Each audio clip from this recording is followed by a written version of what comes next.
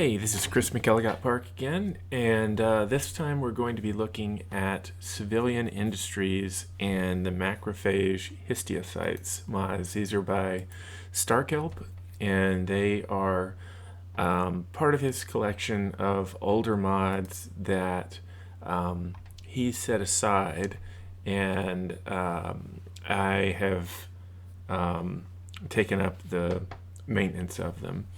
And in a lot of ways, these are more traditional mod than what Sir Limbo's doing because he's following the patterns that we had in the main game.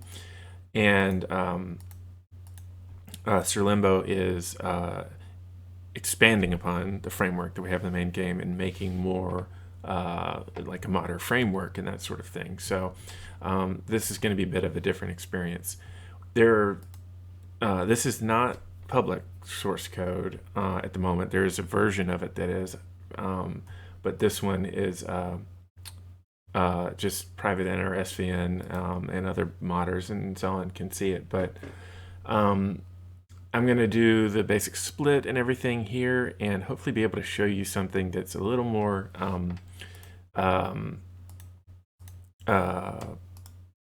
straightforward than what I showed you yesterday, even though that was really informative. And so I'm actually going to just cut this down because there's a bunch of mods in here that were partially used. And so I'm going to make a solution.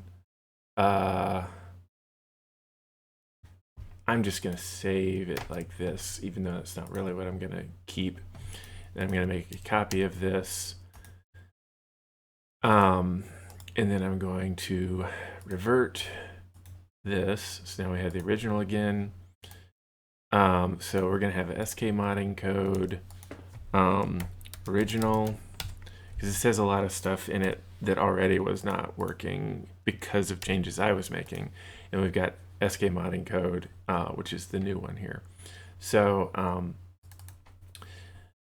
I'm going to, so he's got a solution and some other stuff in here anyway. I'm going to get rid of some of the extra stuff there.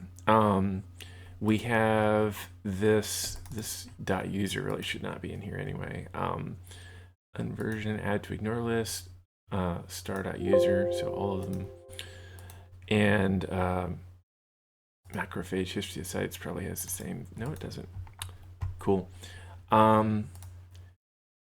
So we're going to start by, I kind of wish this was in a slightly different spot, but it's not the end of the world. We're going to make a copy of this, and there's no reason for us to have, it does not have to be called SK Civilian Industry because this is not a framework that anything else is depending on, unlike Sir Limbo's. So we're going to call this SK Civilian Industry Deep Info, because I'm going to be really clear. And the one that we already had is going to become SK Civilian Industry Base Info. So handy dandy Notepad++, pull this in here. Okay, so this is the deep info one. I'm going to change just 2 numbers in the GUID.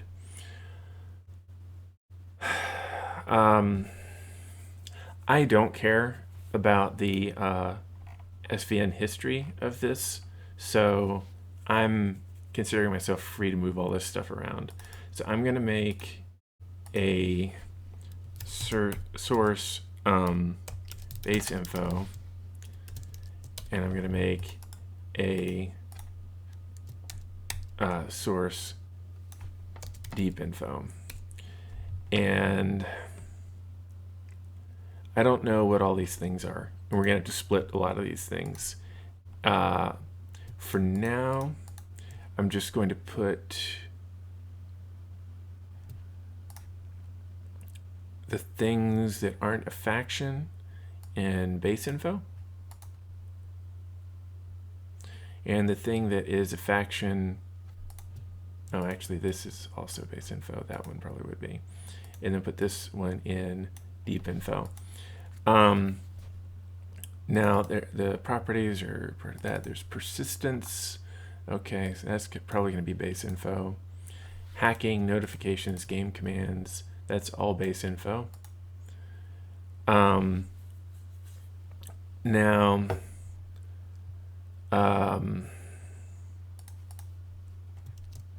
I'm going to just do, all right, so this is the deep info one. This is the base info one. I'm going to do like this.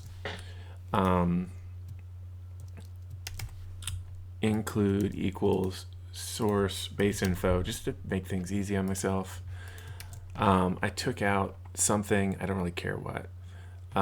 It's including some XML. We don't need to. That's fine. We're going to build this. Root namespace, that's fine. The assembly name, not fine. This is going to be SK Civilian Industry base info.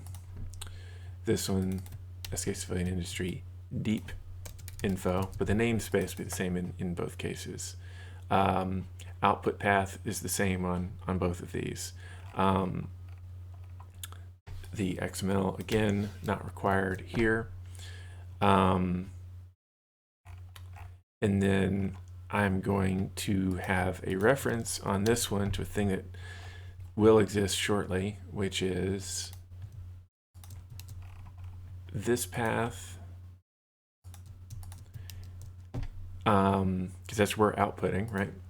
And then SK Civilian Industry base info is the name of the thing. So this is the deep info. It's going to reference the base info. There's a variety of includes in here.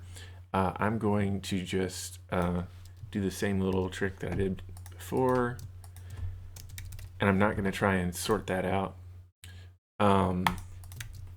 what goes where, because or what should be there, because it doesn't matter yet. I'll be able to do that in Visual Studio easily. I'm going to open up the solution here. So that's the original. I'm going to open up the new solution. This one just has Civilian Industries, and now it's going to be base info is nice to have first, and then the deep info is nice to have second. I will do the same thing with the macrophage later. All right, so we've got our solution set up and our projects mostly set up, but not completely. Line endings not being consistent. Yes, I want to fix that. Doesn't really matter. It just mostly means that people have been editing it on a couple of different OSs. For some reason, deep in items outside target elements have blah blah blah. Probably means I had a typo. It won't load this project. So we're gonna do this first. I'm gonna make sure this opens just as a project first. Does this load? If yes, no. Okay, so the project itself is broken. So it was either the solution was broken or the project was. Project is, so what did we do? What did I do? Item compile. Let's do this. I used a program called WinMerge for a lot of things. So what did I mess up? I did change that. Should be fine. I did change these. Oh, I have include. So all instances of include should just be include, because it doesn't know what that means. So this is a great example of why having lots of different tools can help you solve many different problems. I use so many different tools. I am a big believer in using, the right tool for each particular job you're going to do versus trying to be all in one. All right, so this references a bunch of things that don't exist, which we're cool with. And really, is there nothing in there? Wait, I put something in there, didn't I? Didn't I move special faction SK civilian industry. That should exist. Oh, it's reading this as a, that's fine. All right, so I had another typo of some sort in here, and it doesn't matter. I'm going to do this instead. I'm going to hit show all files, and now I can see everything. And I'm going to hit include in project that way, and then take show all files back off, and we're done. I hit Control Shift S to save everything, and we're good. I'm going to unload macrophage histiocytes right now because I don't care to see any errors from that. Whatever's going on in there is a separate mod, and I just don't care about that right now. I messed this one up too. All right. Interesting.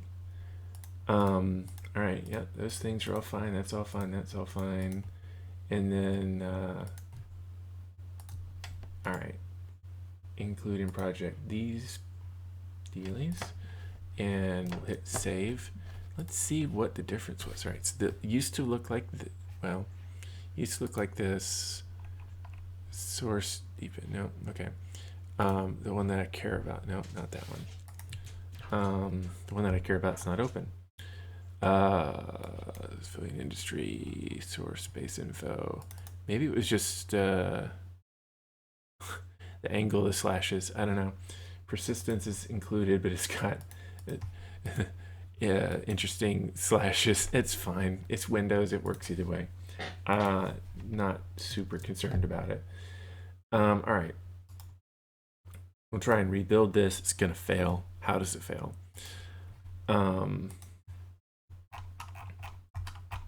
All right, we got ourselves 273 errors.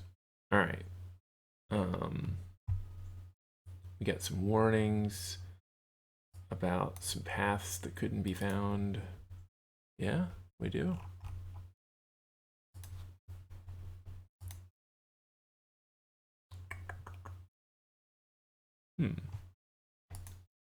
Maybe. Oh, wow. Oh, yeah, all right. We're going to close that. The over-aggressive search and replace. All right. So all these includes source base info. I'm just going to be shifting to nothing. So let's find next. Right. Replace.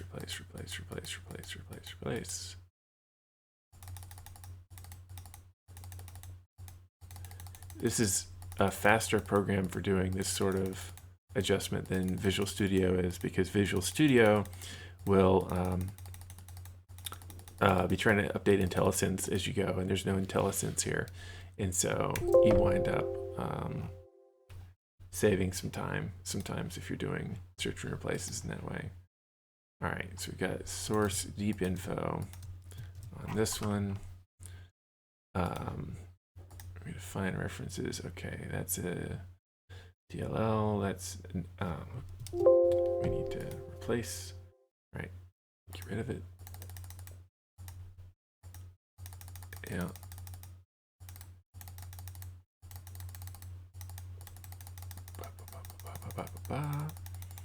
Anything you mess up in a Visual Studio project, if you're trying to fix it through the UI, good luck with that, buddy. I mean, you know, like it's like, okay, let's go into this window and let's change this and etc. Not gonna go very well.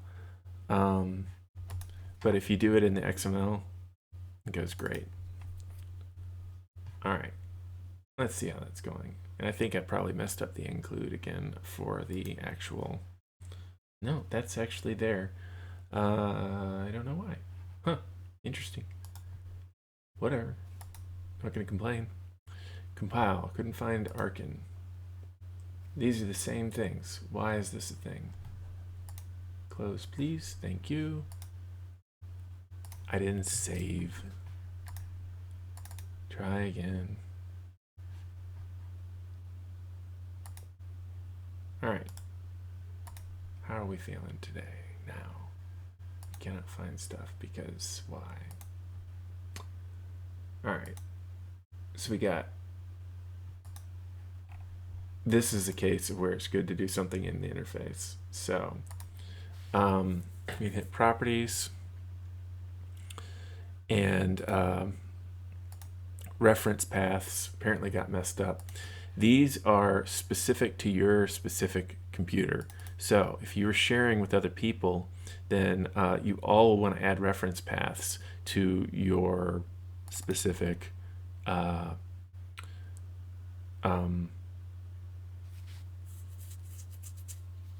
locations where data is located. And so I would add this, and if somebody else had a totally different path and was wanting to work on this, then they would add something else. I'm going to add another one to the for ARC and DLLs because that's right. It doesn't go to subfolders. All right, that all works now. This one, the base info. Wait, there's the deep info. Deep info is going to need the same deal. I'm going to just copy this so that it's easier to do.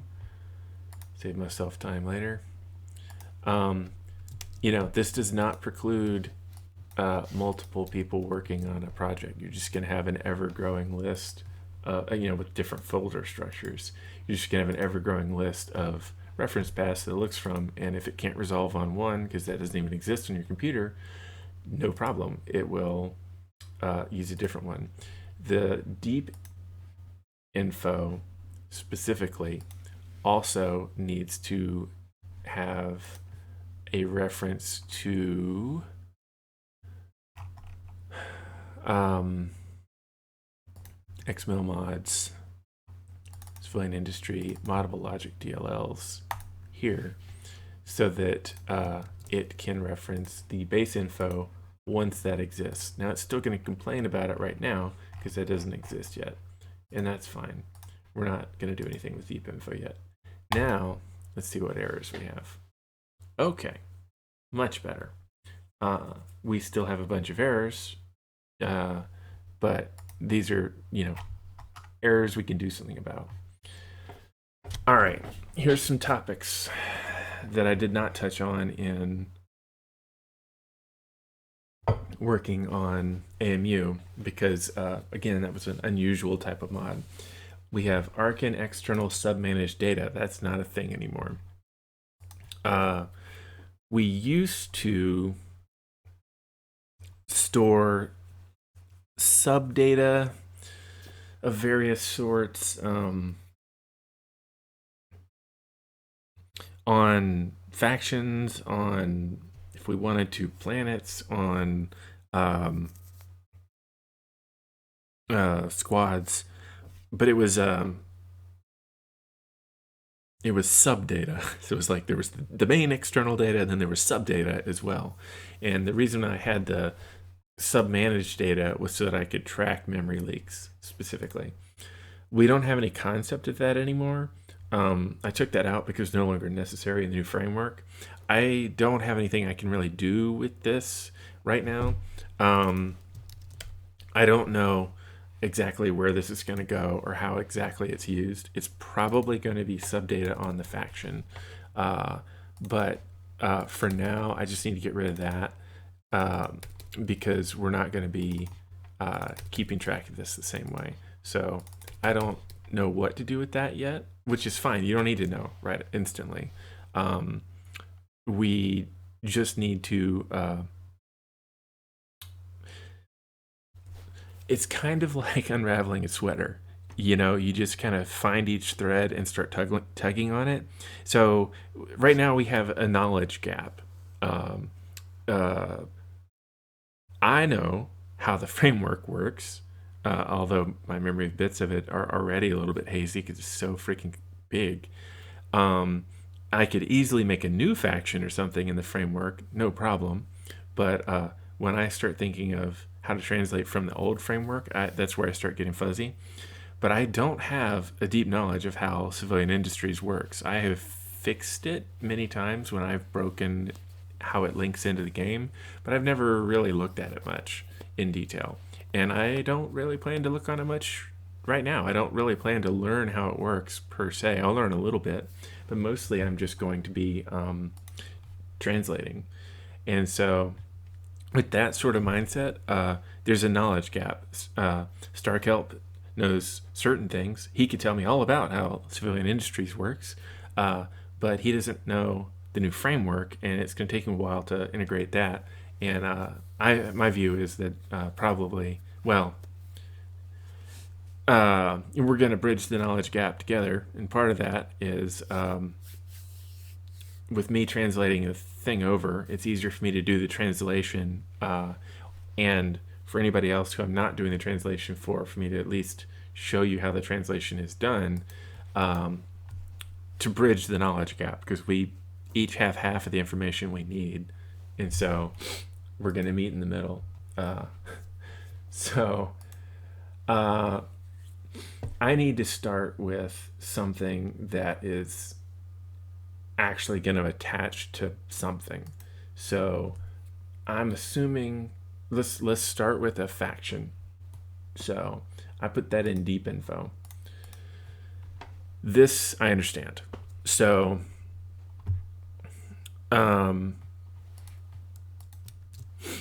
these things are complaining right now because the base info doesn't compile, and that's okay. I'm going to start by making a, so I'm going to need to look at his XML here too. I see why he was including it. That is handy, actually. All right, so I'm going to do show all files again, and then I'm going to, yeah, we're going to go ahead and include these just in the deep info.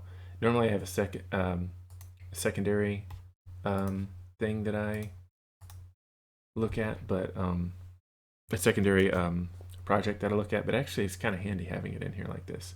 All right, so in the special faction data, okay, so we've got a faction named this, and display name is civilian industry, and the type name was this. Alrighty, we are now going to do some different things. And I can't remember the folder names offhand, so we're gonna do it by looking at a reference. So we're gonna need an external faction base info folder in the XML section here. I'm gonna add that. We're gonna need an external faction deep info. We may need some other stuff later, but for now, let's start with these. I'm going to need some XML in here. I'm just going to copy a random XML file in, and this is going to be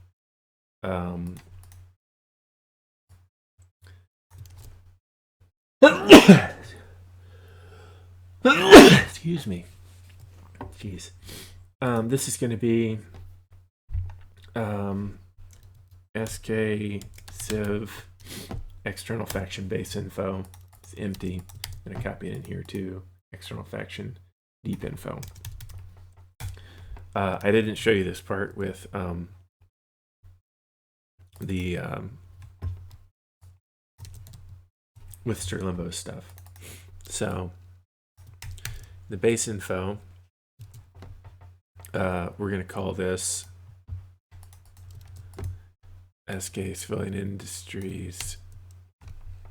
SK Civilian Industry Faction Base Info is going to be the name of this. The DLL name is going to be SK Civilian Industry Base Info. And the type name is going to be his namespace here, dot this. Now, that's the base info. Deep info apparently has the entire faction still in it. This is going to be deep. Deep is the DLL. And then same namespace, but just deep is going to be the class. All right. Now we need to fix the faction. So I'm going to pull up again a reference.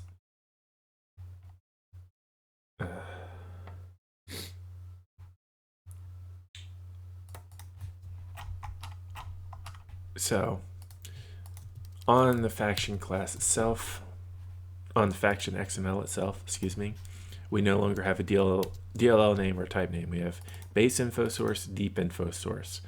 And so those are these names right here.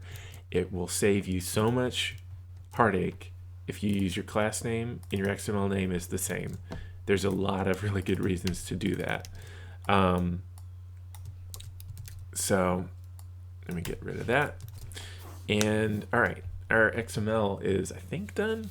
I can't remember for sure, but I think we're done with the XML. I mean, for the faction, there may be some other XML later, but what we now need is we need a little file. All right, I'm gonna make this, and I'm gonna call it empty, and I'm going to strip out everything but the namespace because I'm going to be reusing this some.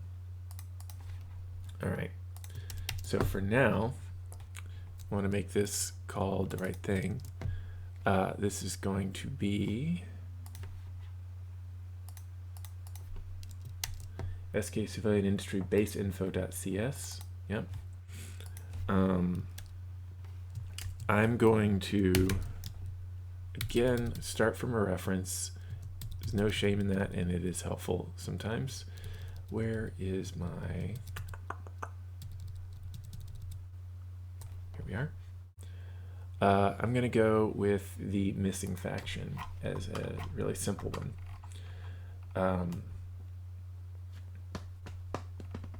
Missing faction, base info. I'm going to copy all this across. Structurally, this is going to be the same, so why not? And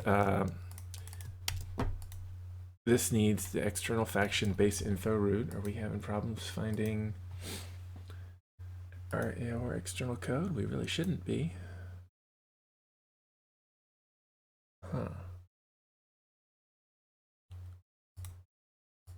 All right, let's see what this is looking at. Where is this actually finding itself? Reliable DLL storage, that should be fine.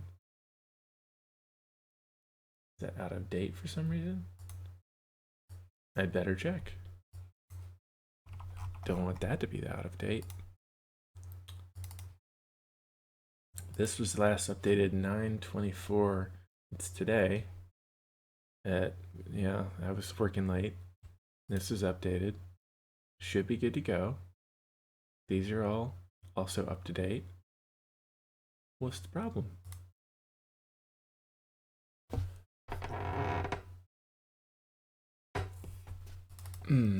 Okay, well, let's do this. Let's say arkin.aor2.external dot, what do we have?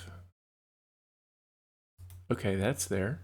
Yeah, so we've got a correct reference to this. All right, so far so good. Why don't we have this? I may have made an error. I may have made that protected or internal or something. Let's see what I did. No, it's public. Oh, I bet he's not including that. Or I'm not including that. Yep. Nope. Derp. Derp to derp, derp, derp. All right. That's no good. We need that included all the time. Okay. Now we have some stuff going on. Wow, how did he ever get away with compiling with this little amount of stuff? Interesting. All right. Arkin.universal. And we need core, we need universal, we need external. That should be about all we need. Oh, wait. What the heck did I do? That's fine. I'll just leave it there. Order doesn't really matter. Ones that are kind of grayed out or ones that aren't actively in use right now, they don't hurt anything. You can have extra using references. It's not a big deal. it's C++. Yeah, it's a pain. All right, here's what I'm going to do next. This is a little bit different than how I actually did it in when I was converting the base game, but I'm going to make this is going to be for extra clarity. I'm going to make a new deep info here next to this, because I don't care about preserving the version control history of this. So what that means is I am I'm going to move stuff over from the old file to the new file versus editing in place in the old file. So I need the missing faction deep info. I may as well just copy this in here and then do that. Okay. And this is complaining because it can't find that. Because why? Oh yeah, duh. Because I did the same error that I had in working on AMU. I did not add the reference to the deep processing code to this deep info. So it's like, what do you mean by this? I don't know what that is. All right. The unique name will be SK Civilian Industry so that it won't practice when it's not doing that. And then instead of missing faction base info, we have this base info. And notice it won't like it yet because it can't see it, but we have it set up nicely. Now, there was a, this file here used to contain everything. So tracing name was SK Civilian Industry here. I'm going to go ahead and just copy his comments over into some of this, I guess. And then there was a time, I think it was maybe called the same thing. All right, so he wanted this to be 5 seconds. Well, he actually didn't have it set to 5 seconds. We'll set it to 1. We, I think, have to override it now. And you should set it to something. You don't need it to run every part of a second, the long-range planning. So I've pinned this over here, so this won't move around as I'm moving things around. And now I'm going to start. We don't need that. This stuff's not relevant.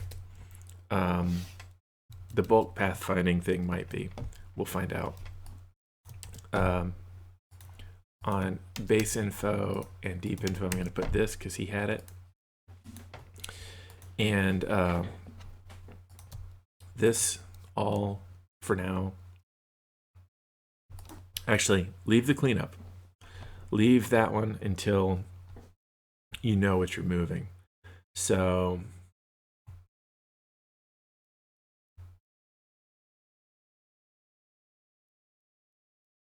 the civilian faction. All right. I can tell you what this is by looking at the pattern.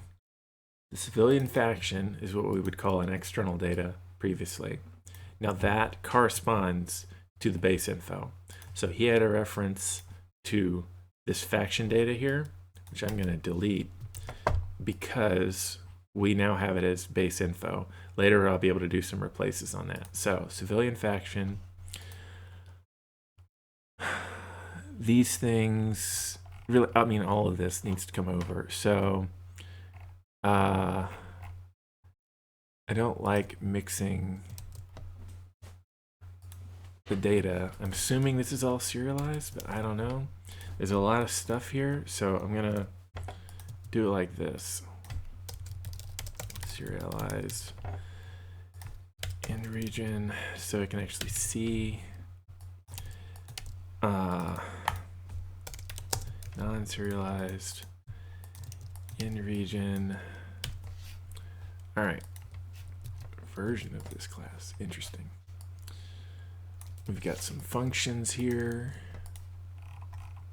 which I'm going to put down at the bottom. This is the base info. I don't know what they do. I don't care. It's not, doesn't matter to me. These things look like they're the sort of thing that's non-serialized, but I don't know for sure. They were below some factions, so I'm going to just take a guess on that. All right. And there's a get threat. Wow, that's interesting syntax. I didn't know you could do that. All right. Neat. And we're going to move all this stuff. These are just methods that do different things.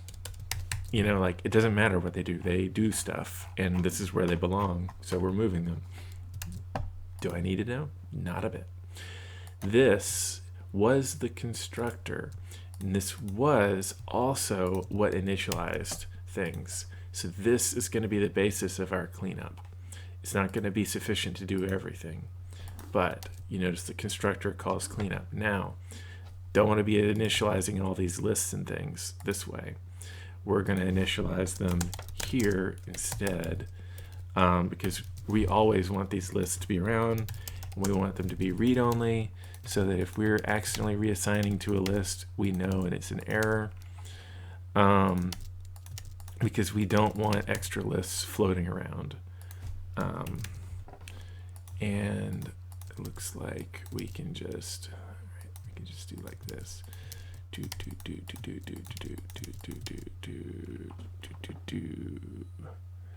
This is some sort of method. That's not an actual.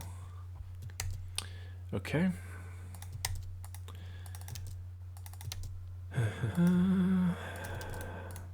Nothing is ever simple, is it? All right. So all of these things now need to be clear. This would break with the pooling. And this is not going to be sufficient. We're going to have to clear more. We're just orphaning some trade request data to the garbage collector. That may or may not be a problem. We'll find out later.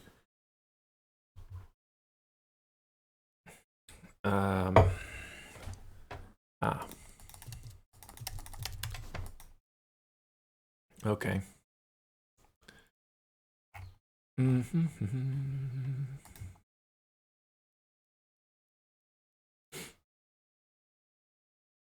right.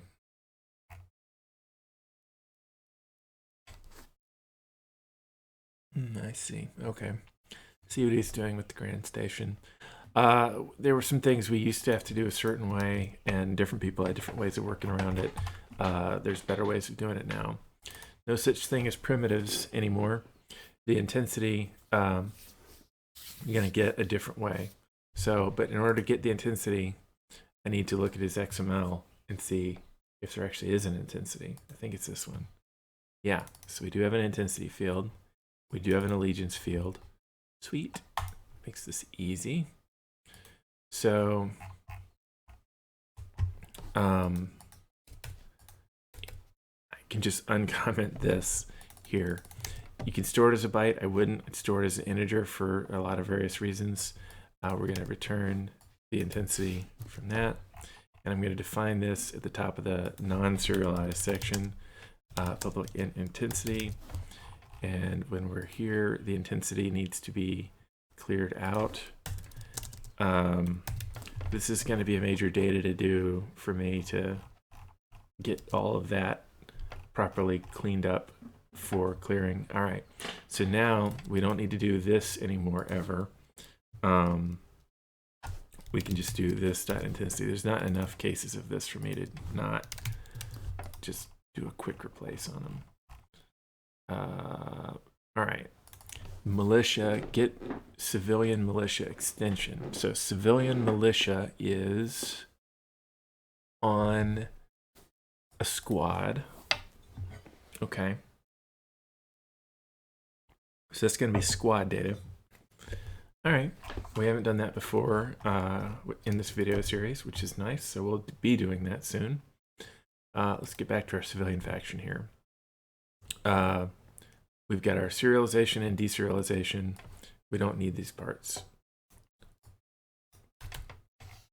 This is what's actually serialized. That's it? Oh.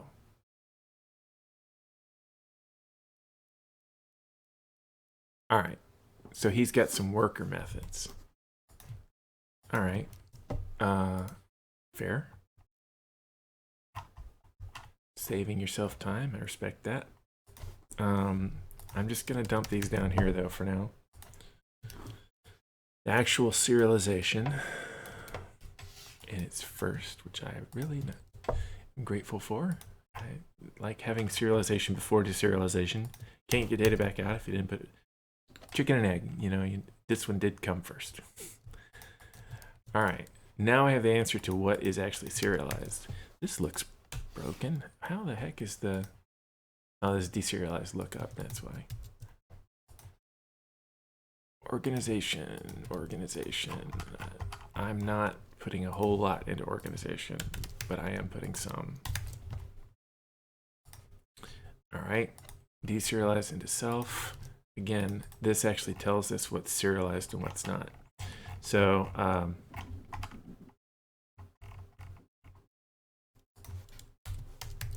I have been marking these usually regent,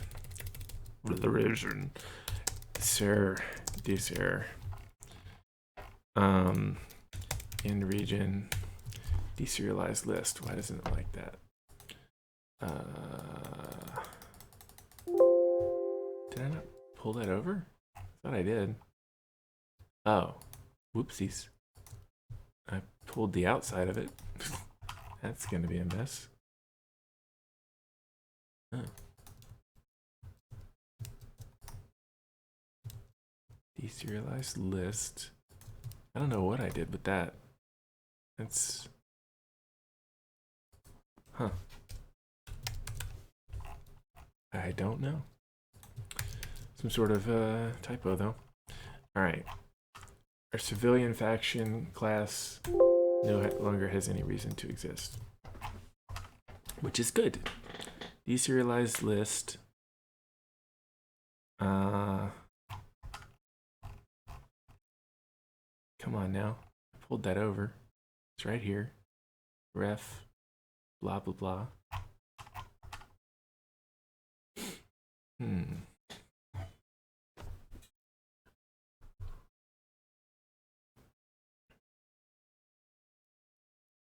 A read-only field cannot be used as a ref or out value. Oh. All right. So here's what the ref keyword does to begin with. If you've got a struct or something that is not inheriting from class, it inherits from struct. So something exists on the stack. So an integer, fint, arcing point, stuff like that. You need to pass it by a reference if you want to be able to make changes and have it come back.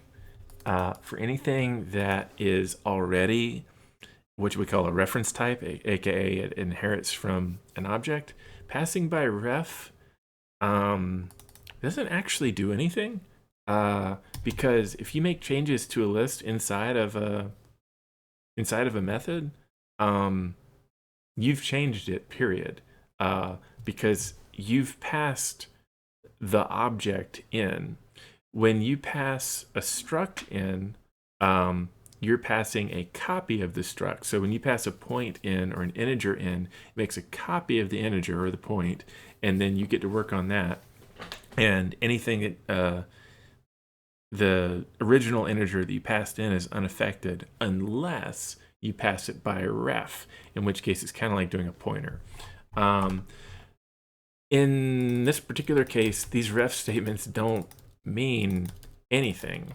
And the reason it's a compiler error probably has to do with it being worried that you're passing a...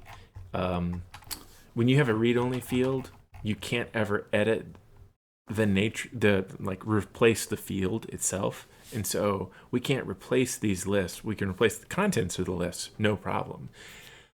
When you're talking about a struct, there's no real differentiation between the contents of it and it itself. It is just kind of a series of bytes in memory. So even though you've got like methods on it and some other stuff like that, the actual data, the way that it's stored under the hood is just a series of bytes, and that's part of why it's easy to copy it so quickly. And so when you alter a point, like an arcing point, for instance, you might think you just set the x value on the point, but you didn't. You actually just made a new point that happens to have the new x on it and the old y. And so if you assign x and then y, you've just spawned 2 points on the stack, and then the remaining one gets kept. And that gets a little bit confusing, but that's the nature of this: the stack versus the heap, and by reference and all that sort of stuff. That's just kind of how it goes. So we're clearing these things. Okay. I'm now going to split my view so I can see what I'm doing. We're going to establish what is actually serialized and what is not. Version. We are, for some reason, serializing a version. And we're serializing it with a really big number. I don't really want to optimize everything all the time. This is really not what I should be doing, how I should be spending my time, but I'm going to show you. We're breaking all the save games anyway, so by reading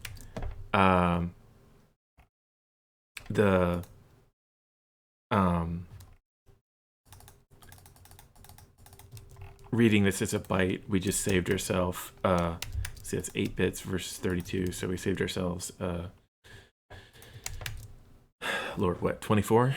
And now in the serialization and deserialization logs, we would see, oh, that's the version. Also in the code, I can see that's the version. Otherwise, why are we serializing a 3 again? Huh? What?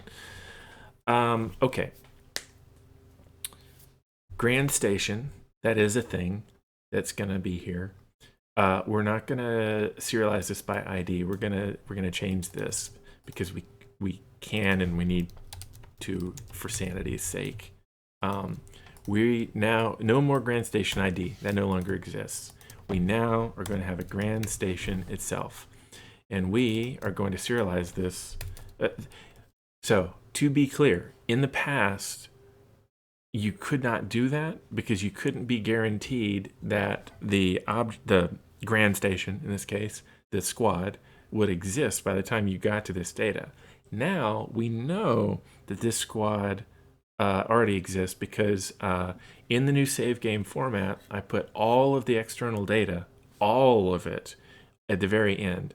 And it comes out in order of world stuff, base then deep, faction stuff, base then deep, and then squad stuff, base then deep. And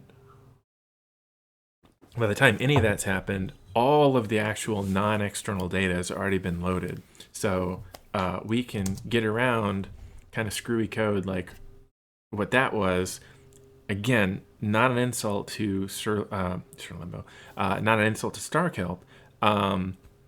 It was screwy data because of the framework that Keith and I together had kind of put together. It was a structural problem that was being solved in the best way that it possibly could be, but it's still screwy code, and that's not screwy code because of the end programmer being problematic. It's problematic because of the architecture that existed.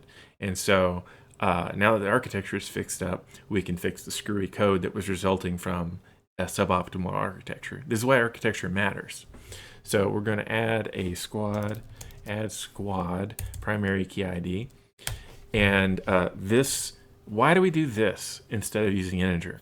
The reason we do this is because it will shrink or grow as needed in order to fit a squad primary key ID. So this is much more efficient than the other way of doing it. Also, this will give you null handling and all that sort of stuff. What if it's null? It'll put, a -1 or handle it however it needs to. Oh, no, it won't. I just told you it wouldn't, it won't. All right, grant station ID. If it's null, then -1. Otherwise, that grant station ID primary key ID. All right, it doesn't do that. Never mind, my bad. I think it does require that you actually identify what the heck it is. Now down here, we are going to do this instead because it works now, and we couldn't do this before. World.aoa2 instance.get squad. IntelliSense is so fast in this tiny little project. It's nice. We're going to get the squad ID, but we're not going to read like this. We are going to read like read squad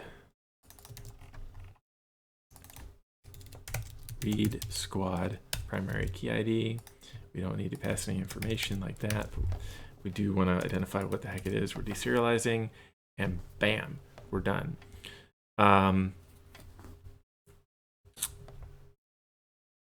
All these deserialized lists we're going to need to update.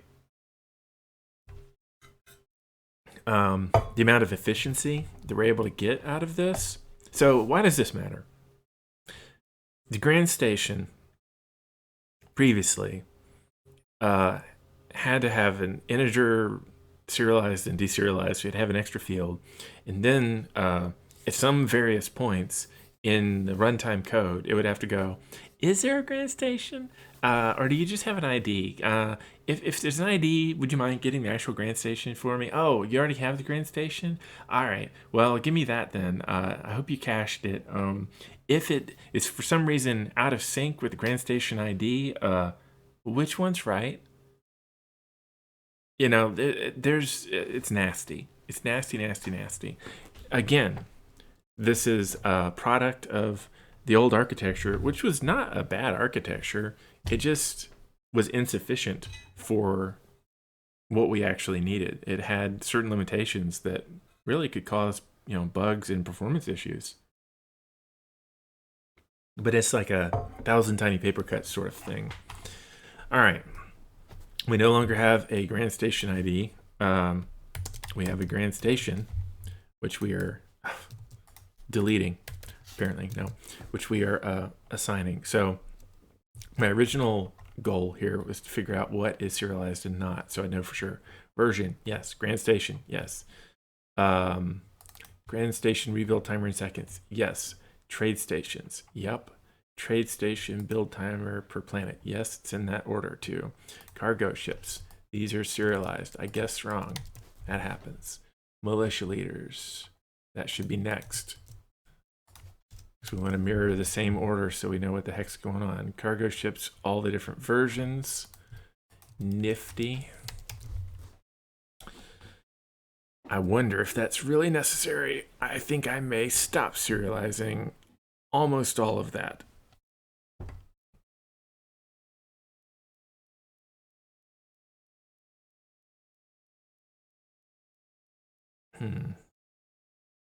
This is what we have for now, though.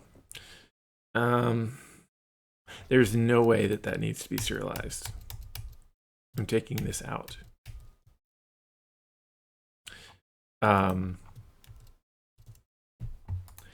am not going to serialize trade stations either. Which this should also be a read-only list here. All right. The Grand Station. We'll even see if I serialize that. I don't think I want to. We'll see. Why wouldn't I serialize that? Well, if it's redundant. If we're just going to look it up anyway. So, all right. Rebuild timer obviously needs to be serialized. That's important. These trade station rebuild timers per planet. Also, very important, clearly, because there's no way we could infer that from other data. So,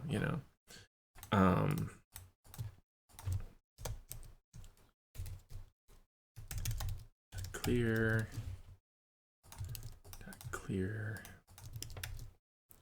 cargo ships. Did I just delete that entirely? Whoops.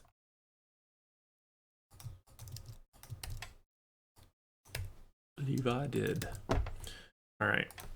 We're not serializing any of this. We are serializing that.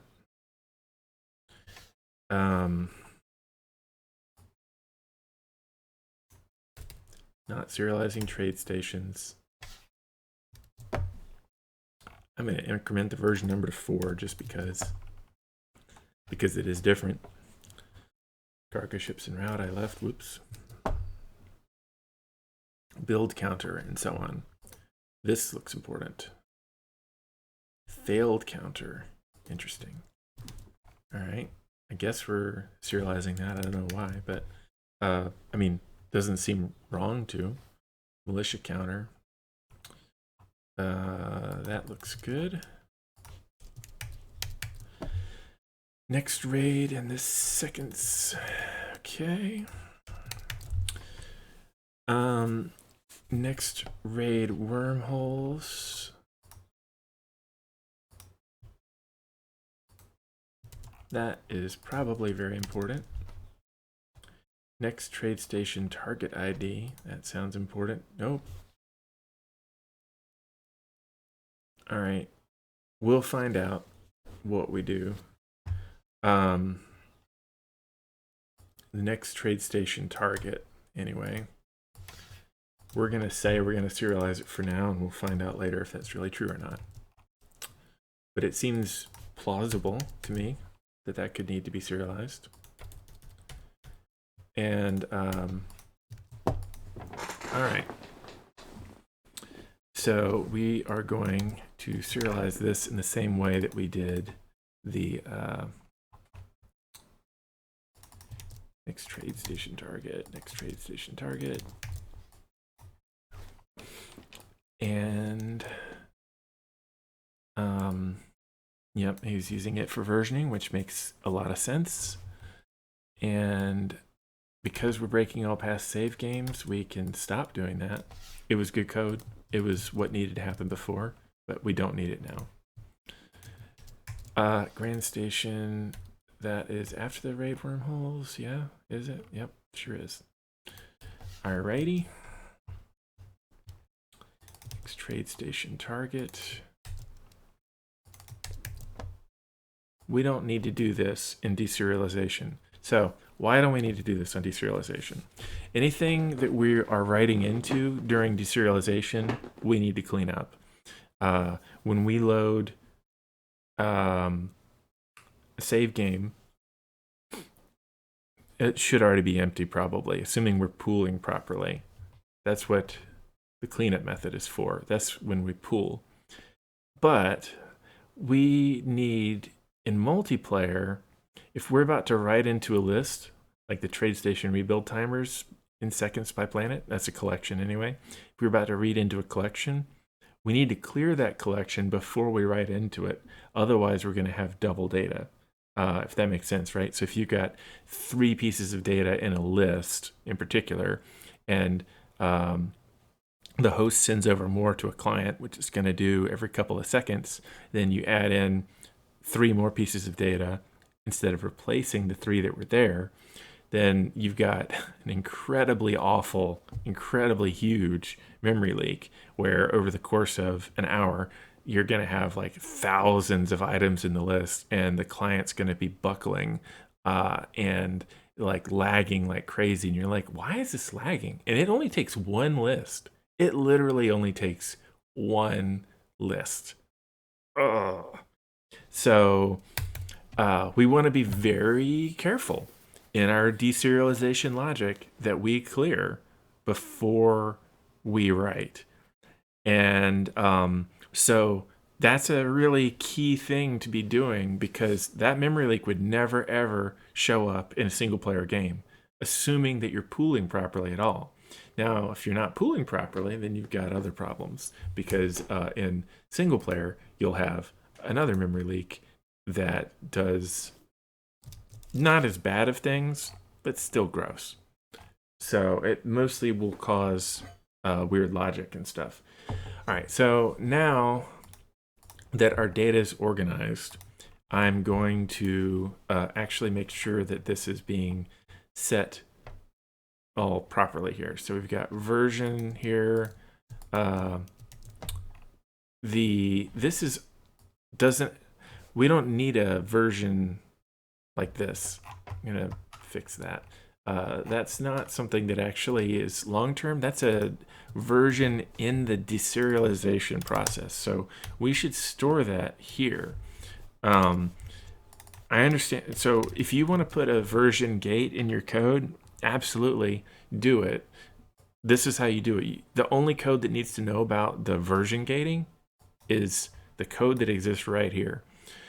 If you have other things you're deserializing, in theory, you could have them also look at it. But here's the problem. We come back to multiplayer again.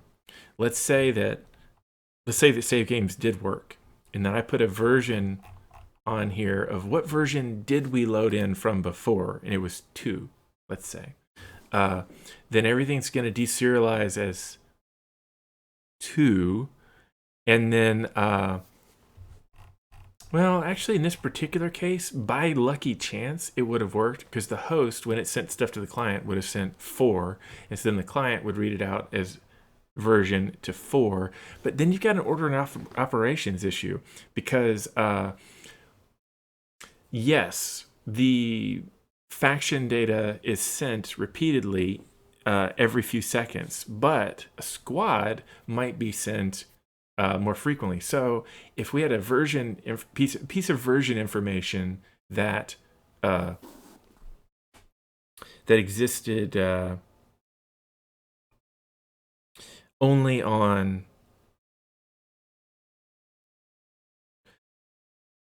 the faction itself, and the clients were trying to deserialize a squad based off of the version information on the faction, order of operations might be that they'd try to deserialize as if they're on version 2, even though they're getting data from version 4, and you'll have a serialization error pop up on the client in multiplayer, and you'll be like, what happened? My serialization code is perfect. And it is, except contextually it's not, because you don't, on initial save game load what the order is. But when you're talking about data passing to a client, you don't know the order. So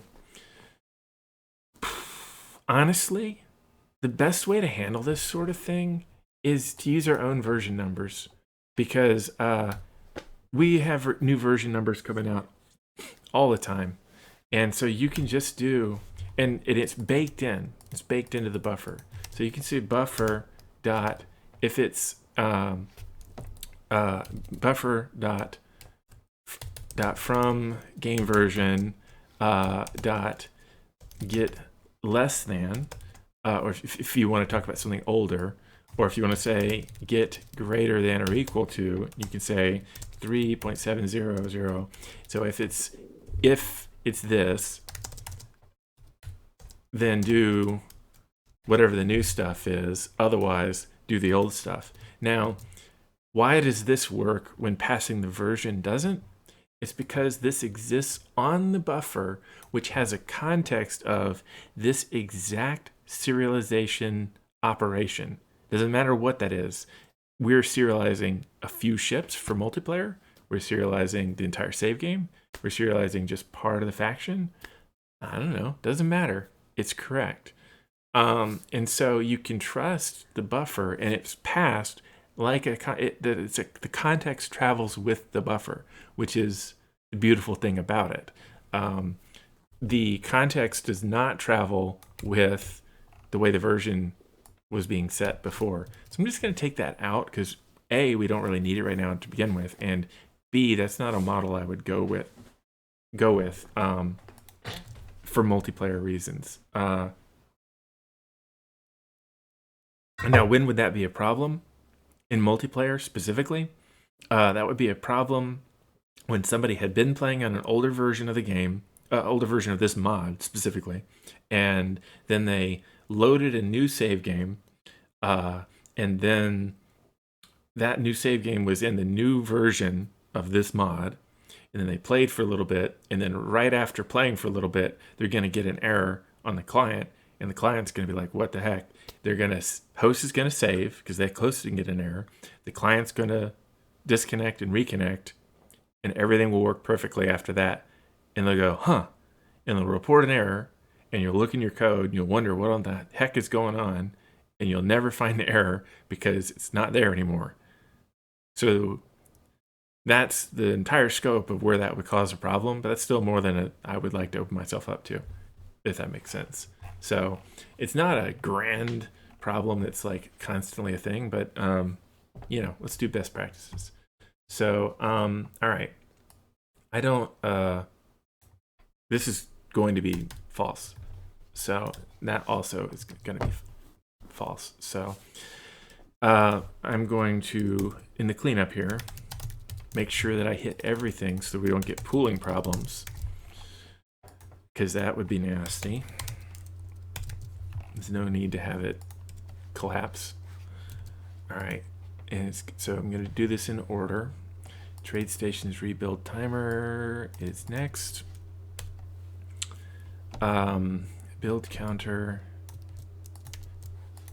And so because we're doing this in cleanup here, when we're deserializing, we don't want to clear anything that's not related to what we're serializing, because a client is actively using that stuff. Maybe not. Maybe this is a host and we're just loading it. If it's a host and we're loading it, it's already cleared. If it's a client and it's using it, it's using it. Either way, we don't need to mess with anything else. So serialization and deserialization is purely about passing the information we're passing and nothing else. Its scope is this. It needs to clear a thing it's about to write into so that we don't have that sort of memory leak that I talked about before. Other than that, it clears nothing. The rest of the stuff that would get cleared happens here. And this is when it's pooled, and you know then that if for some reason it's coming out of a pool or going into a pool, it's going to be initialized in the way you expect, and you're done. All right, failed counter. How the heck do we clear this thing? This is a code idiom I'm not really familiar with. So we've got import and export, I guess. So, all right. Interesting. Oh, so it's making almost a subclass, I guess? I don't know. This is a good case of where I'm just, I guess, out of date on my, the newest and greatest things. Next trade in the seconds, next trade wormholes. Okay. Station target. Okay. So far, so good.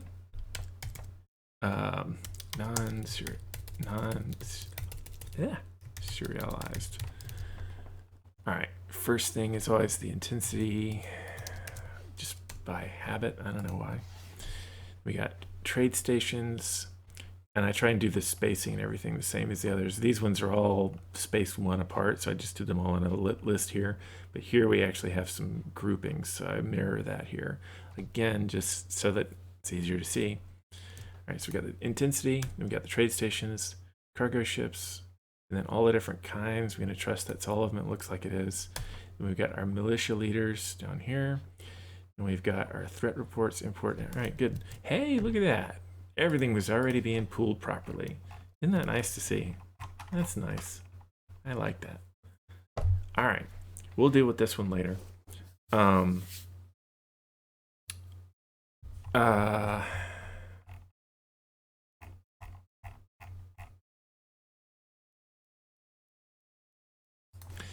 going to do a public override, and then I want a stage 2.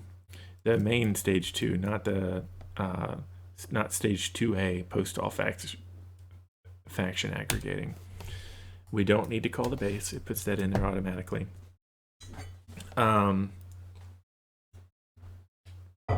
We are going to be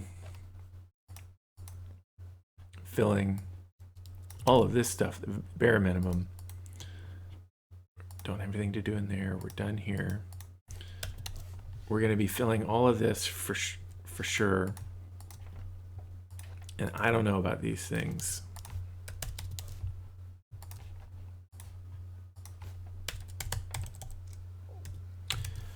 All right. I think that's everything. Okay. So the fastest way, I'm sure it's being filled in here somewhere. It's probably in a stage 2 in here.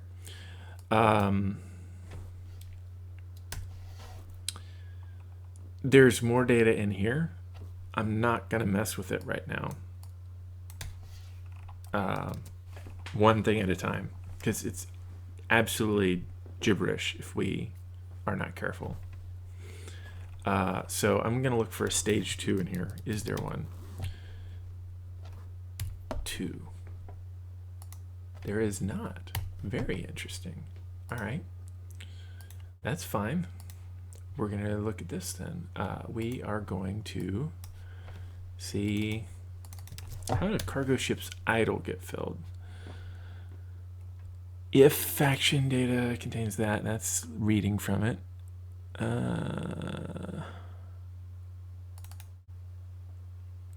Remove cargo ship status. We're gonna get rid of that. That's not gonna be a thing.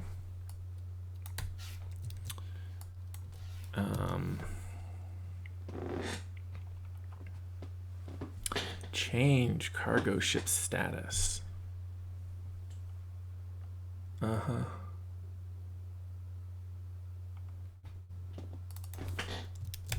Yeah, I'm not doing that either.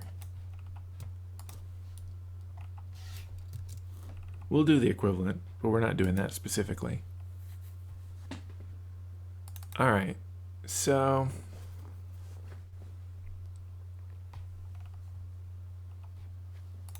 let's take a look at this. Won't do it because we don't have because we don't have a reference that actually works. How do we know it's a cargo ship? That is the question. Is there a tag? Usually there's a tag or something along those lines. It's like most of the cargo ship stuff's down here.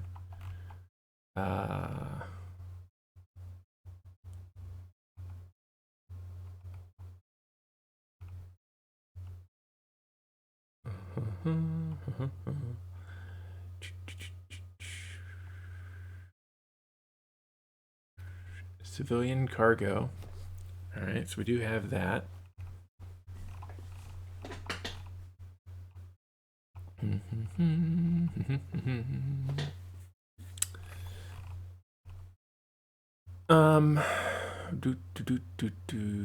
Right. I don't see anything. So we're going to look at the XML.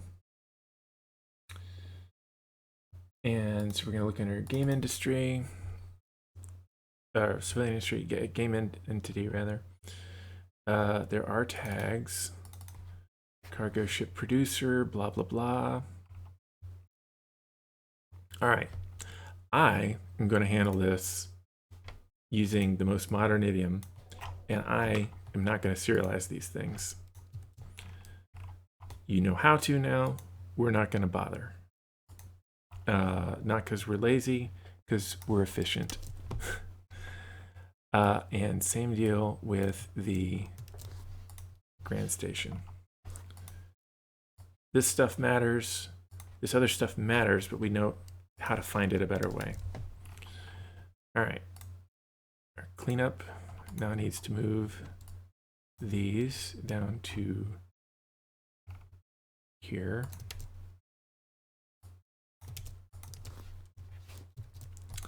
And our serialization and deserialization now can skip both of these. Array, lower bandwidth. All right. here's what we're gonna do. We're gonna fill all of our thingies, and we're going to make these into double buffered lists and so on. And the dog is at the door. Okay, I'm back. Here's what we're gonna do. We're going to convert all of these things to double buffered list. And they are not going to be integers. These are going to be squads. I don't know about these things yet. This probably will be a double buffered list. Not index anymore. And then this up here is going to be a double buffered value. And because it's a wrapper around an actual thing, this is going to be read-only, and the actual value inside of it is going to change over time. And this will be the same.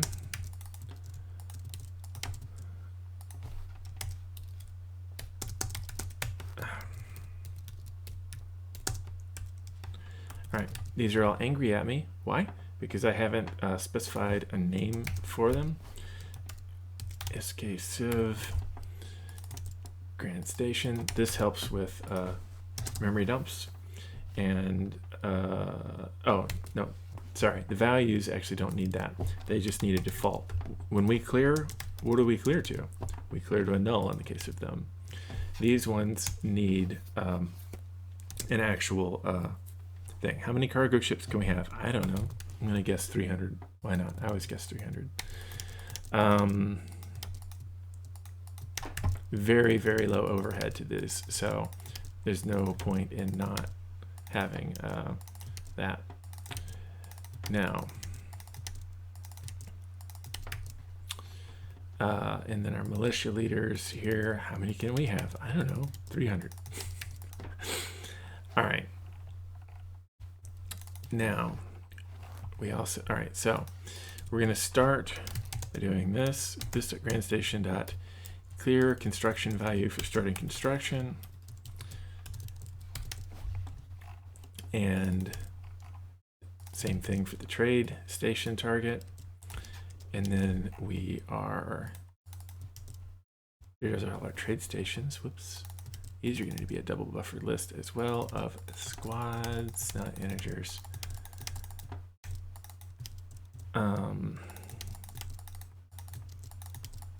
If only you knew the power of the double buffered list. How many trade stations do we have? I don't know. 300. I'm sure it's 300. I bet. Just totally sure. Still angry because I didn't copy that there. All right. Grand Station, next target, trade stations, clear construction list. And we've got cargo ships out the wazoo. Cargo ships, blah, blah, blah, blah, blah. We have some idle ones. We have some loading ones. We have some unloading ones. We have some building ones. We have some ones who are pathing and some ones that are en route. So I don't need that anymore. We have some militia leaders who are doing a thing. I don't know what. And we're going to put our actual content down here in the middle. At this point, we are going to act like we've done something, but we have not yet. And we're going to switch. Now, we're going to do this dot attach faction dot do for entities. And we're going to loop over all of the entities here. So we're going to have delegate, game entity, squad entity, and return del return dot continue. We're going to process all the entities that currently exist for this squad every second, and we're going to figure out what is going on. It is worth noting that the long-range planning never runs now until you have already run the stage 2 logic. That's really important because that means that by the time long range planning thread stuff happens, all of this work has been done and these things have been filled. That's what makes this okay. If you weren't sure if the long range planning had run or if the stage 2 had run yet or not, this wouldn't be okay because these would be in an indeterminate state. But we can trust that instead, which is really, really handy. And of course, by the time we hit stage 3 or any other sort of stuff that happens, these will be filled. So, hooray. Now we need to fill these things. So, we're going to go if the tag, so if entity dot get has tag, entity dot type data get has tag GrandStation. We now have GrandStation. We have found presumably the GrandStation. So we're going to say this.GrandStation.construction equals entity. Later on, when we're after this, when we're looking at it, we'll say this.GrandStation.display instead. I could say an else if. I think I'm gonna, because if you're a GrandStation, you're not also one of these other things. Nana. Dog's barking. She hears a dog barking out in the distance and started barking herself. Trade station. All right. So if you're not a GrandStation, you might be a trade station. If you're a trade station, you go in this list. Add to construction list. So if you're not a trade station, you might be a cargo ship. And so I'll look for tags here. This is a trade post. I don't know what that's about. If we wanted to keep track of trading posts, do we have a trading post? We don't. No, but if we wanted to, now's the time, you know. I'm gonna make a note to myself here of trade post. All right, now we have a cargo ship here.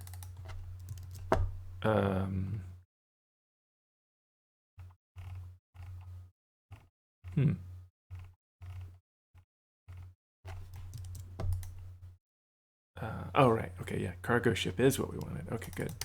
Good. All right, cargo ship. So if you're a cargo ship, you go in here for sure. If you're a cargo ship, you go in one of these things, maybe. All right. And we'll sort that out later. Right now, we have a militia post. Where do we have our tags here? Militia outpost. Militia ship. Tags, please. Militia ship. Militia construction ship. Militia outpost. Militia patrol post. Militia leaders is what we're looking for. All right, leader. No. I don't know what that is. So,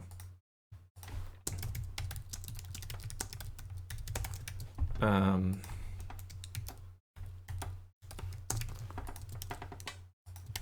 right. So we go from here. Now, in order to fill the status thing, we were setting some statuses elsewhere, and remove cargo list is no longer required. We don't want to have to do that. We want all this stuff to be automated, which is the way things are right now. Is planet friendly? Let's talk about that. We are going to do Nana.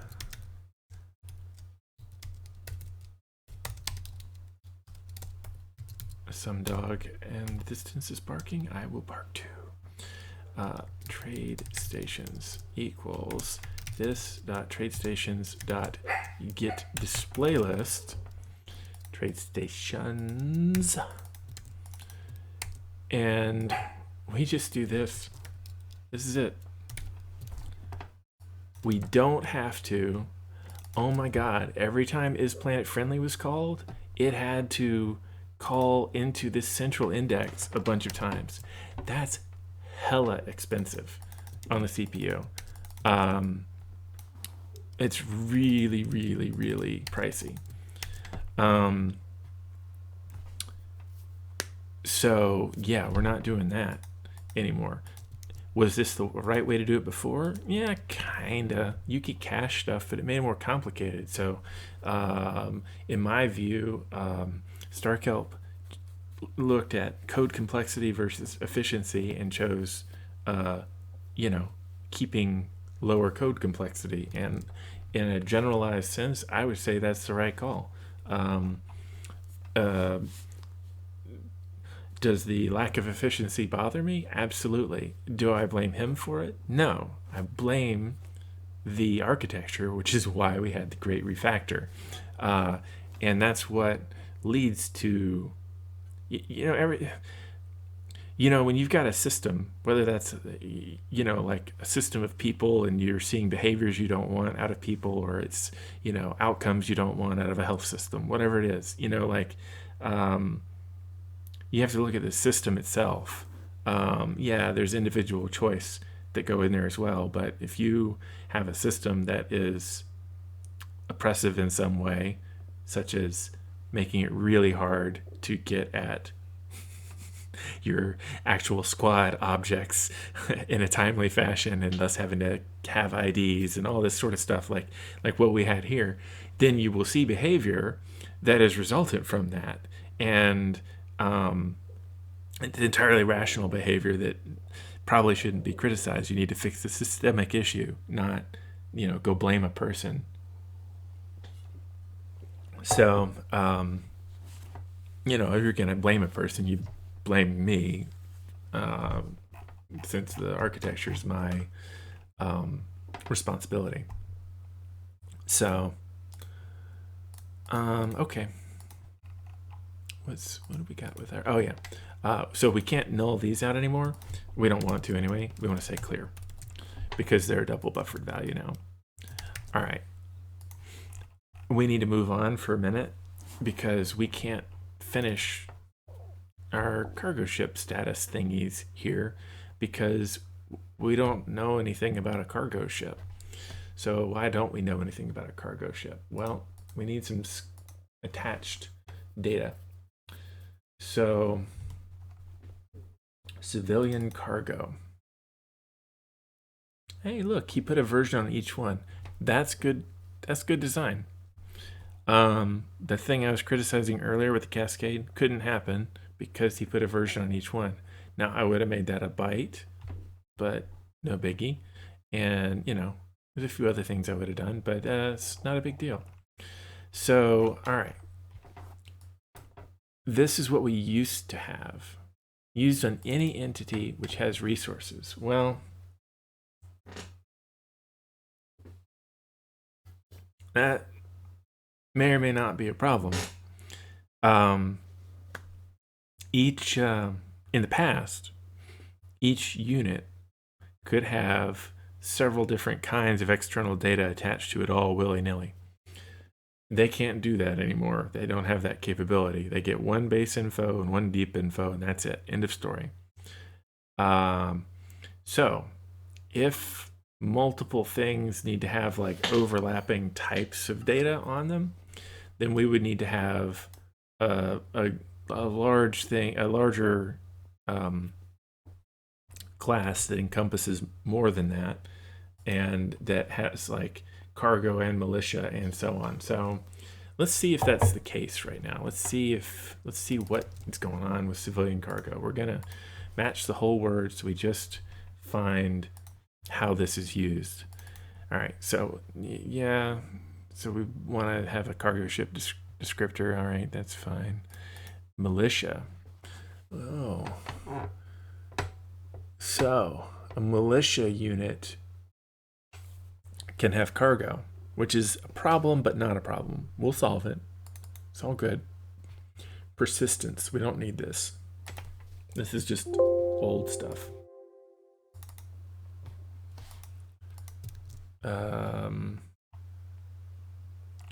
This also we don't need.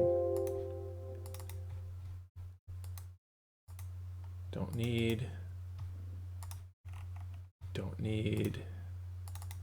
Don't need. It's possible to hide extra data in here, which is why I have to check each one. Don't need. Don't need.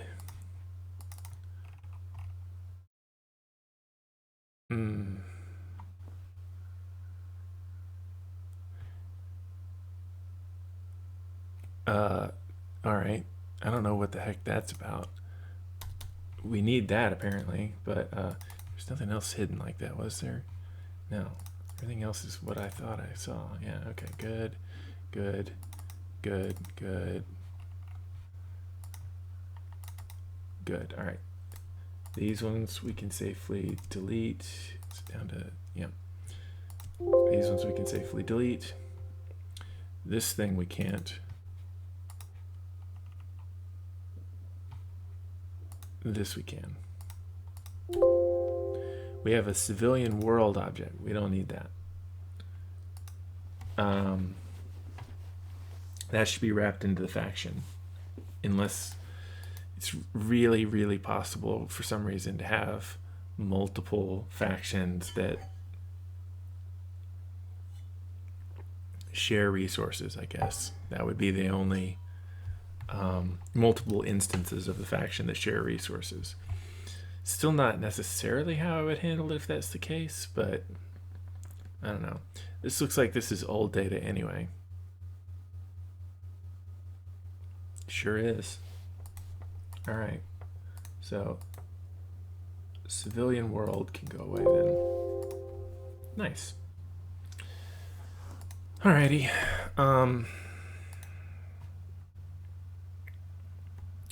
Cargo can be on militia.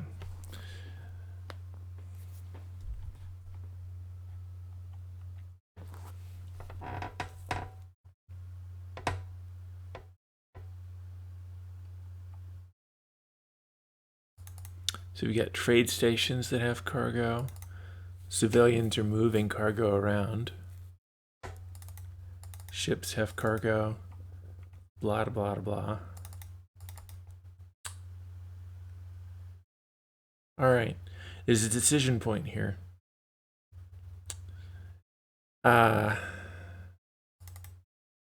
Incidentally, the external data patterns don't exist anymore. So we can remove that XML folder. Decision point. Let's get back here to our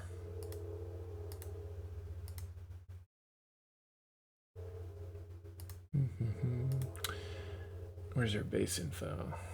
Our deep info. And we can't click that yet because it's.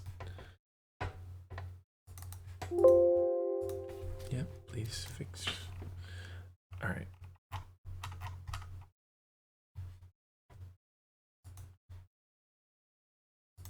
We need to restructure this.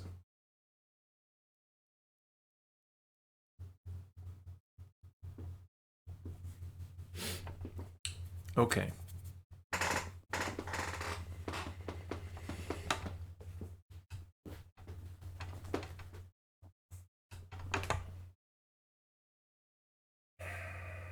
I don't know that every one of these units that has the old civilian cargo on it needs to have all of these things, right?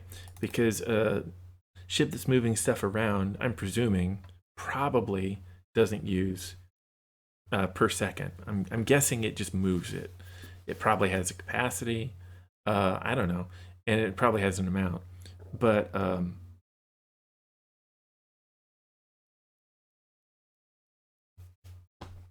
I don't feel like having these things be always present like this is required. And these arrays, all right. If he added new resource types, then this would be a problem. But let's work from a template. I'm going to choose Charmander. No. Let's choose something on the simpler side. I'm in deep info, that's why I don't see anything. Let's choose AstroTrain per train base info.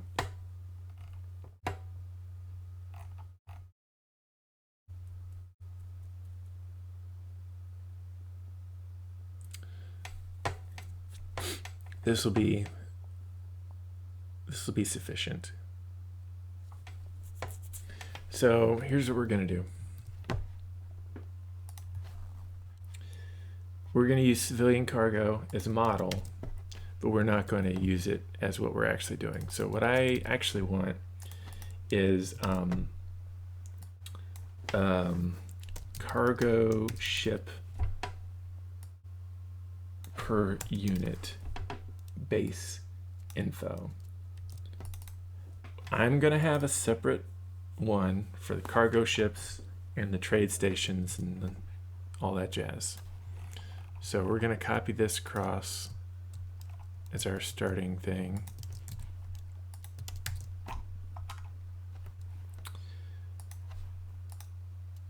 And in order to do this, we need to have, let me make sure I get the folder name right, external squad base info. And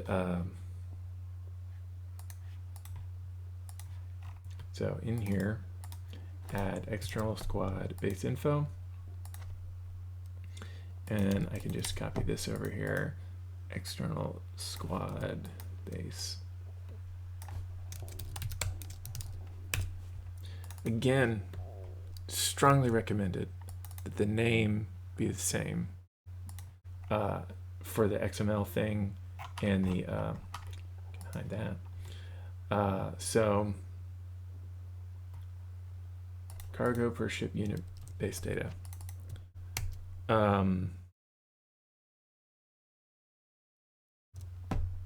I guess that could clash actually with some other mod.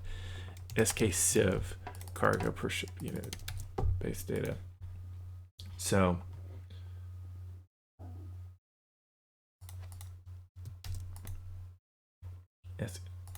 lowercase k, that's inconsistent. I'm going to do that. There we go. Okay. Did that get corrected or not corrected? It did. All right. Serialized, non-serialized, clean up. We do our things. Serialize, deserialize. We're done with the XML for this. We could have this automatically attach to every cargo ship. And honestly, yeah, why not? Let's do that. Let's do it.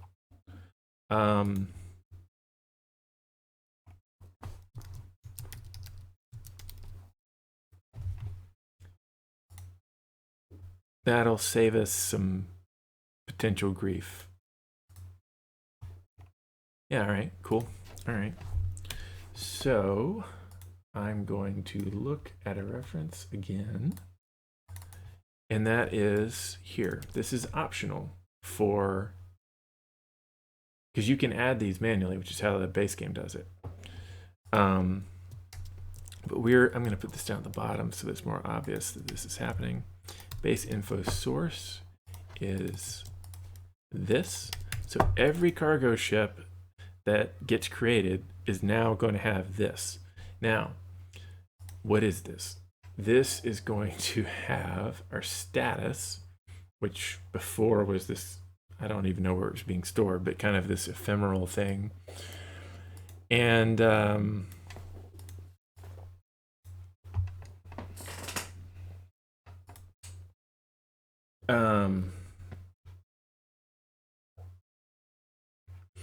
and our cargo data is going to move on here also. Some of it. I'm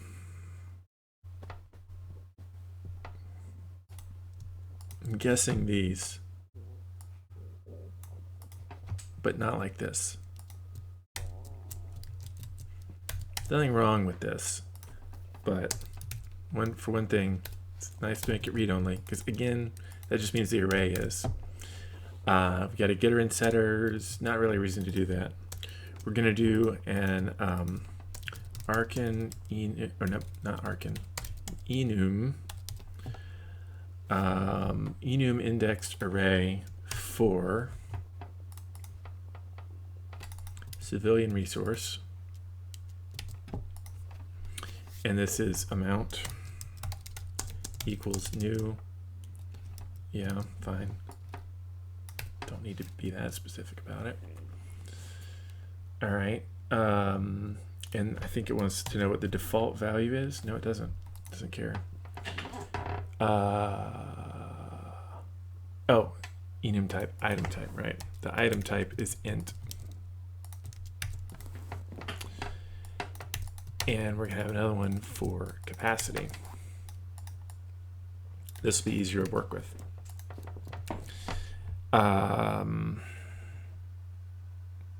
Capacity goes to 100, huh? All right. So on cleanup, this dot amount dot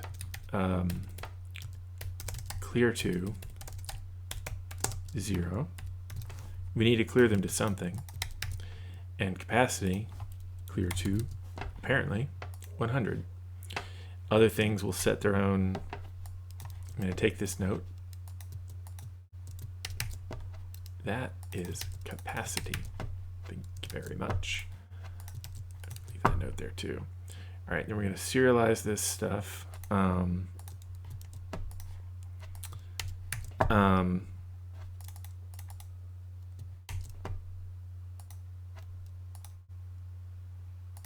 These are really, really short, so we just need a byte.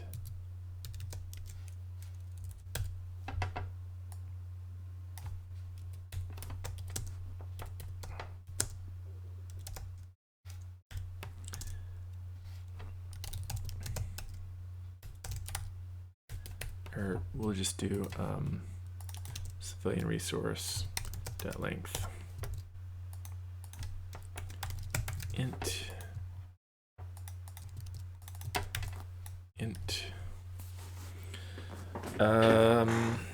serializing all three of these at once. All right, fine. Why not? So amount, because we're indexing into this, none. Ooh, what is the first one? Okay. Interesting. All right. All right. I'm gonna make sure it's really clear that that's 0. And then I don't want to remember what is 0, so we're just gonna say it's equal to 0. Will it cast automatically for us? I can't remember. I think it does. It does. How nice. All right. Serialize in.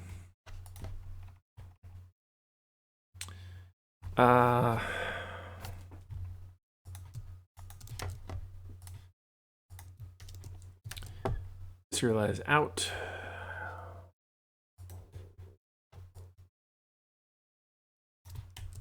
I'm not doing that.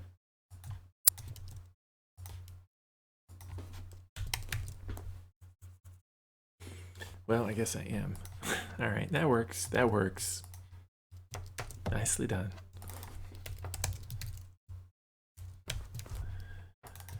All right.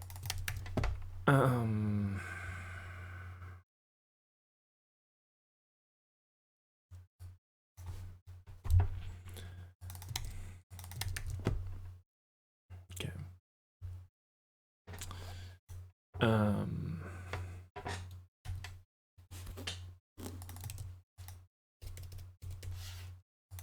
don't actually need that though. Alrighty.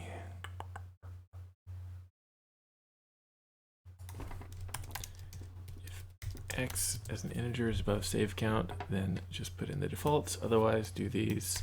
Boom, we're done. Almost.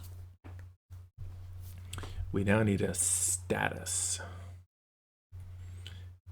which on our original file here, we had a status being set a variety of times. Cargo ship status. That lives here now.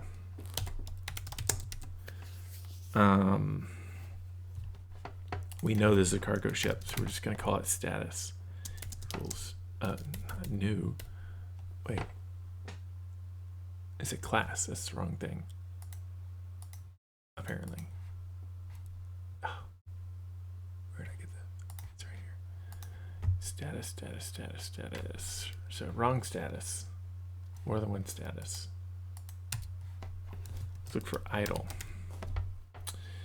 Idle. Idle. Status.idle. The name status does not exist. Status.idle. All right, we'll just look for idle.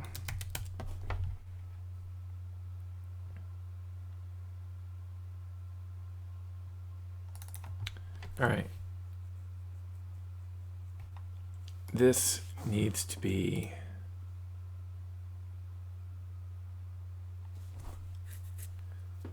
cargo ship status,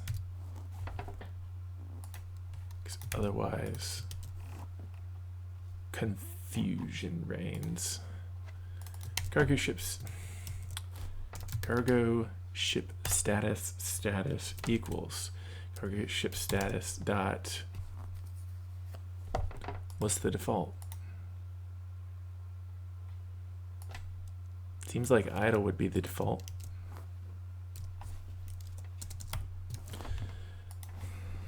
Okay.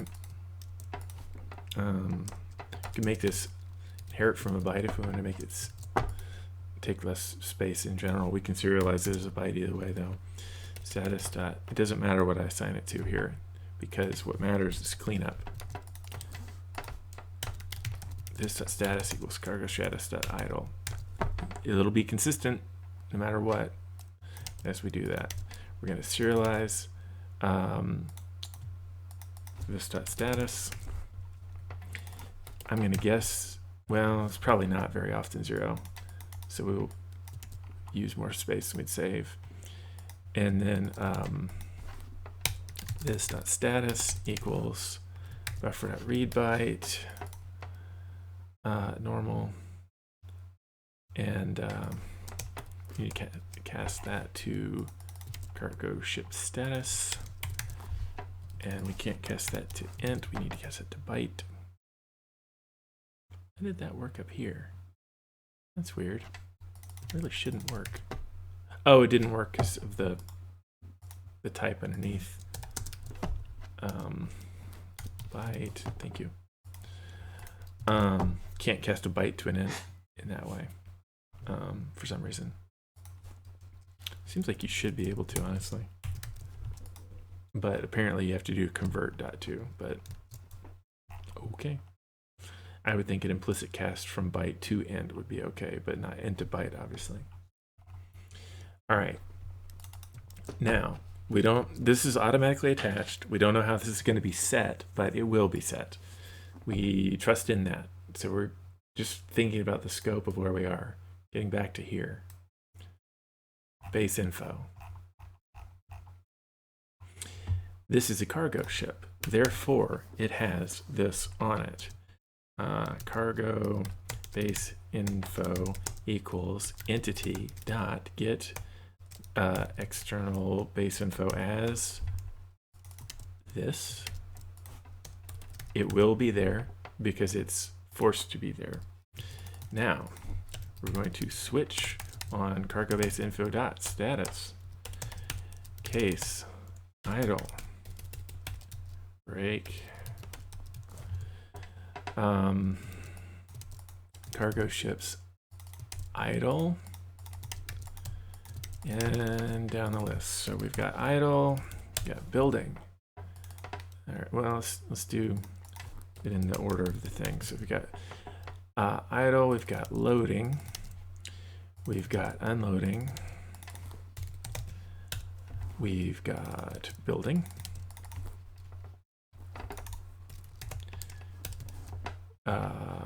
two more. We've got pathing, and we've got en route. Okay, now all of this is filled. Militia leaders are not being filled yet because I don't know what a militia leader is. And at this point, the status is set somehow. It can be set in deep info. That's fine. It'll percolate over to the clients relatively soon. If we set it in deep info, then it's probably a good idea to call entity dot not mark flag. Yeah, flag as flag for forced full sync to clients from host. So for instance, when we set the status on a ship, calling this right afterwards will make sure the client doesn't have any desync status at all. Odds are, either way, that there will be a slight drift in where the ship is as it changes what it does on the client and the host, and the that difference in position will be noticed within 5 seconds at the outside, and that will trigger the host to send over the full information anyway. But what will happen visually is on the client, every time a cargo ship changes status, they would see it start to do one thing for maybe up to 5 seconds, and then all of a sudden kind of rubber band over to some other spot, and we eliminate that rubber banding by calling this after we set the status, which is undoubtedly being set somewhere in deep info.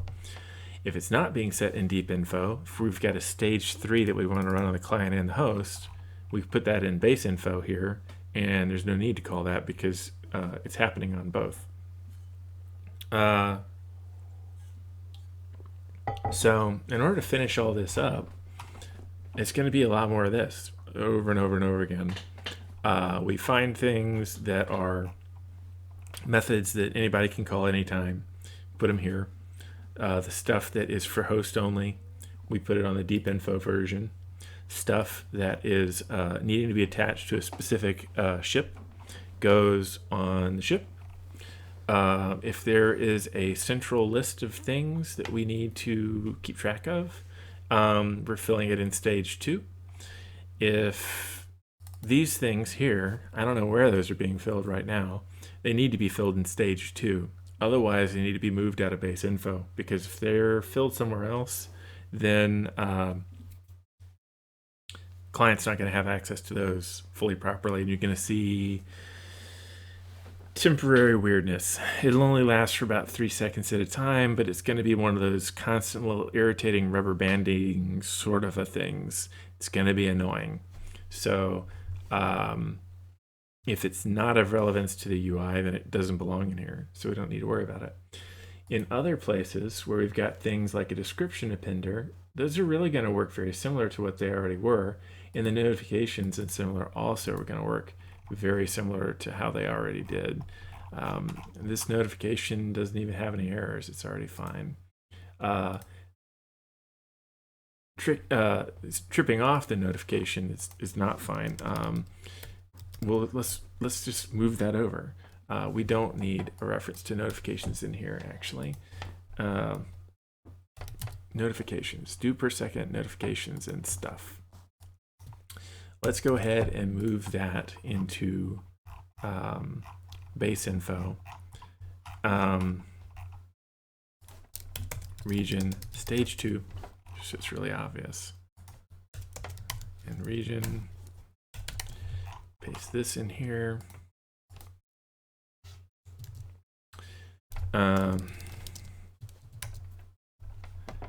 This is slightly going to be different, so we're going to need to override do per second. Just find it from here. It's much easier. The notification updates. So we want that instead of what we had before. Faction must be awakened by player, and it's not been awakened. That's not a thing anymore. We do have beacons, but you don't have to worry about it like we handled it before. If you're not player aligned, or if the faction data is null, what is the faction data? The faction data is the class we're on. Can't be null. Faction data means this. Notification gets filled from that. Player aligned. That's something that needs to move in here, clearly. Player aligned. Where's this set? Player aligned equals this stuff. Update allegiances and settings. And start faction relationships. And update power level. These things all get moved to here. So update power level does not take a faction in anymore because we're talking about ourselves. In region.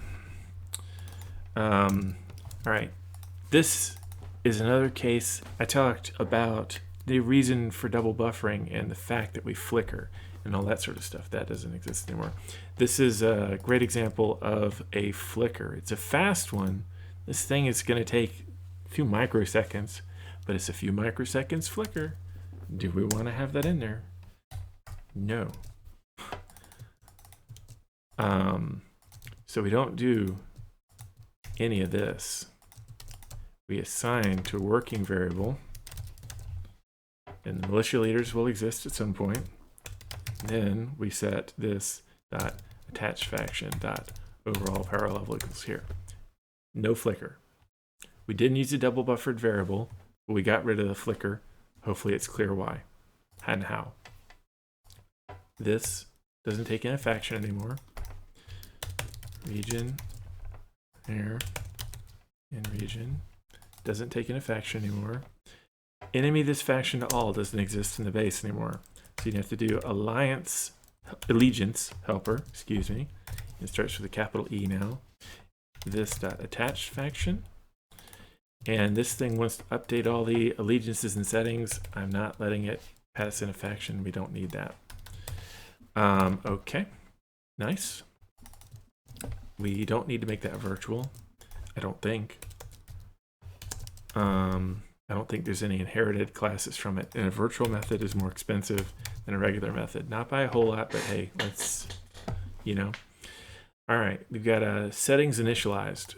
That's not for this anymore. That is now in here. Well, no, that is going to be in here.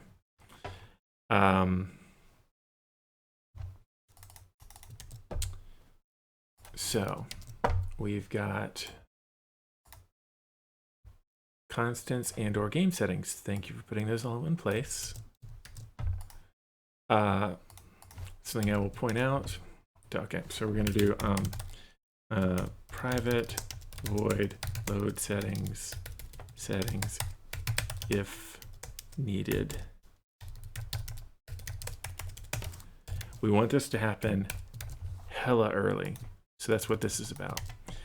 If settings initialized already, just return, don't do this. In other words, we know what this is. We don't need a comment because the code is self-evident now.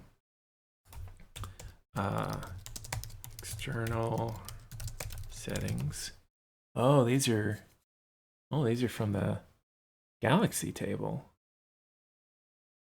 Those could be changed at any time. This is not how this should work. Okay.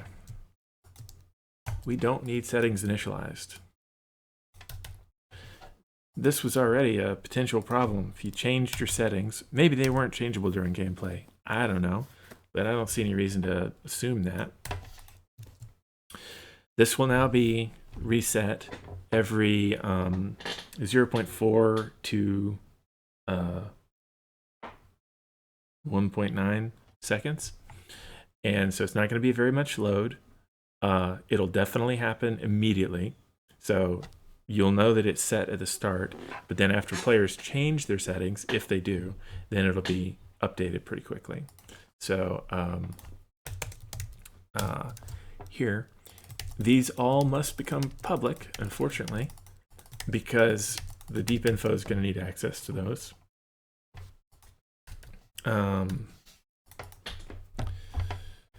So we're going to switch on this .allegiance. That's a thing now. And then allegiance helper .ally .ally. Okay. This .attached faction. This .attached faction. Ally. This DNA. Ally this faction to minor faction team. I see. Got it.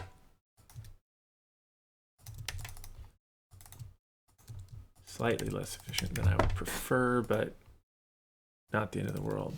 Now, when is this happening? This is happening on the initial thing. Okay.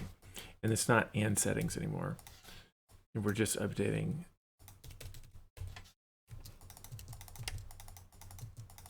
All right. Neato.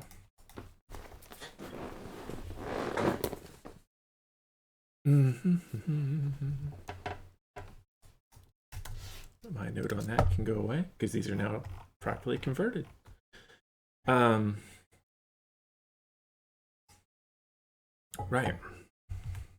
What else we got going on? Okay. It's worth noting. It feels like, shouldn't we be cleaning up these fields? And the answer is no. You don't need to clean up these fields. These can be whatever, because this will always run before anything else goes on. If there's anything in here that's not actually set, like, I don't know what ignore resource is. What the heck is that? It's not a setting, is it?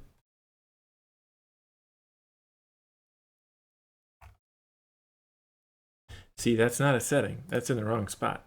This is something else. This is, I don't know what this is. This is either serialized or deserialized thing. So,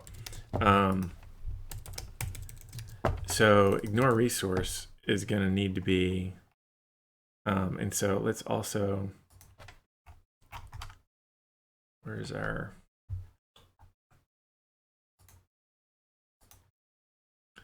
we have our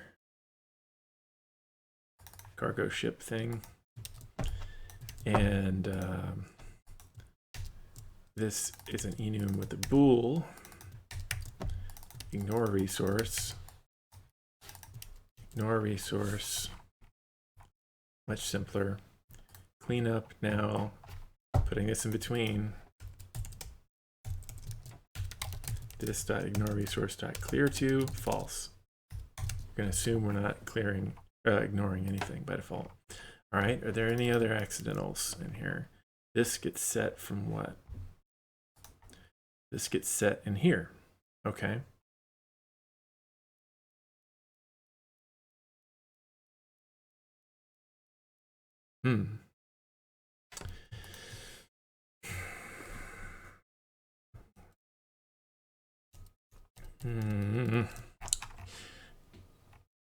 Not every case sets something.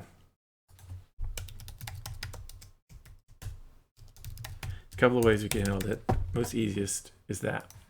Okay. So that's good. That's good. Good, good, good, good, good, good. All right, we're good.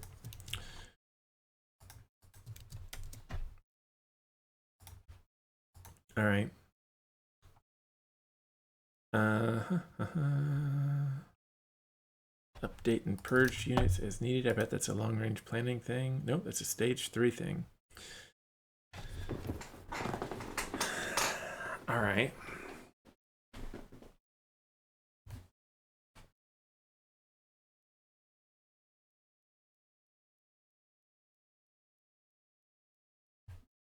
By the way, there was an old sort of setter that we had to do on stuff, or at least people were paranoid we had to do. Don't have to do that now. That's commented out already, so I'm not gonna mess with that. So we have 2 possible stage 3s, and again, this doesn't apply anymore. We have 2 possible stage 3s.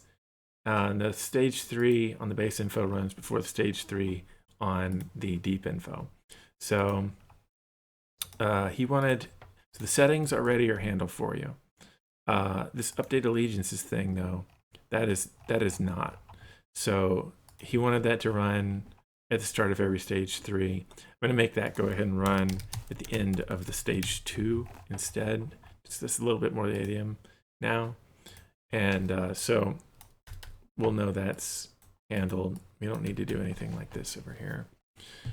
Upgrade and purge units. Like, is this something we want to do on the client as well?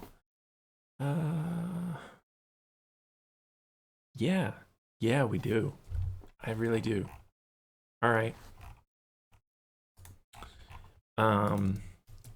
We'll have fewer chances for desync if this is also happening on the client. So I'm going to put here public override stage 3 main that happens for everybody. This is the client and host sim. This is going to be protected because we're not going to do this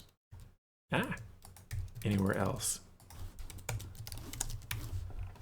I don't like passing the faction around, but I mean, it is protected, so it's not the end of the world. Faction, it's fine because it was protected. Ignore resources.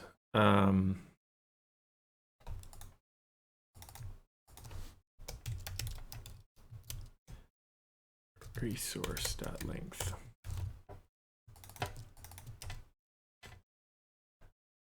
Okay.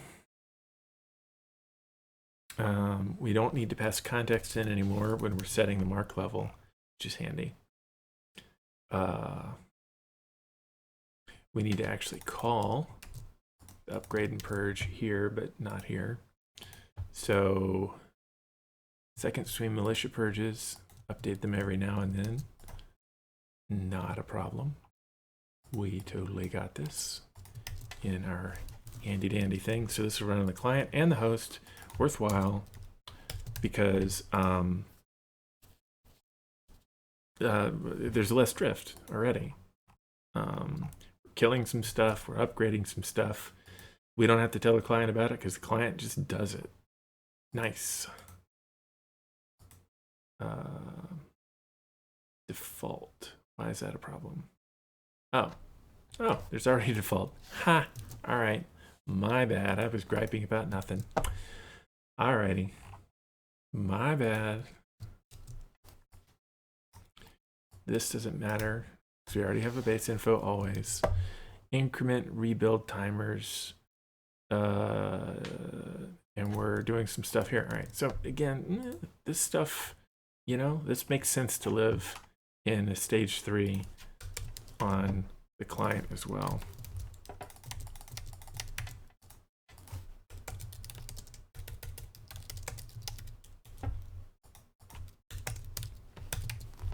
Okay. What else we got? Some decloaking stuff.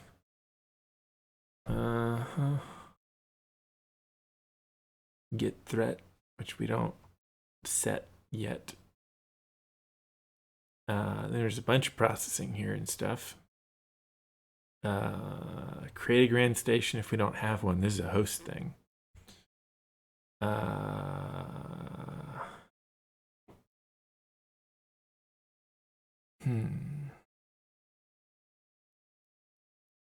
And this is all probably a bunch of host stuff. All right.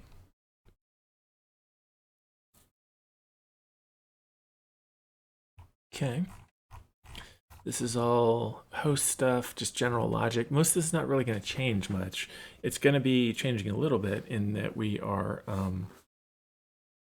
having different objects with different data on them. But essentially, the design is going to be like this. We're going to have a cargo ship per unit base info, and it's got what it's got on there. If it needs the amount of capacity, it has them both, otherwise it doesn't. We're going to have one for militia units in general, and they might have an amount and a capacity. They might have a per second, I don't know. We are going to have a trading post type one that may or may not have some per second stuff, or may not have some capacity. Yes, that does mean we're duplicating a few things, but it means we can talk about things really straightforwardly. We don't have to worry about pooling a sub object. Believe me, I considered it a minute ago. When I was thinking, I was like, we could put a cargo object as a sub object of many of these different things. The thing is, the reason we don't want to really do that is because the cargo object, as it existed before, had stuff that was greater than any one unit would need. So why store all that? It's slightly duplicative code in a really, really simple way. I mean, there's not a lot of code here to manage these two fields, these two arrays. And so duplicating that is not something I feel stressed about, you know? And we're talking about maybe duplicating it twice, like to malicious stuff and some sort of trading post stuff. We don't need a unit base info for every exact type of unit. But the cargo ships are definitely their own unique case. They need a status on them and stuff like that. The trade stations, that sounds like it's its own unique case. The militia stuff in general, I don't really fully understand it. It sounds like that's its own unique case. Like militia stuff in general. So militia, leader or not, would probably have like a militia something on it. And the grand station, I don't know. That probably there's like a station one. So we probably have three types of base units, base infos for units. Like one for stations of all kind, be they trade or grand or whatever. One for malicious stuff of all kinds, and one that we've already added for the cargo ships. And there's some stuff that we keep trying to get off of units in general that we can build as extension methods or just copy onto each class, whichever. There's pros and cons of each. I would suggest for readability just copying onto each one because we're talking about 3 classes here. And then if you want to be able to talk about them in a generalized sense, like you want to be able to loop over all the different classes and say, hey, get me like add to capacity in you want to like increase the capacity on something, then you could implement an interface that allows you to do that. And you just say if it's that interface and do that, or you can make an intermediary class where it's just like we could probably have a SK civ per unit base info root, and that goes between here and here. The root would inherit from this, and then this would inherit from the root, and then the root would implement virtual or abstract methods that say like add to capacity, get capacity, that sort of thing, and would write to it, or like get the array if it exists, you know. There's a couple of different ways you can do that, and it really just depends on exactly what the design is like, and I don't have my brain wrapped around this design well enough to do that. Threat reports get added and get sorted here. Calculate threat. This is a thing that is an answer to one of my earlier questions. Oh, it's long-range planning. Yikes. All right. Well, this just got kicked out of my party. These need to live on the deep info. We don't want clients trying to look at that or the UI. They'll break.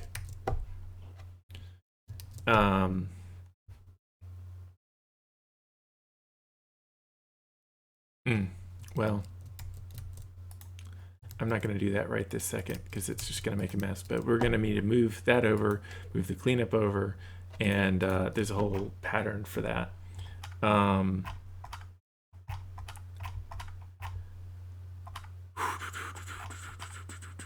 Anything else? Okay, the seed starting entities here. This will happen on the public override. Oh, well. The seed starting entities later than everything else. It's going to be a Archon host similarly context. These don't take in a faction anymore.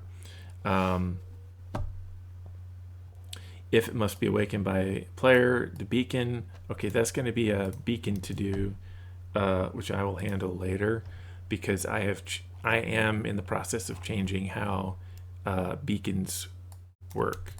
So stay tuned for that. It's going to be much easier than what it's been in the past. But so there's actually nothing to do there right now, but I will have something to do later. So this would be, so stuff like this.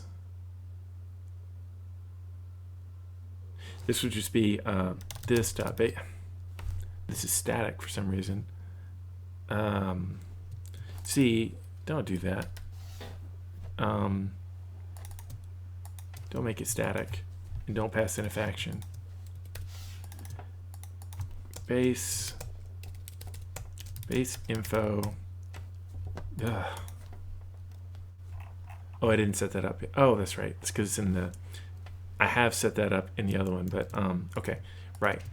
So this is stuff that I need to move over to. I forgot I did this in a separate file here. All right, I'll show a little bit of this after all.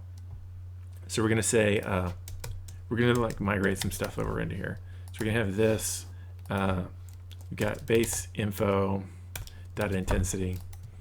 We don't need this. We don't need this. Probably. We might need that. I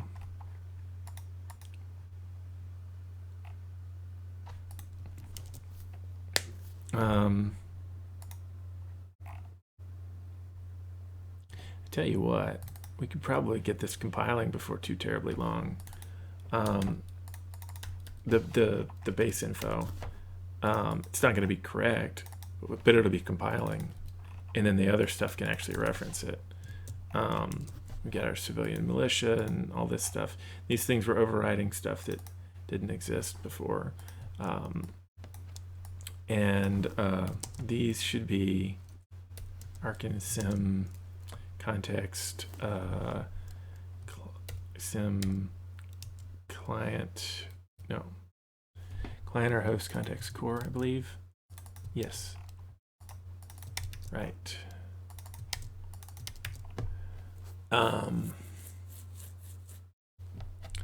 These are going to have to be updated later. SK to do after conversion. These may not actually be necessary as game commands. It may be, unless these are happening from long range planning, and unless these, the only reason these would be relevant is if they're coming from long range planning and it's something that the client can see. So it's touching base info. If this winds up touching deep info and it's coming from long range planning, the only reason to do a game command would be that you need thread safety. If this is coming from stage 3 or similar, Let's take a look at this real quick.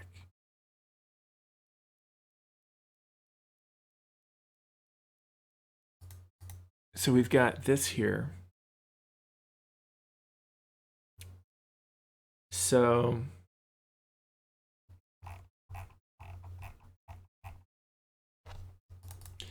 find next station expansion point.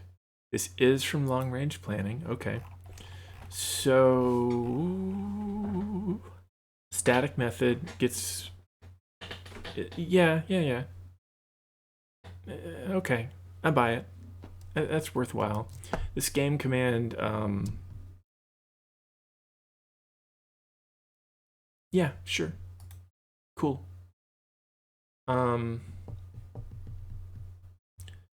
Let's take a look at the game commands again though, because you can make that work. So get the faction by index. So if faction is null, or this stuff, or faction special faction data internal name not equal to, I gotta make sure it's right, SK civilian industry, that's how we do that now, then leave us alone. I'll fix these things. I'm not gonna dump this on Starkelp after all. I'm gonna dump some of this on him.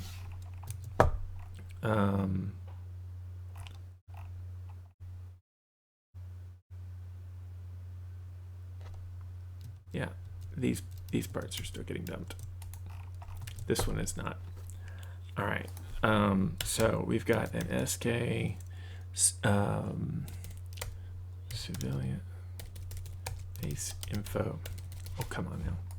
Where are we? Oh, we're in game commands. And so we're not inheriting from that. SK civilian industry.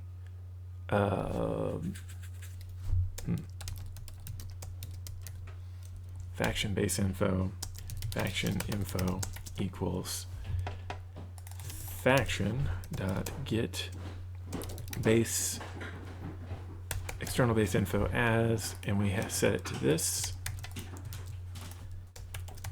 and faction info then we can work on. So it's not going to be null because it will have, well, it shouldn't be. If it is, it's going to throw an error here. And we say this faction info dot next trade station target equals target, and that's it. Now this is something that I had set up as a double buffered field, and it turns out that is not what this needs to be, because this is actually a working data field, not something we're going to look for. So this is going to be set to null here. The difference is this is not something we can scan for. This is something we're told. And so the next trade station target, this also needs to be serialized. This was a mistake on my part.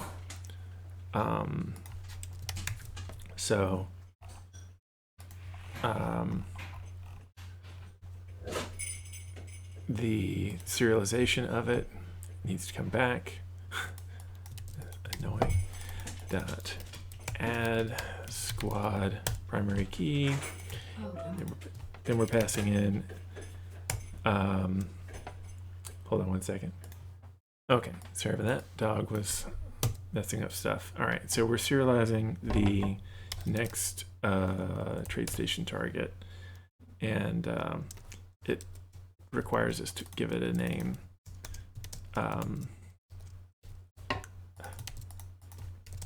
Which I was tempted to do for all fields, honestly, but this dot next trade station target is equal to null, then -1, else this next trade station.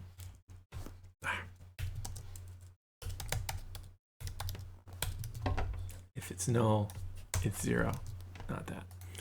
Next trade station target equals world AOR2 dot instance dot get native I squad this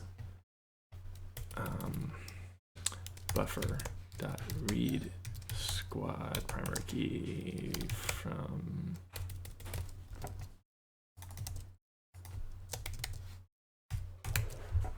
all right, and then stage 2, we're not doing this, not doing that. The grand station should work like it was the next, because the grand station is just, we found a grand station, let's talk about it. We scan for that. The next trade station target is information we're being told from long range planning, no less. So it works like this. And a game command is absolutely appropriate in the way to do it. I suspect that may be true of these two. If these are pushing to deep info, then these game commands can be handled in deep info. There is a method of doing that that's demonstrated in the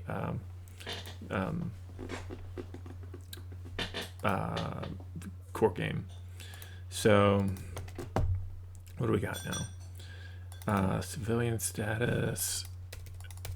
Again, I just want to get rid of the compiler errors in the base game here. Bulk pathfinding.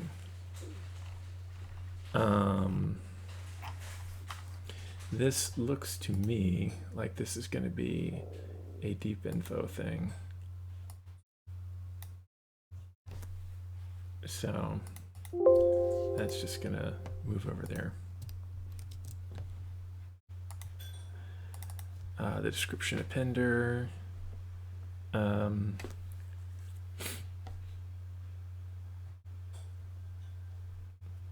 So this wants now to have a clear method. We're not storing any data usually, so it's fine, there's nothing to do. But it's like a reminder, you know, just in case, are you storing any data on this description appender? If so, then kind of correct that, you know.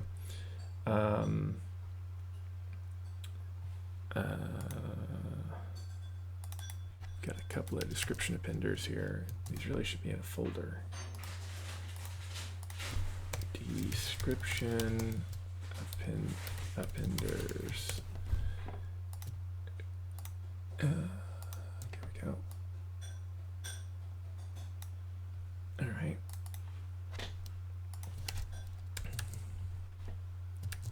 The cargo, well, this is for a trade station.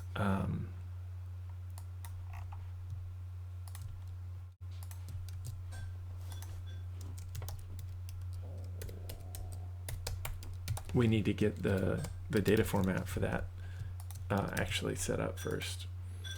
In the militia one, same deal. We need to get the data for that set up first.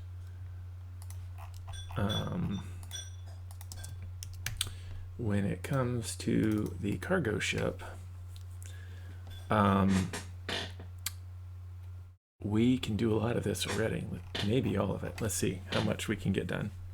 So we are going to, well, this is a cargo ship, so we're going to not do the try, we're going to do the get, and that way it'll error if there's a mismatch. And we want the SK civil, yep, that one.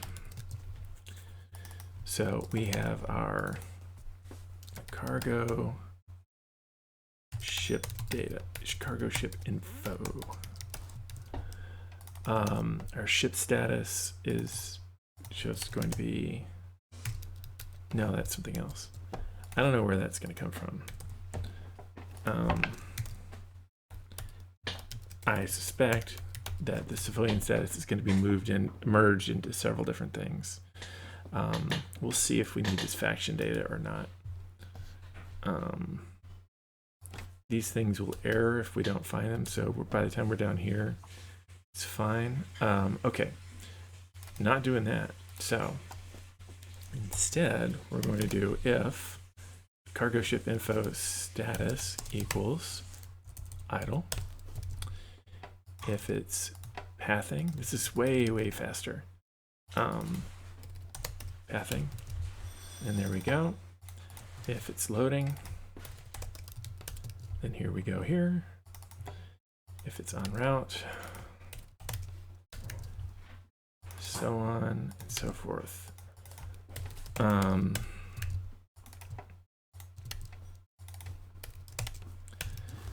Now, okay, let's find out about our cargo status.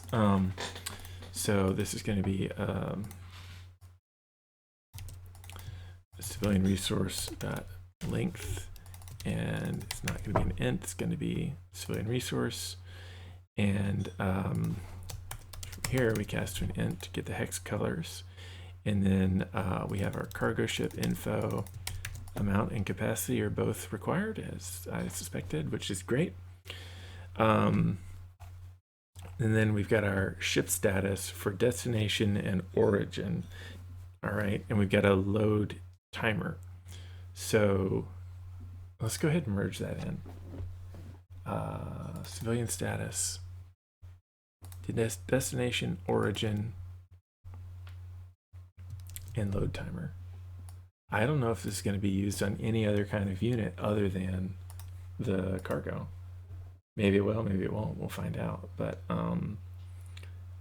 so we've moved that onto here, and we serialize these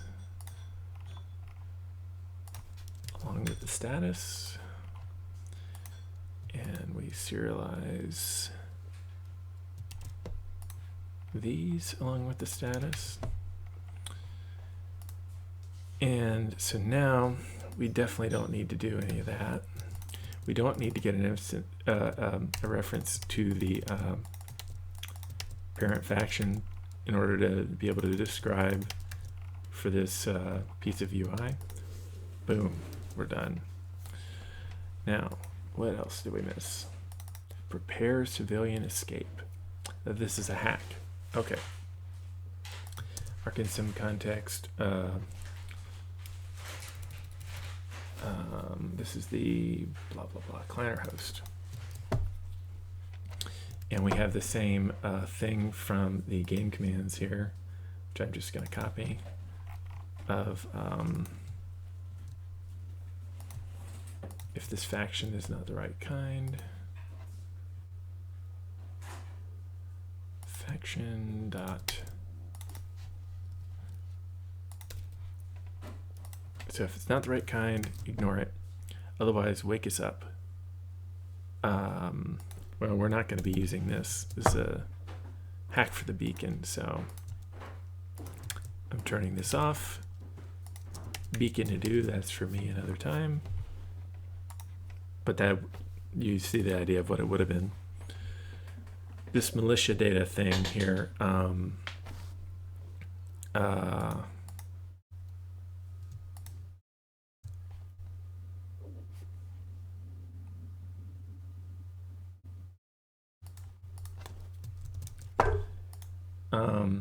right, hold on one second, dog.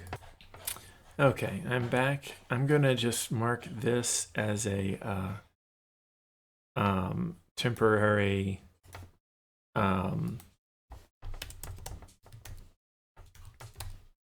commented out bit, because I want to get to the point where we can compile. And the fact that we have some stuff that's wrong and demonstrably wrong that we have to come back to, and we can just search for the to-dos and come up with that and then fix those. But sometimes it's easier to work in kind of a non-linear fashion. At this point now we can actually try to compile the deep info, and of course that's going to fail, but the number of failures is remarkably lower than what it used to be, or it should be actually. It's not finding the base info yet. So where's this compiling to is the question. So when this builds, this goes there, which is the proper spot. Yeah, okay, good.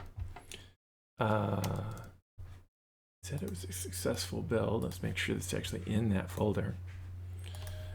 So come down here.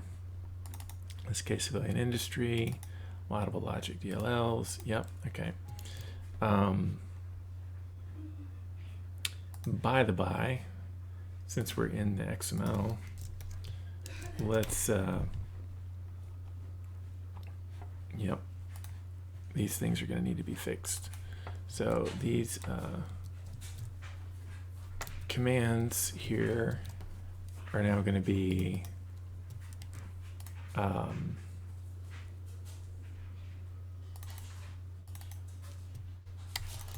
let's get civilian industry base info, as far as I can tell. The description appenders, absolutely, are going to be that base info. This hack, if we keep it, would be that. And that's it. All of our DLL references are now corrected for now. Good enough. I can go ahead and delete that, so we're not going to be using that anymore.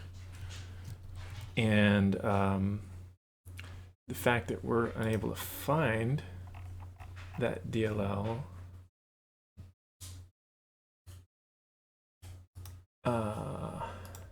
let's figure out what's going on. Oh yeah, that would do it. I didn't save a reference path to so nice thing about Visual Studio when you do this sort of thing is that it will remember the relative path, or sometimes it will. So we had 500 ostensibly errors. That was because it couldn't find a bunch of stuff. Now we've got 425. All right, well, that's not a whole lot better, but realistically, all right, so we've got like our sim context and so on. So this is host only, so you can just change that to be sim context. Arkin host only sim context. And just kind of go through those. Create Grand Station. Yeah, we're not creating anything on the client. Create trade stations. Sure. Add militia building. Yeah. Scan for militia buildings. What does that mean? I don't know. That might be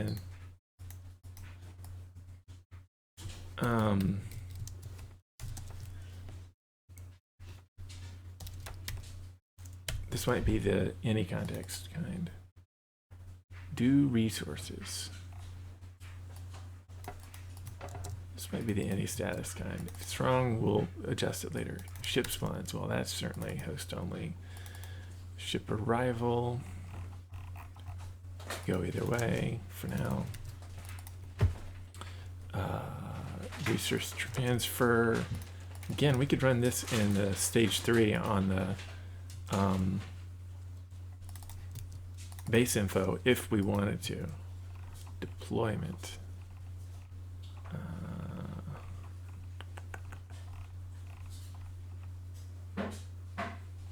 We're doing some transforms and some other stuff. This does not seem wise to do here. That should be on the host. Prepare for a raid. Yeah, that's a host thing.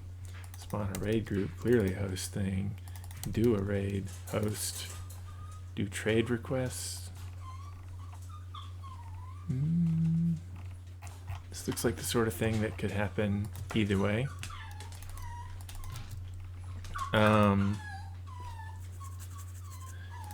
It's part of the host only. Host only. This doesn't exist. That's fine. We'll deal with that in a minute. Do on stack split. That doesn't exist. Yeah, okay. Yep, okay, cool. So now we're to the point where we've got some stuff that we can move. So we have our deep info.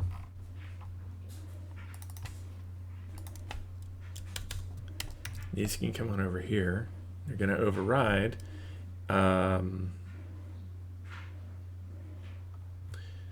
This one does not take a faction anymore. Um,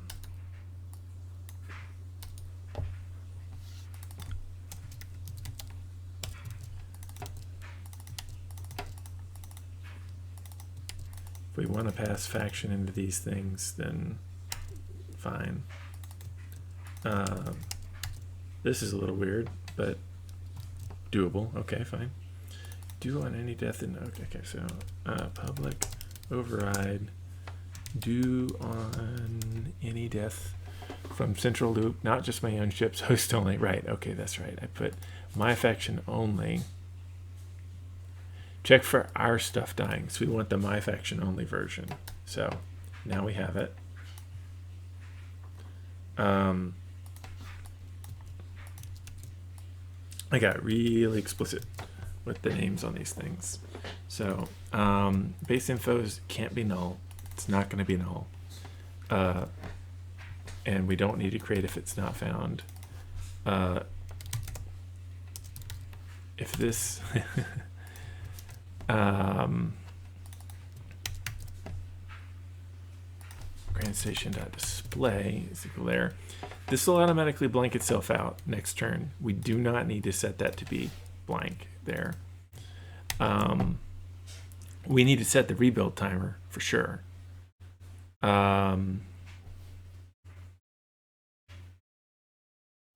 We do not need, okay, so, all right, so trade stations. How do we know it's a trade station? It is,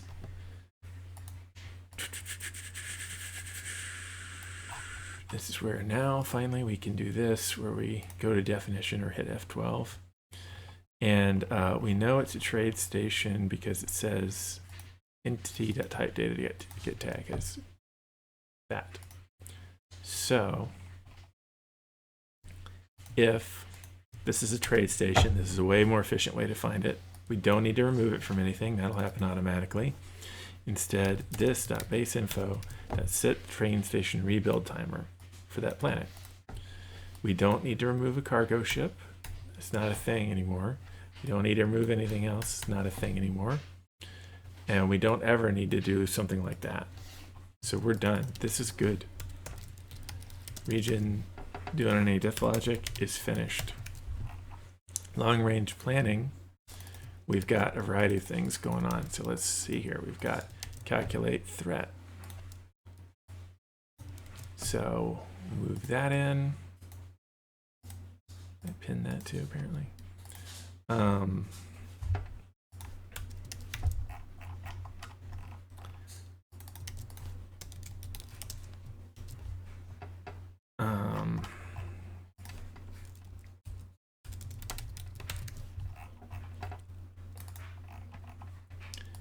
Faction data, matching the case in the whole world. It's going to be base info. Whole word, not whole world. Faction data, case whole word. There again. Save ourselves some that. So threat reports. We're not emptying a dictionary like that. Goodness.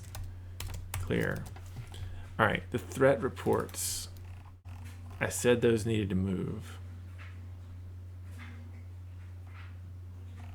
And I think that they do. Let's see if a threat report is ever used in the UI. No. The answer is no.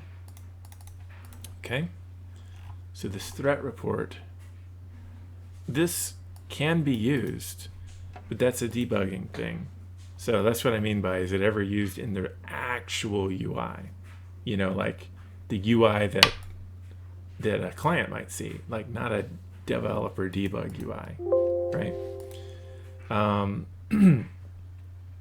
So we move over the threat report, so there's no ambiguity. Trade request. Who uses this?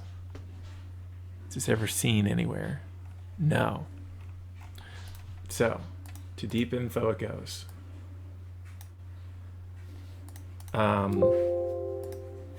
right. Now, we're not going to be able to compile base info again because we're missing some stuff. This stuff. This stuff now is going to move to deep info. And we're going to put this, I usually put this stuff underneath the do initialize bits, and then we're going to have to do the cleanup. This cleanup happens here, and that's super important. Now I had a question mark, I seem to recall, down here. Nothing to do, we're good. These are not part of our only thing that's question mark right now is the militia leaders. Threat reports. Get the threat value for a planet. Huh.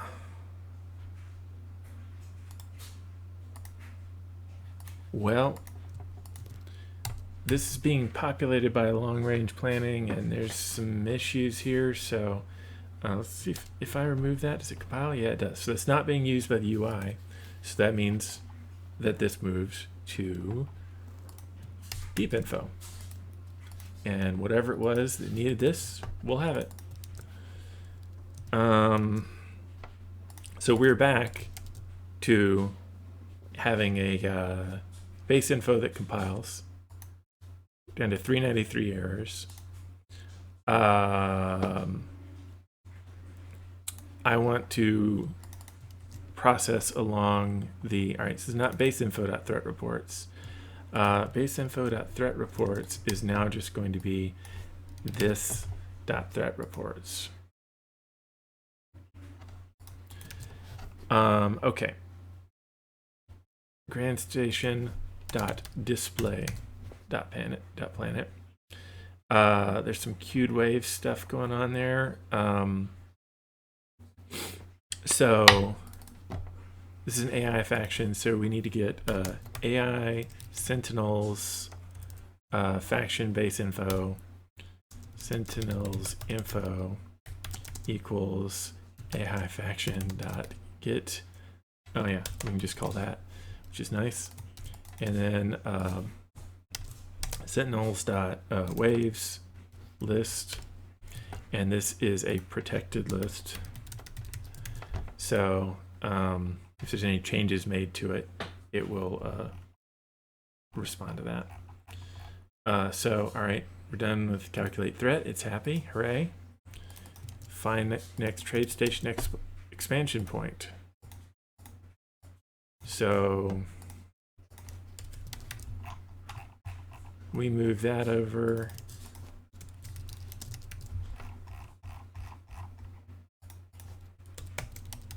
Now again, there will be beacon factions, but a beacon faction won't exist as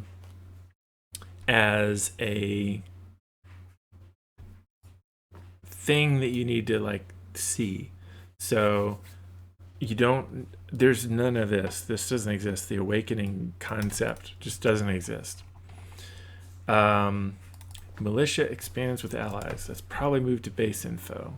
It did. So base info dot trade stations. Okay, so dot grand station dot display. Okay, dot display.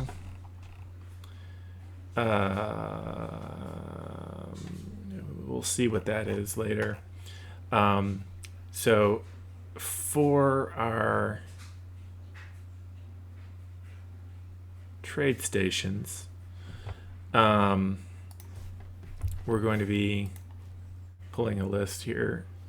So I often just kind of keep this on my little sidebar working thing so that I can work with that over and over again. So in this particular case, so it's going to be this baseinfo.tradestations.getDisplayList. So I like to have a little scratch document like that. And so that means we're going to switch to here, and we're going to switch to here, and we're going to say y dot planet. It's really not going to be null. Not display. Same deal down here.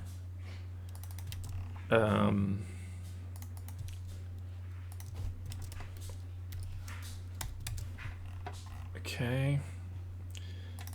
Set next target for trade station. What is this commands thing?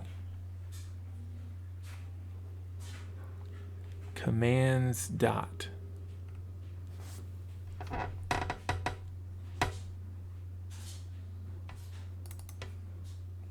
Ah, okay, I see. So we've got an enum commands here. Go ahead and move that over into here. And then presto, the happy method. Errors 375. You know,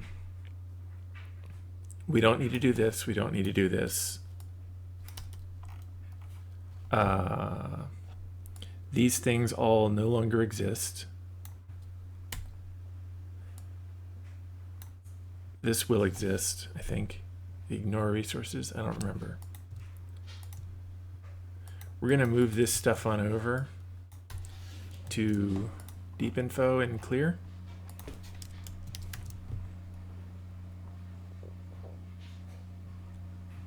Huh.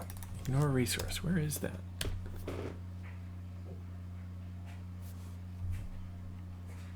Well, it's on base info for now. All right. Fine. If we need to move it to deep info, then we'll clear it here. Otherwise, we won't. Wormhole commands and movement commands and stuff.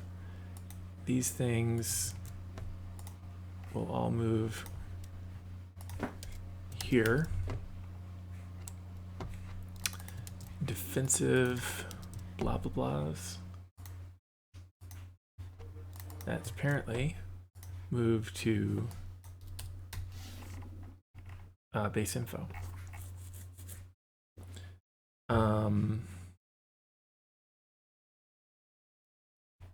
Yeah, I made it a sealed type because I don't want anything inheriting from it without us knowing it. And so it's like, why are you making something protected in a class that's sealed where nobody can inherit from it? It's like, yeah, good point, actually. Right, so we got these things. I believe these are long-range planning. Let me move this stuff down here.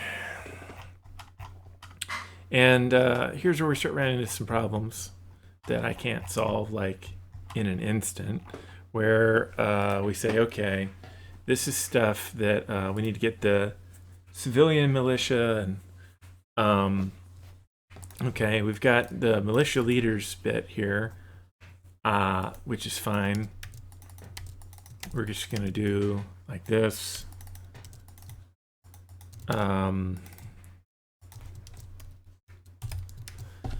But we need to get some data off of them that we don't necessarily have here. We have base info dot defensive battle stations, base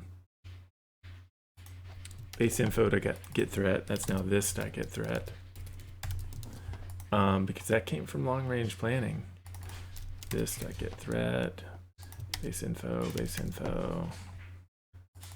this. The militia leaders thing. See, I should have put it in my sidebar.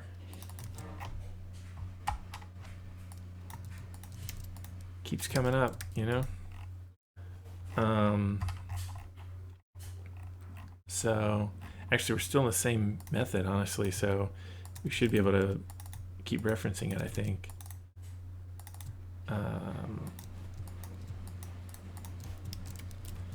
X.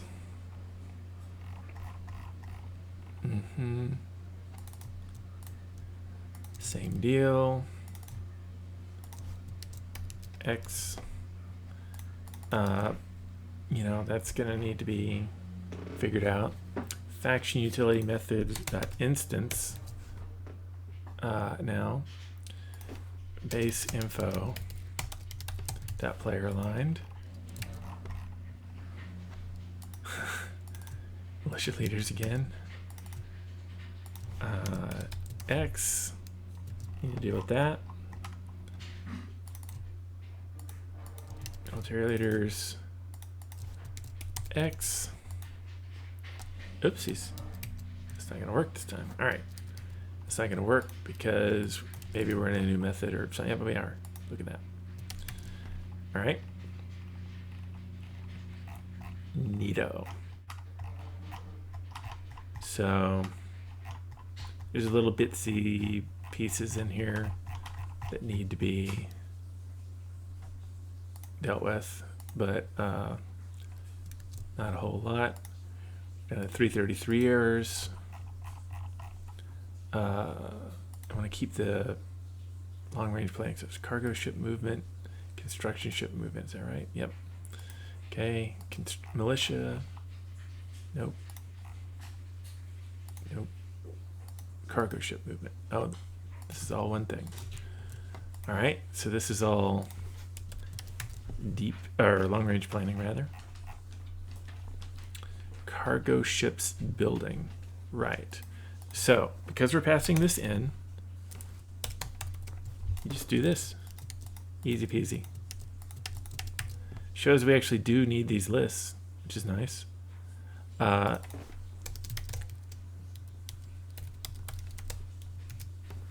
And I know there's long range planning, but still, it's nice to see that we've got this much better performance here of not having to index in all the time on both of these.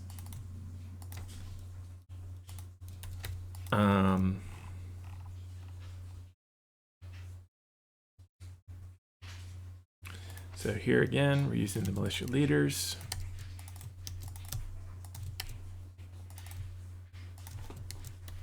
X.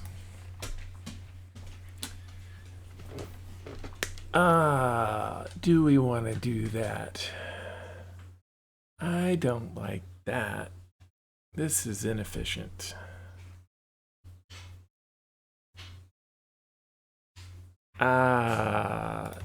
Okay, there's a much better way to handle this. There's a version here that lets you specify a tag, which is what we want. And the dog has the thing. Hold on. Okay, the dog's outside. And so we want to look at just all the trade stations. Now, I don't remember the tag for that. My memory is not great.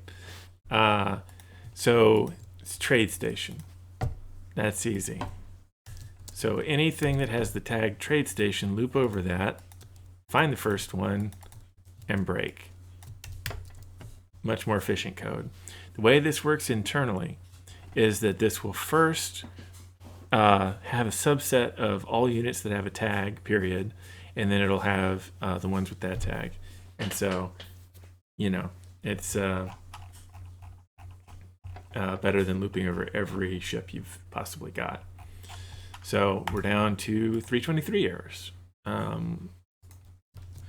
Now we're to stuff that is probably all stage 3 or similar. Yep. So here's stage 3 itself. So I'm going to make a marker in here.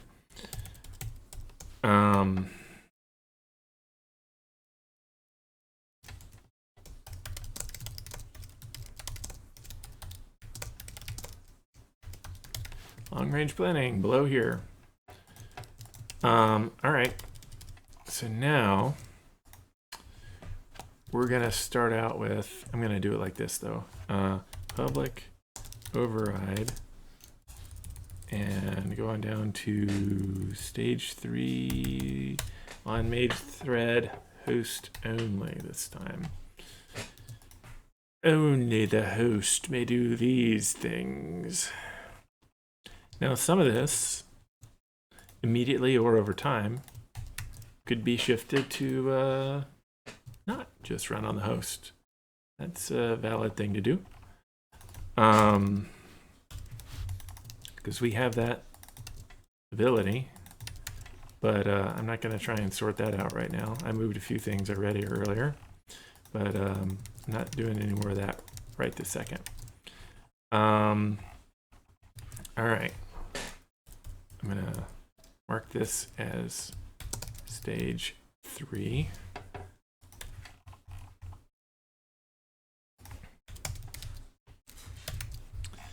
Got all this stuff. And now we have a bunch of things which are probably all related to stage 3. trade requests, and so on. Here we have some constants.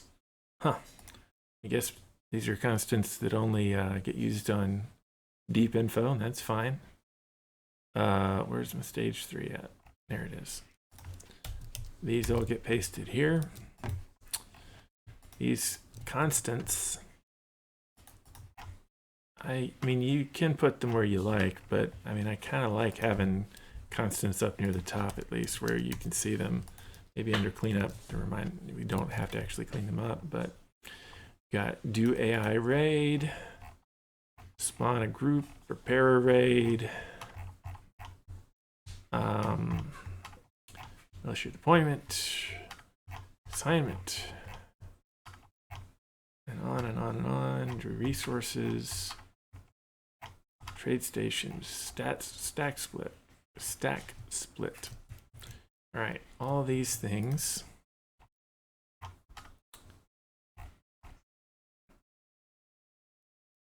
Going down here under stage 3. Angry looking file now. A few global replaces will help a lot of it, but not all of it. We need to react to hacking as part of the sim, so there's that. Oh, the stack split I put under stage 3 by accident. Trying to kind of keep that organized. All right, so we have our react to hacking. So public override react to hacking is part of main sim. The host only does that, just so we get the right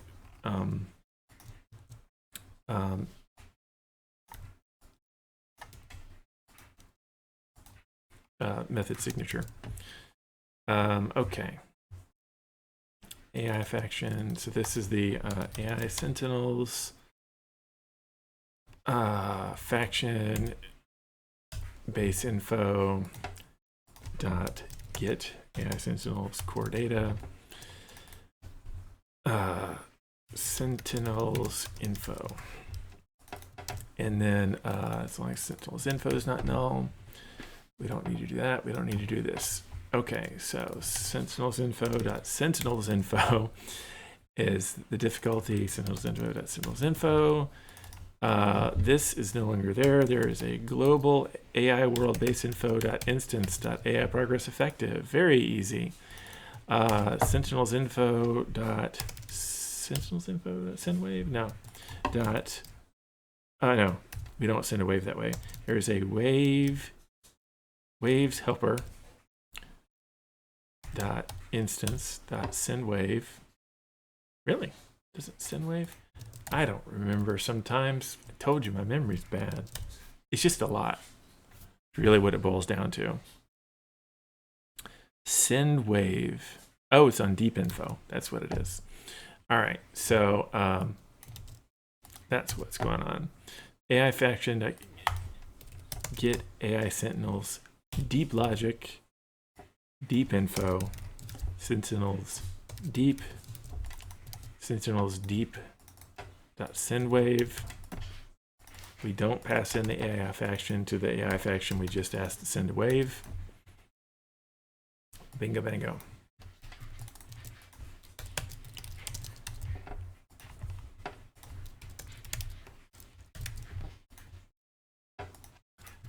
All right. This is for me later after I do the beacon stuff. Get is in friendly territory. Our last little thing.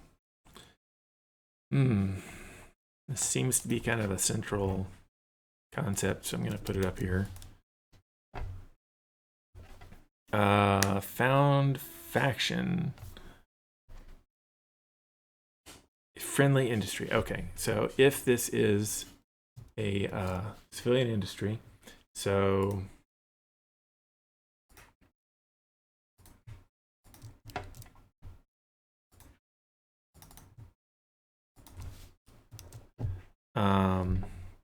if it is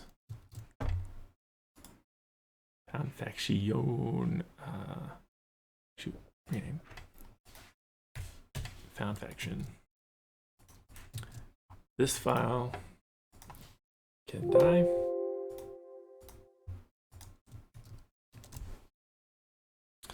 All right. 239 errors.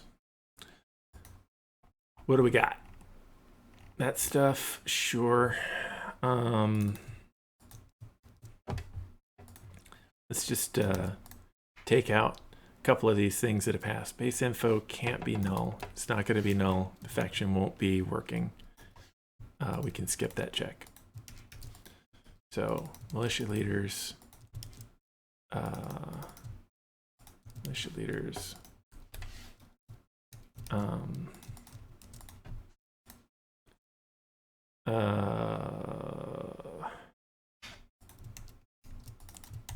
We're going to want to do it like this. Ooh.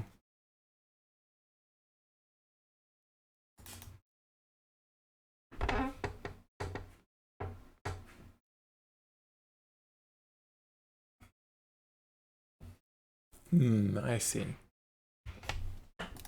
I think.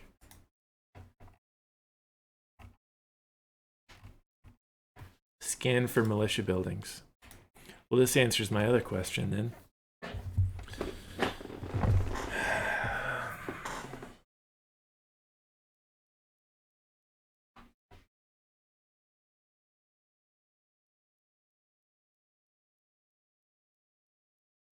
This is interesting.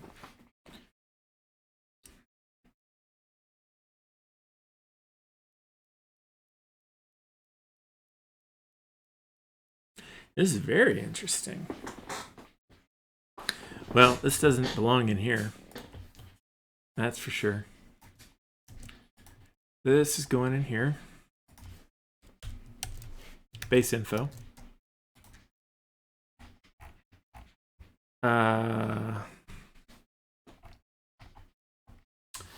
Create trade stations, and we're then adding to it. Must we? I don't think we must.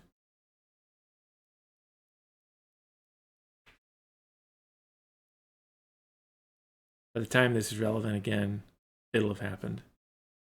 It'll put it in the list, so we're good. So essentially, in here, we can just take this away. No problem. We do have a trade stations thing here, which our looping over it is now like this.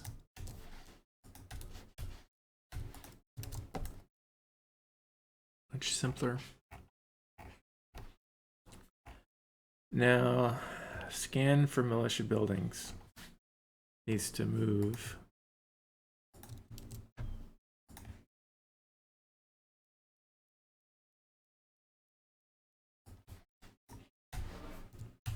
All right. We need to do it before we switch out of this context here. So, do this here.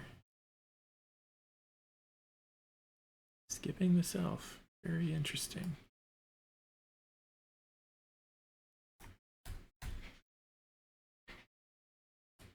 Not going to add anything, but we are going to look. I want no ambiguity in what the heck it is we're doing here. So this faction means our attached faction. Base info dot, we just replace with blank space. Make sure that you've got whole word and capitalization on. Now, at what point are we scanning for militia buildings? This is really important as a note because trade stations contains, well, for one thing, trade stations, we already filled this, but if we hadn't, then we could say trade stations dot get construction list dot contains and then add it if we wanted to. I don't want to. Oh, wait a second though. This is allies. Very interesting. Okay, so there's no reason to believe that this would ever already be in there. So we're just going to do TradeStations.add to construction list. The reason this works right now is we have not yet called switch construction to display. So we can go ahead and add. Thus far, what we've done, we've looked for trade stations that are ours. And these are trade posts, apparently. Interesting. Very interesting. We get our cargo here. We do not need to set it. This is where we'd be initializing cargo if it's not already there. If you call the create method on it, then if it's already there, it just says here it is, and you can update stuff on it. And if you are, it's create if not found, basically. We don't need to keep checking. Before that was proper code, but now we're in a loop where we've cleared the buffer. This is the first time we've seen this entity. No problems. Centerpiece is not a single thing now. It's a wrappered squat thing, so you have to do not equal null like that. So if here we do the militia leaders, add to construction list, not the primary key. Militia status centerpiece. We're going to want that to be the actual unit, probably. I mean, I guess we could have the primary key ID. Anyway, we don't need to set military leaders here.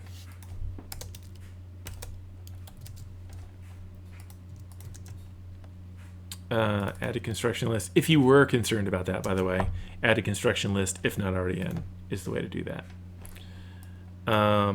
Okay. Oh, you can't just do primary key. You have to call get primary key on it because it's a squad wrapper. And so we can keep those as primary keys for now. Okay, so the stuff that we're missing now in scan for militia buildings is just the stuff about, basically we're going to need to have ourselves these two things. I'm going to make them now. Civ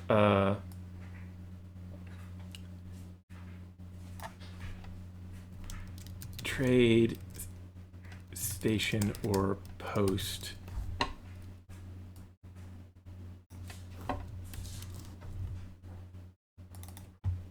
So this is trade station or post. Do we need all these things that we've got in here? I don't know. Probably not any of this. So we get rid of that and that. If we need it back, we'll add it back. Do we need the resources? Probably. But I don't know. And then we've got our Civ militia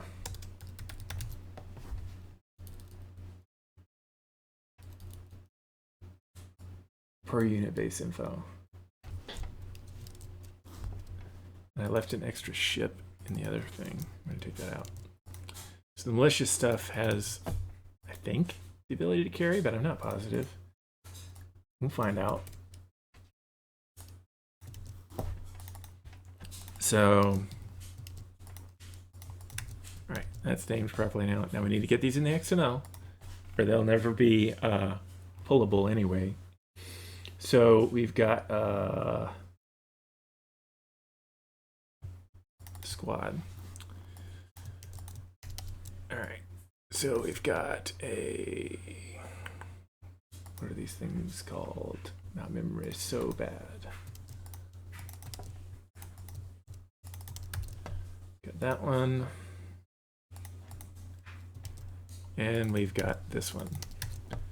So we are done with XML probably for this, because I can't imagine that we would need more than that. All right, well, geez, I guess I ought to finish this thing. We're getting in close. Well, let's see. What do we got going on in here? We've got a problem because of scan for militia buildings. So cargo on the trading posts things here. So, okay, we're going to, so this will be trade station or post unit info. I am not, notice that this time I'm not adding this via XML. We're adding this via here because this could be on some other faction, and actually it is on some other faction. So we're adding data. Oh man, that's nasty. What are these other trading posts that people are able to build? Well, okay, so there's two options here. Option one, this will work just fine if these trade posts are things that are controlled by civilian industries. They just happen to be placed by other factions. I'm 90% sure that's the case. This will fail terribly if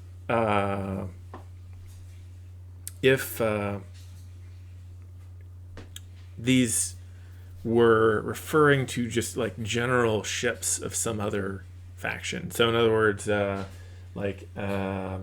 you want to add some militia data maybe to some random ship of mine. Well, it has only one slot for external data, so it may or may not have data already on there. And if it does, and you don't want to play that Russian roulette. The more people play that Russian roulette, the more it's going to break over time. So what's the solution in that case? Well, in that case, you would need to have central data on the faction that talks about militia ships and what it is they've got on them. If you're referring to data that belongs to another faction that is not from your mod, that's what you need to be doing. I don't know if we're there or not. I have no clue. So this is civilian resource dot length and civilian resource. There is a per second on this one. Hey, all right, we finally got one of those. All right, so we got a per second. That initializes to 0. Nice. I'm gonna just delete this because it's easy enough to just add.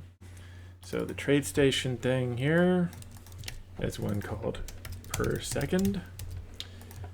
Per second goes to 0. Does this have an amount though? Here's in the capacity. Per second. Trade cargo capacity. It probably has an amount. Let's be real. If you've got a capacity and a per second, then you're probably accumulating an amount. So we probably need all three of these. And if we don't, it's not the end of the world.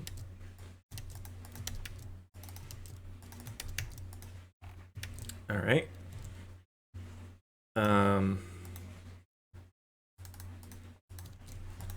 Right. Don't cast to an int anymore.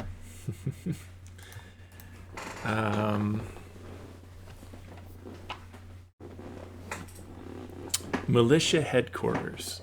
Thank God.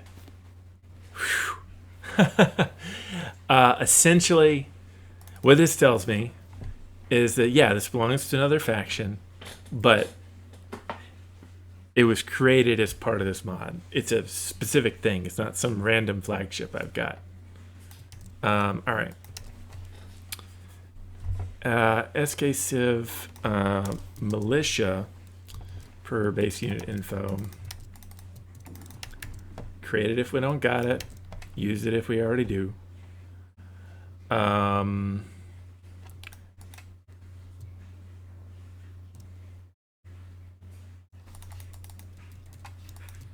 ditto here.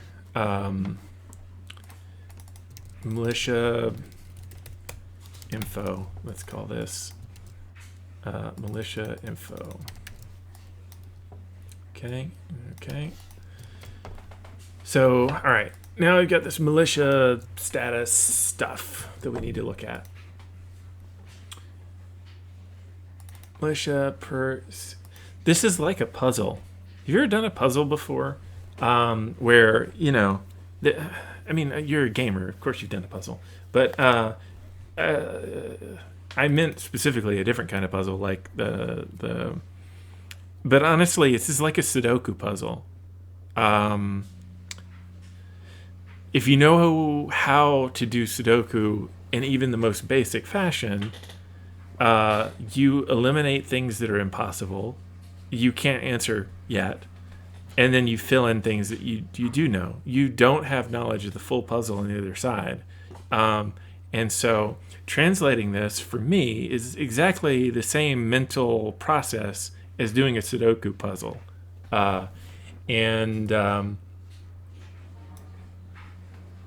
don't mean that in a like state of enjoyment or anything like that. I mean the mental process that you go through to translate data in this sort of fashion, whether that's in a game program or in a like a business professional environment that used to be my job, you go through that Sudoku-like thing where you have many things you don't understand and you ignore those, you tug at the threads that you do understand, and eventually by tugging at the threads, things come together increasingly to the point that you understand, I don't know about everything, but everything that you need to finish your specific task, whatever your task is.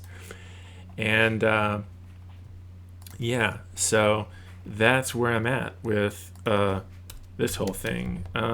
And yeah, I mean, I guess it is a little bit gratifying. I'm kind of bored because I've been doing this for like 3 weeks now. So this is not exactly like super exciting, but it is nice to be able to show other people, how this works and how to do it themselves. And I said I'd maintain this mod, and so all right, those were valid because I didn't say read only, but we need to clear. And I enjoy teaching. I enjoy that whole process of everything. So cast clear. So it has some enjoyment. But in terms of when you look at it, it's like, oh my God, there's 500 errors. How could this possibly be solved? It's just a big Sudoku puzzle, which, depending on how you feel about Sudoku, may not be much reassurance. But yeah. Stored ships again.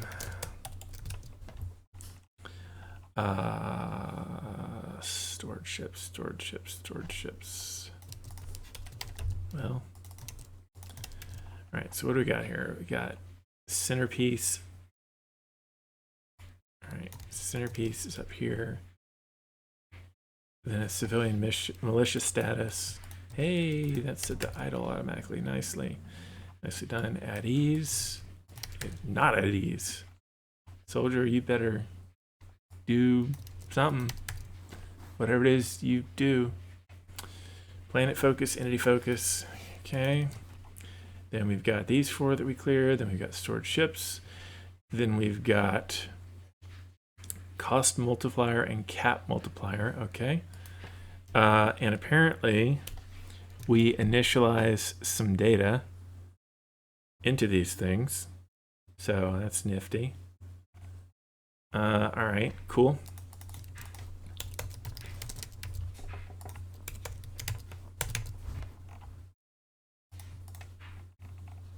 Serialization. What do we got? Don't need any of this. No, need the version. Not doing that right now. Serialize too. Make sure all this stuff actually is serialized. Centerpiece, status, at ease, planet focus, entity focus, the resources stuff.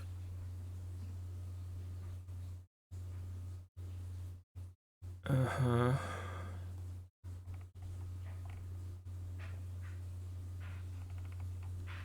All right. Stored ships. I don't see that one.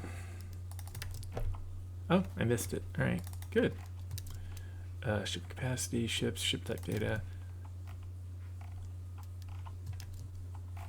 Ship type data. Interesting. Not serialized. Maybe not used at all. I don't know.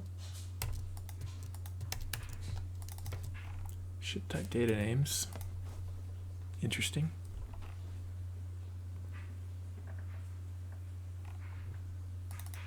I suspect ship type data is not used.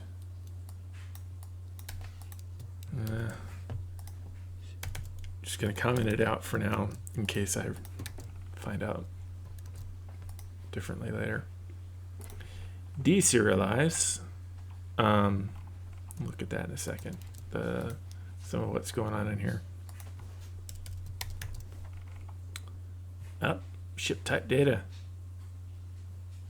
Get ship count. Well, gee. All right, it's filled. It's just, I guess, either that or that ship method's broken. I don't know. Find out. If that method's never called, then that's an answer to that. Ship type data names. We need to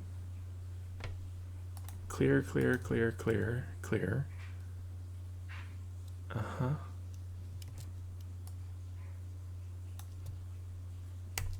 Yeah, but are we missing one? I think we are. Stored ships. .clear.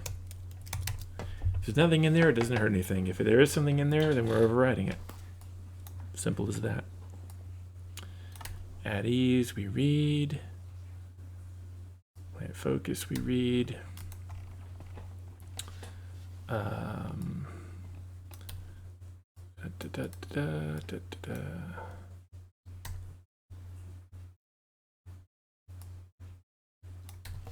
Okay.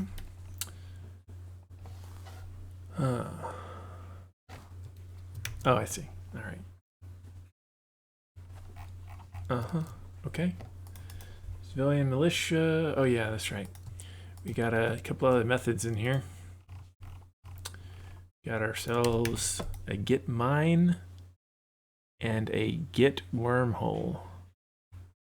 Those could be more efficient, but I don't care at this point. I'm sorry to say. I've shown you how to make that more efficient. It's not hyper inefficient the way that it is, but I have an incredibly long list of things that I need to do. Militia info, all this stuff just gets assigned. Not like that.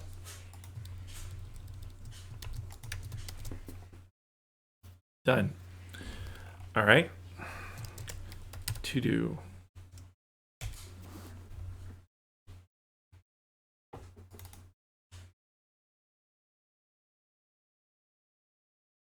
Oh, not the whole word, just all the to-dos. All right, let's see what happens here. Get our description appenders done here. All right, so SK, I'm gonna do a try get on this. Try get, not like that. Try get external base data as, and then if this is null, if militia data is null, gonna return. Now, our cargo data. This is going to be interesting. So why am I doing it that way? reason I'm doing it that way is it just may not have initialized yet, and this is for display only. So I don't want to try and initialize something if it's not initialized already. And so I also don't want an exception. So we're going to try get it. If we can't, cool. Don't draw. Cargo data, amount, and capacity. What do you know? It is needed on the militia ships. I had the right call. Per second is not needed on here. So this played out exactly as I guessed it would, which is just luck, I guess. Civilian resource length. All right. We do have to cast this to. All right, so I'm going to have int x int equals int x because we're going to be using x as an int enough times that I don't want to be casting over and over and over and over again. All right, and there too. Then all these other ones, it needs it as a civilian resource enum. So there you go. Get cost intensity multiplier. This I put in deep info, and it needs to come to base info, and that's fine. That's how this works. So now this intensity instead.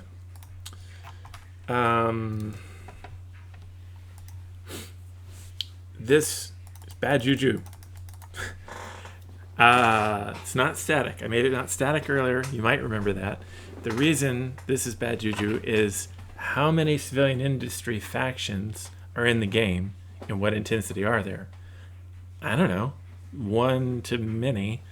And we want the intensity of our current faction, not some other random one. So we are going to do something which I haven't shown you yet, and this is very straightforward though. Usually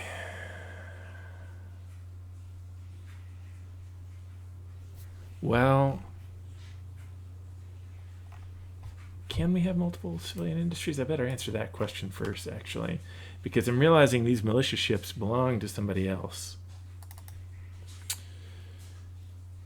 Can be on minor faction friendly. No limitations that I see. It's one. There's nothing. Yeah, there's no. One. Yeah, no. So there can be more than one.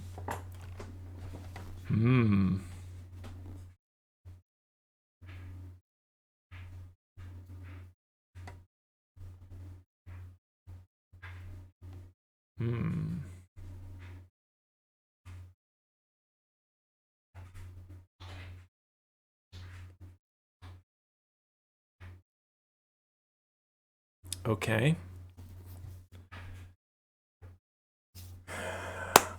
All right. Here's what I'm going to do. This is different. This is not what I thought I was going to show you. I was going to show you something else instead.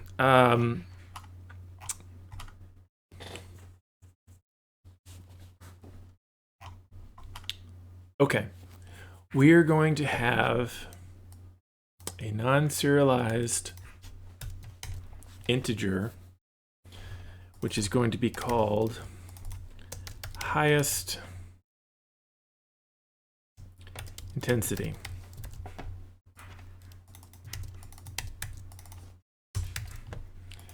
And it's going to be static.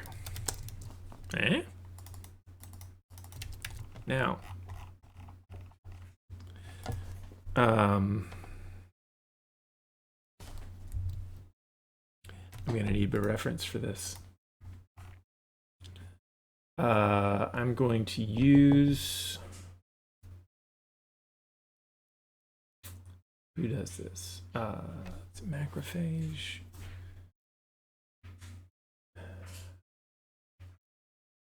Might be the Dyson spheres. I think the Dyson spheres do it. Okay, so Nanocross does it, I think. Yeah, they do. All right. So, actually, to continue my proper idiom, cross faction underscore highest intensity. You can probably see where I'm going now.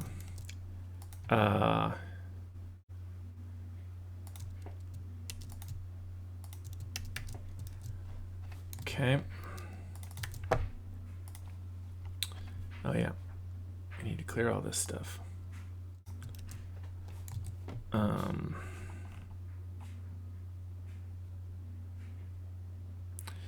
so this is here.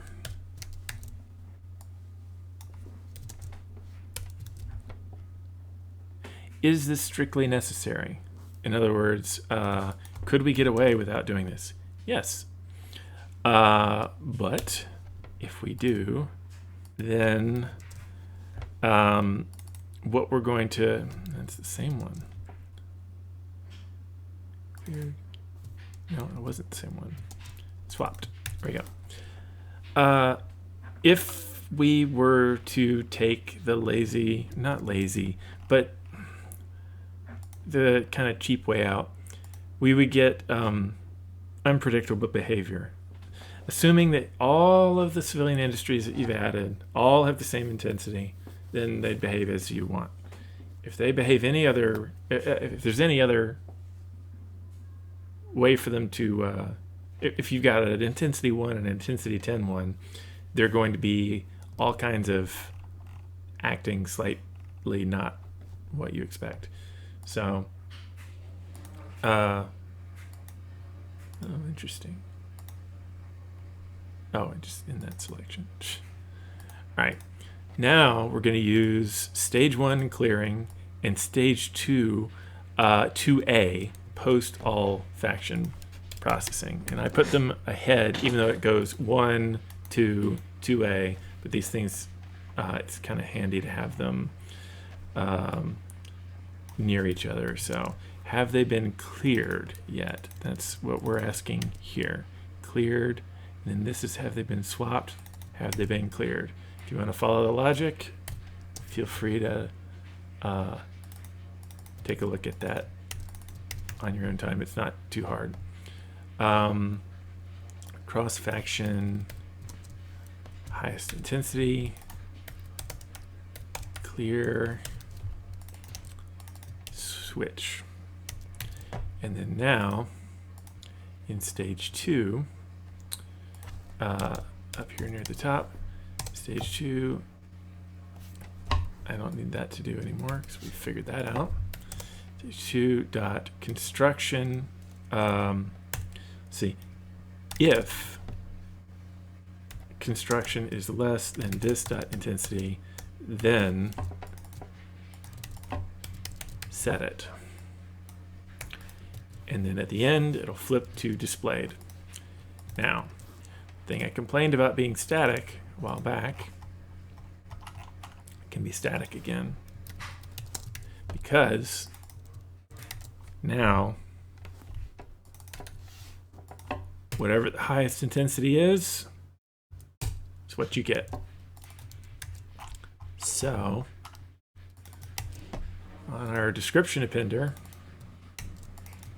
we just call that.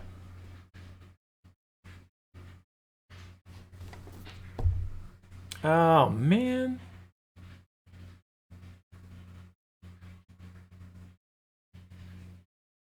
I was passing that in for the faction.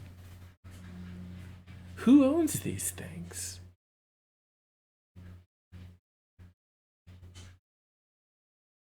Who owns these things? It's very strange.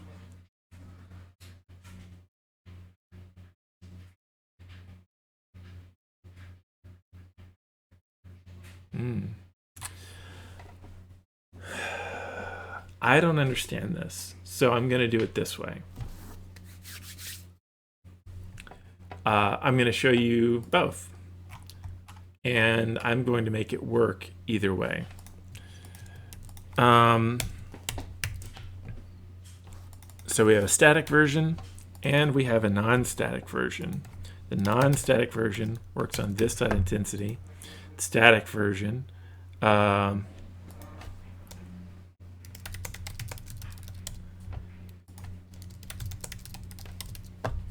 okay, so we got a cross-faction version and a this faction version.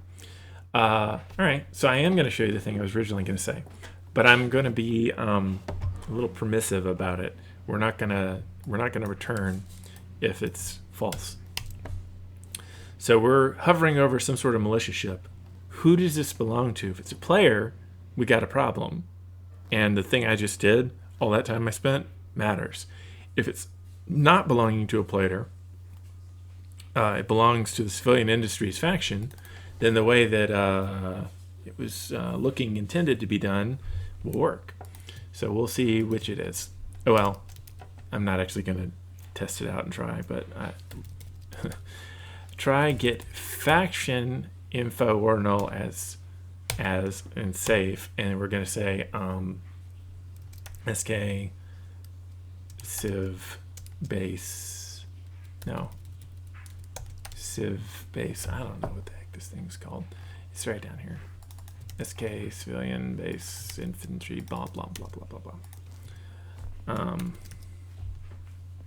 So this is civ faction base info or null, because if this is a player one, it's null. If it's not a player one, it's not null. Now we're going to get a cost intensity multiplier. F int cost intensity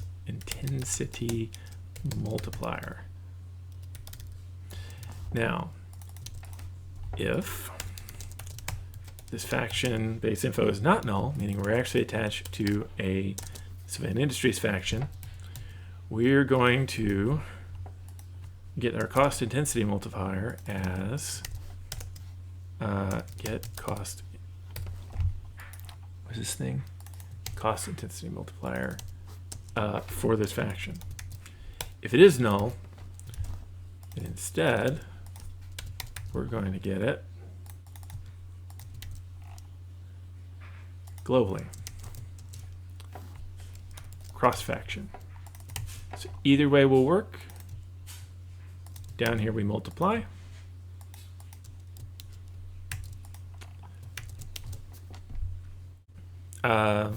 Notice this is a lot more efficient in a bunch of different ways now too, as an aside. All right, cool.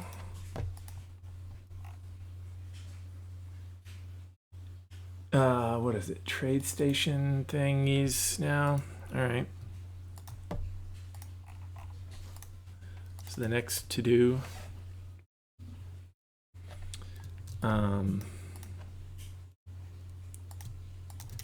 So our trade station thing, which I'll be fine calling cargo data. SK civ, what is it again? Trade station or post per unit data. Cargo data. All right. Oh, interesting. So we're finding a civilian interest. Ah, yeah. So the trade stations, at the very least, don't always exist on. So Instinct was right on that part with the militia thing. So, all right. So we're going to try getting the civ faction off of ourselves first. And it's safe and it's a try, so it will just be null if it doesn't work. So if civ faction is equal to null, then instead we need to get one from get friendly industry. So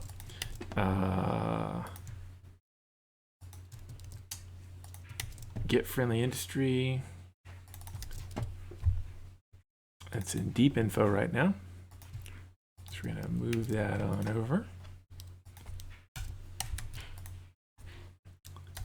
All right.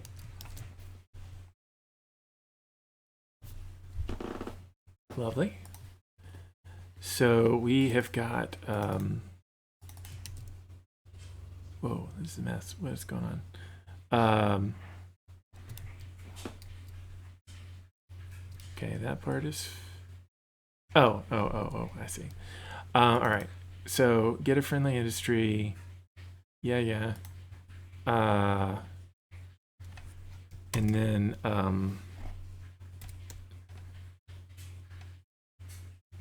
there's going to be one, so it should be fine. Dot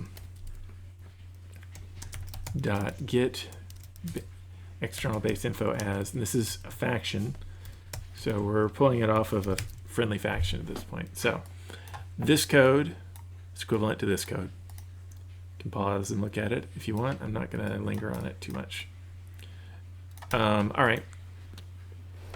So we have our civilian resource dot length again, civilian resource here.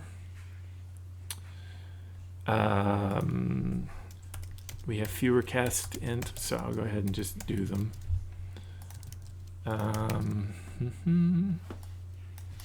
Done. All right. Let's see. To do.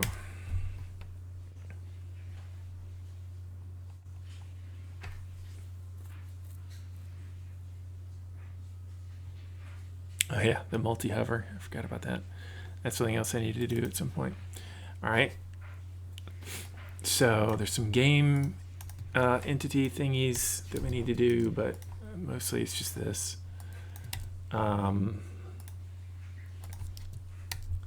So militia data is this from militia leader. We're going to do a try because I don't want to be creating any data here. If militia data is not equal to null, then do this. Ships can't possibly be null. All right.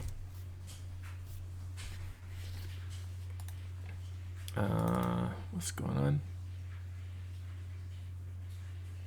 That's the deep info.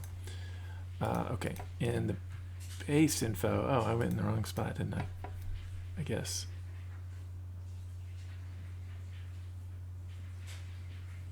Huh. Where's the... Oh. I see. It's complaining about stage 3 somewhere or other in here. Doesn't matter. I'll come back to that. All right. The militia data that I was actually looking for is this. Oh yeah, return null if not found. What do you know? And that's from militia. Got it.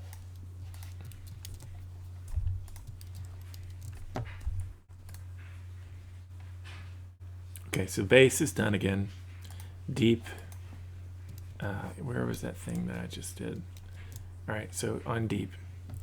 This one, I'm going to just err on the side of caution and do the create, actually. It's already there. It won't create anything new. It just, you know, putting it back. All right. Base info dot get nuts. Base info dot get threat. I'm going to replace with this dot get threat. Match case, match whole word. One occurrence, naturally. Tachyon blast planet. Attached faction instead of that. Get thread. Well, there's only one. Get thread.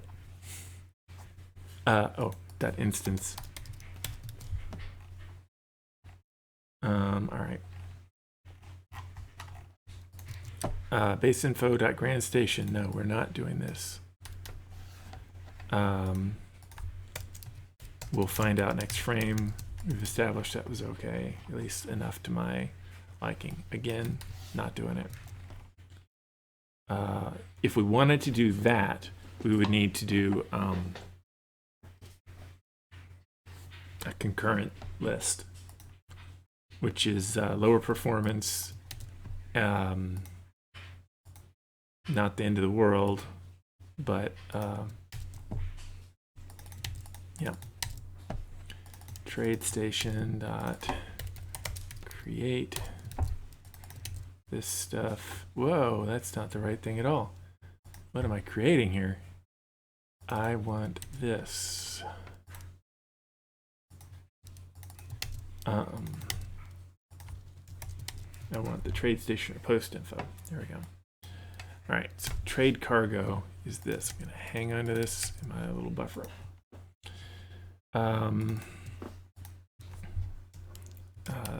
Civilian resource length. Again, this is annoying, but it's fine.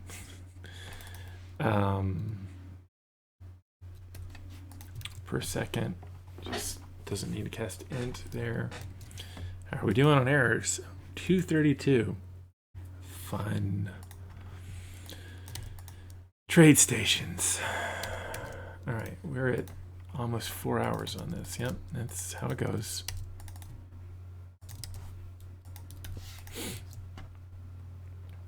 Nope, we're not removing it if it's null. We're just continuing on. Very unlikely to be null.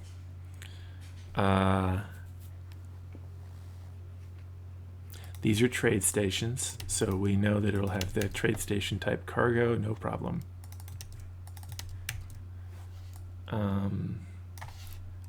Entity cargo, we're going to call it, just to match it. I'm going to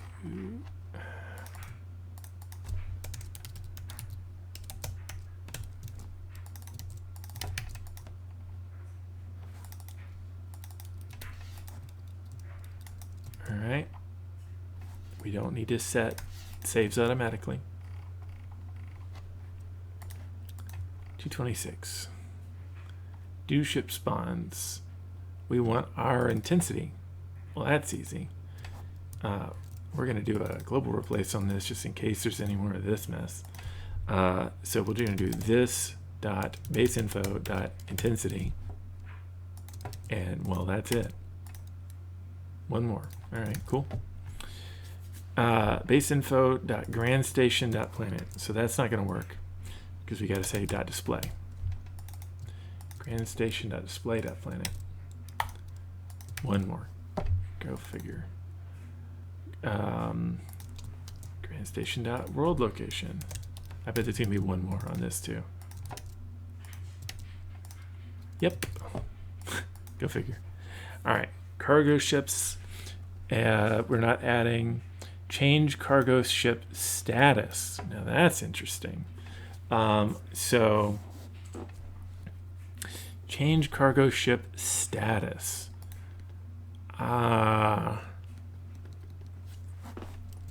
I'm going to make a method for that because I don't want to have to translate this too much.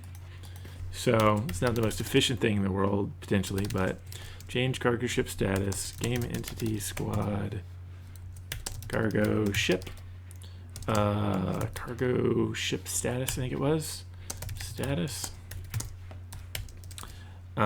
So change cargo ship status. We are going to not create anything. We're just going to get actually. So cargo ship dot get external base info as, and this is going to be the civ cargo ship info. So this is cargo info. Cargo info dot status is equal to status. The other method used to do a whole bunch of other stuff, putting it in lists, and we're not doing any of that. And this doesn't require this. But it does need to be the right type. Change cargo ship status. Need to make sure the cargo ship status is correct all the time. Status.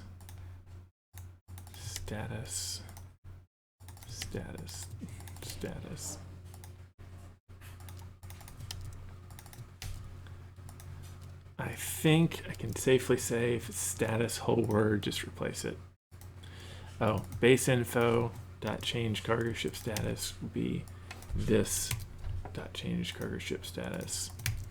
And we've saved ourselves some grief. We're down to 184. Base militia leaders dot add. We're not gonna.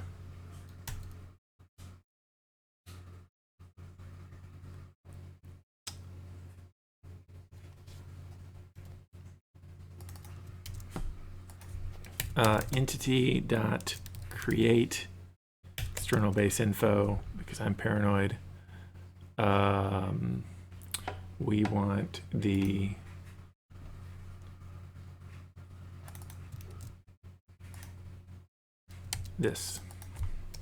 the militia info.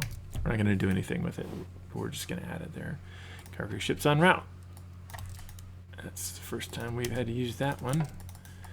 Cargo ships en route. It's probably not going to be the last time. Put that in my little palette.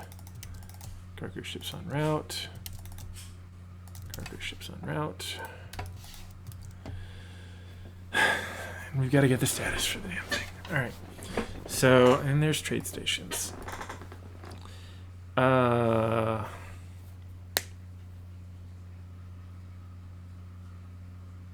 Interesting. Trade stations and militia leaders. All right, fine. I will keep these things here. If trade stations, that contains. If militia leaders, that contains. Nothing to set. Changing the status and going back by one is weird. We're not doing that because it's not going to remove anything from this list. If we did, it would really mess up the list too.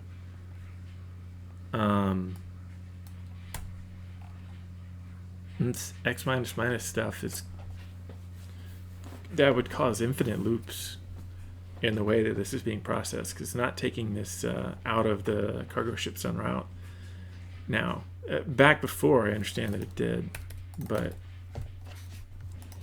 got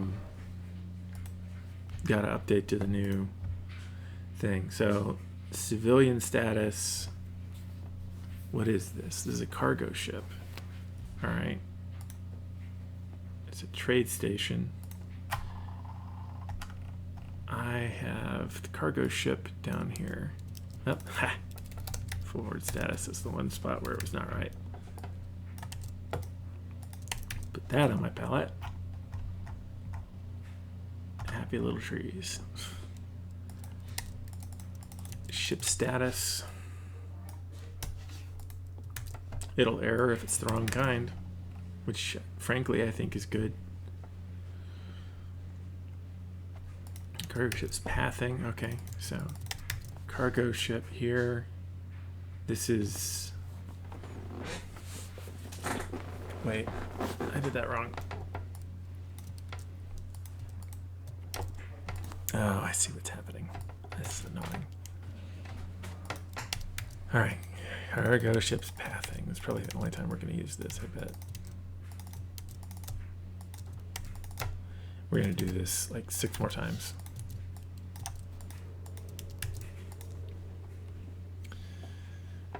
Right, ship status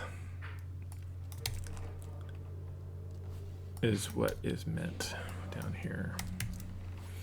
X minus minus, do not do. X minus minus, do not do. Also, no need to set the external bit.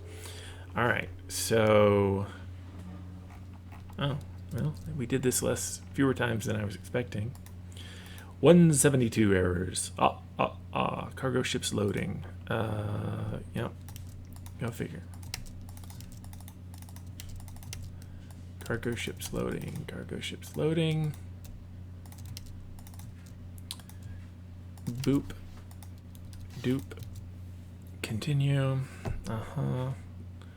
Ship status. There it is again. Missed it. Civilian ship status equals cargo ship. There. Yep. All right. So there's a next one. There's the next one. There's the next one. Apparently this is going to be a try ship, because it's got a, if it's null case, same here. Ship try. All right, done with that. Back on up.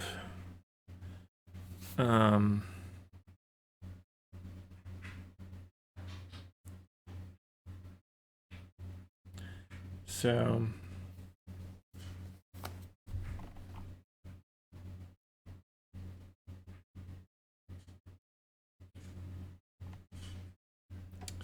Ship's cargo is in ship status now. Origin station. All right, so we got our station here. Origin cargo from our origin station. And we're just going to do a get. If it doesn't have it, I want it to complain. Okay. Destination cargo. Okay.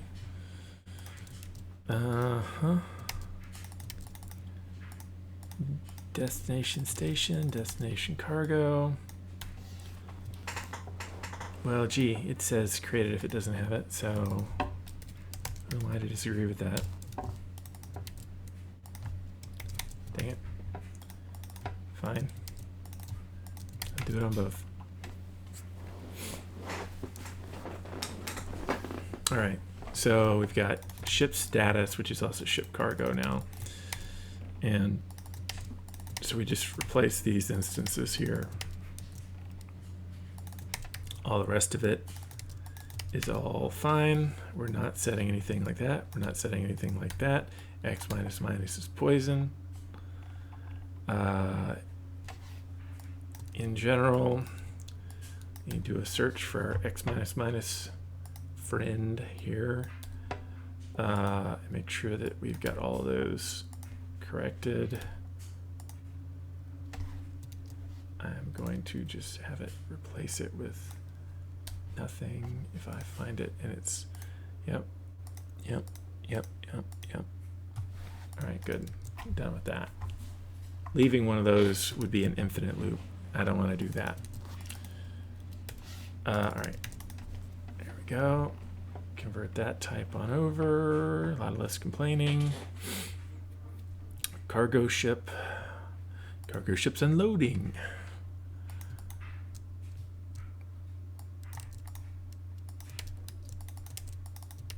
Oh.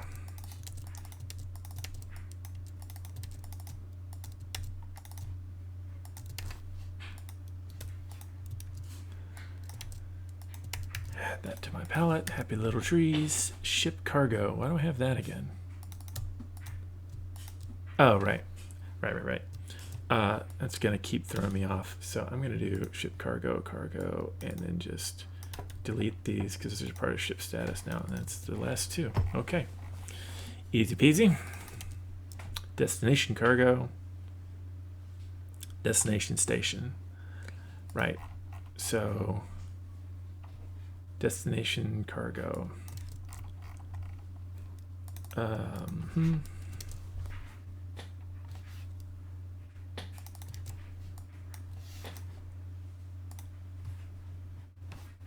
Nothing to save. It's all saved immediately. Destination station, destination cargo. It's probably the last one if anything else is to go by. Transferring stuff in and out. All right, and we need the civilian resource to be that format. 143 errors. Ah, oopsies. All right, and then it's not ship cargo anymore because it's ship status. Cargo ship. Okay, this is cargo ship building. All right, fine. Cargo ships building. Cargo ships building. Do.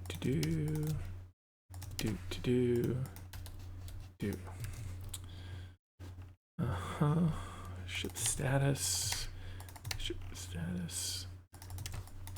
Convert this to a civilian resource, and we're down to 131.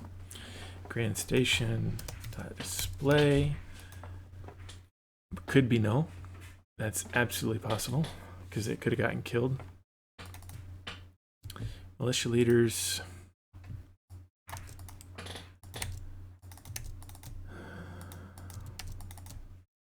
There's no real faster way to do this. the way it goes. It says creative not found on that one, so I'm going to do it from here. Copy this over. Militia status, militia leader, create, and put it like that. I'm going to hang on to this in my palette again. And militia status, that was another example of me over replacing. All right, this looks like it's on base info, baseinfo.min stuff. We're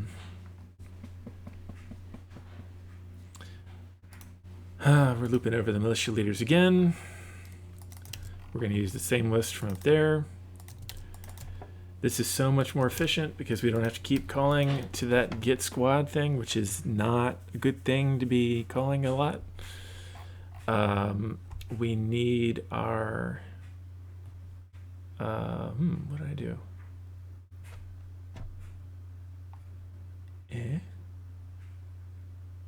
Oh, wait. Create external base info. Oh yeah, not as. Boop. All right, and this is temp status for whatever reason from temp squad. I have no idea what's happening, but I can read it. All right, same deal. Militia leaders again. We're looping again. Nested loops that all call into the big ol' bad get squad. Ouch.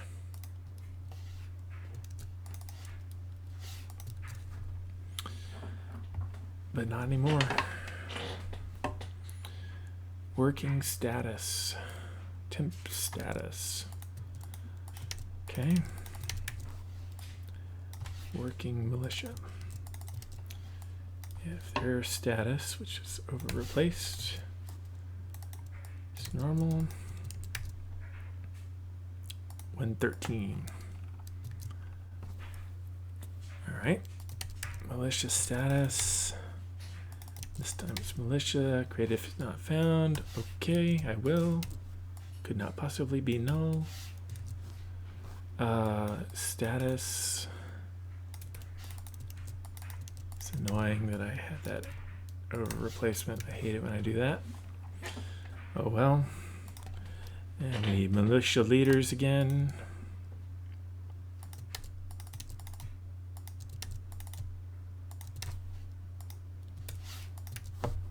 We do not remove at X. Yikes. But sure, we'll skip it. If I missed any of those are ones that will error later. So somebody can check for me if they want to. I can maybe check.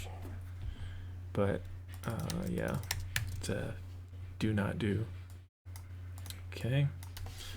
Militia status here. Status. Status, nothing to set.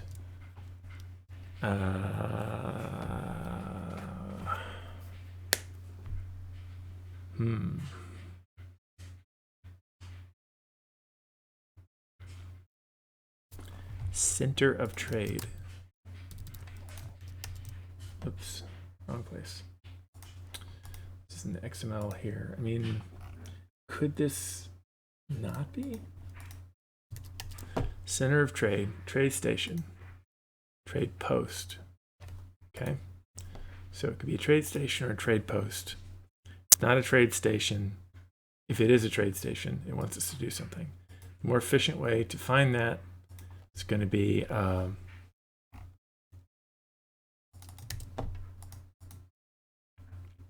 if entity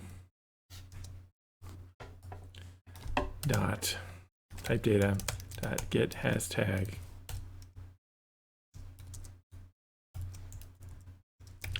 trade station. So I get what we're doing, but we're going to do it more efficiently. Militia status.cargo ship status. I can replace that globally without over replacing. Oh, 16. Nice. Nothing to set. Nothing to set. Nothing to set. Base info dot. How are we not under 100 yet? 105? Jeez.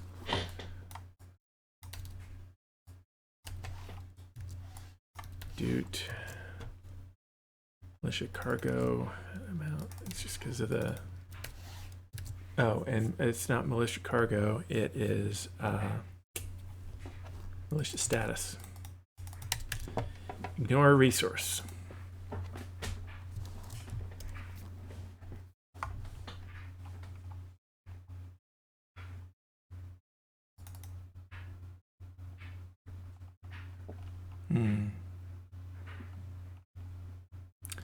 All right. Oh, okay. All right. I see. Ignore resource. It's going to be base. All right. So if we've got ignore resource, we need to convert this to be, good Lord.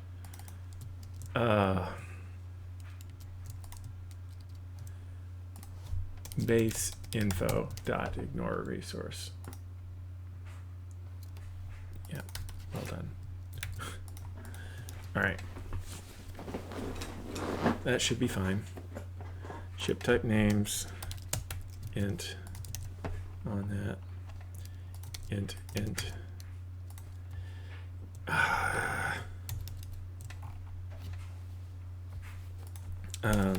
Int y int equals int y. Too many of these. Wasteful.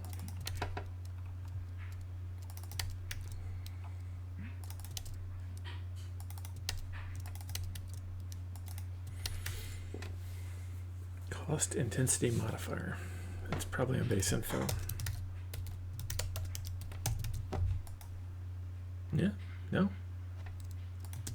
For this faction, that's right. And we don't have to pass in the faction. Oopsies. Base info dot militia stockpile percentage. Militia cargo, it's just going to be militia status over and over again here.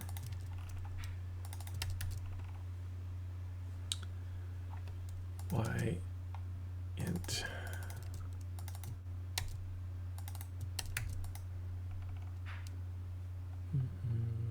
Those removes are okay, incidentally. So just doing a search for remove in general is not going to solve the problem for just one I can't see. There it is.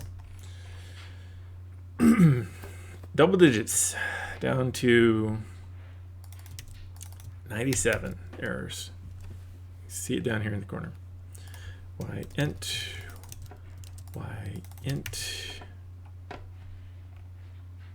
No? Oh. Opposite problem. And now we have the same problem. That's fine. That's fine.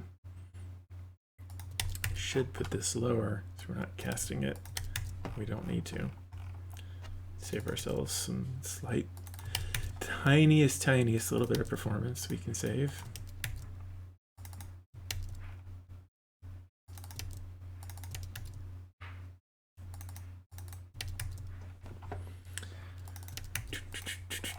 Missed one, apparently, or something else. Missed 3. Okay. Cost intensity multiplier. Faction. Actually, how many of these are there? 1, 2, 2. Not going to bother with global replace. Cost intensity multiplier for this faction. Boom. Boom. Base info. Militia status. Militia cargo, all in one word, is going to become militia status, all one word. 98 errors. Y int.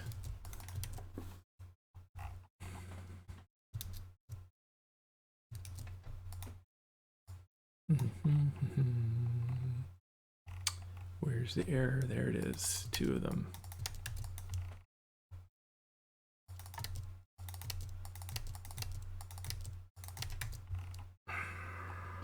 Okay.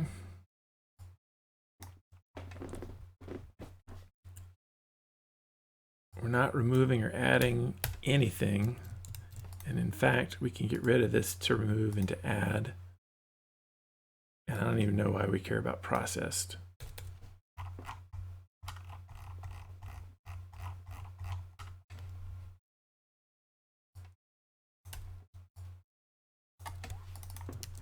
Int, y int.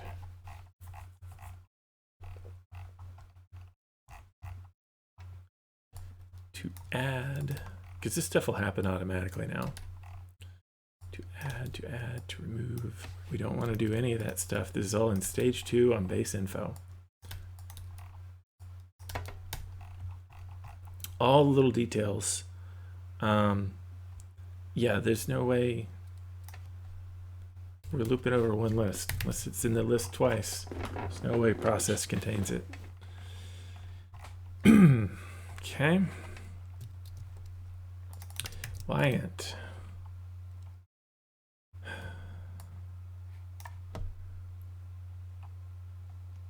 Tiniest little squiggles that I'm looking for. There's another one.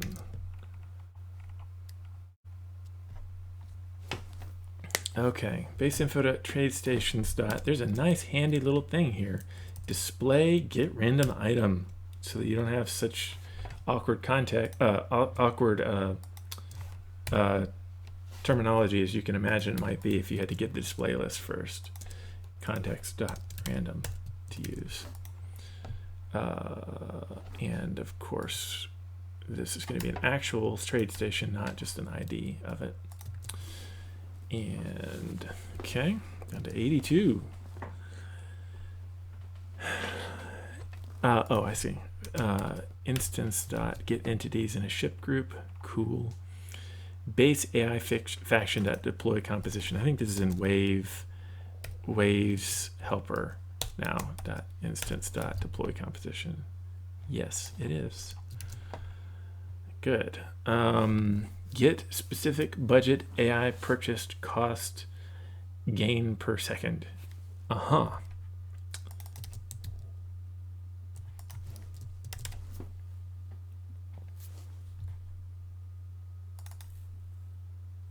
Okay, that's on the AI faction base info thing. So, okay, so AI Sentinels faction base info, Sentinels info equals AI faction dot get Sentinels core data. Sentinels info dot that. And we do not pass in the AI faction anymore because it's redundant. All right. We're going to loop over our cargo ships again. Cargo ships, cargo ships, cargo ships. Switch this, switch this, switch that, and done. It's not going to be null. Whatever. Paranoia never hurt anybody. Ha. Wow, it's 135. Jeez. Next raid wormholes dot clear. I'm gonna guess. Yeah, that's what's going on. Import requests dot clear, and that's not here. That's not there. That's here. I mean, dot clear and dot clear, because otherwise you're just throwing this stuff in the garbage collector. Cargo ships pathing, trade response, int ships. All right, we are doing several things differently. You need to get the display list on each of these things, and on this side we are processing a list of game entities. instead of ships, or instead of ints. And so we can just loop right on over that. And these must be the cargo ships. They're coming out of the cargo ship lists after all, and that makes sense in the first place. I'm even gonna name it cargo ship, because why not? Cargo info.origin. Process trading response.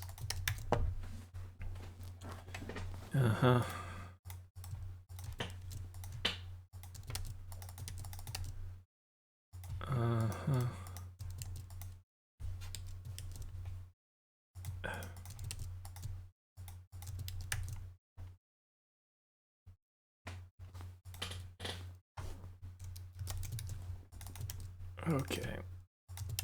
Destination. Neato. 65. Militia leaders again. Of course. Why wouldn't we loop over them 50 million times? Stark Elp, if you're listening, I'm just kidding around. But we don't remove from them. What was that syntax? Remove at X. Let's see if there's any more of that. Yup. I missed one, or no, I hadn't gotten there yet. Remove at. Oh, these import requests though. Those are okay. Oh, F.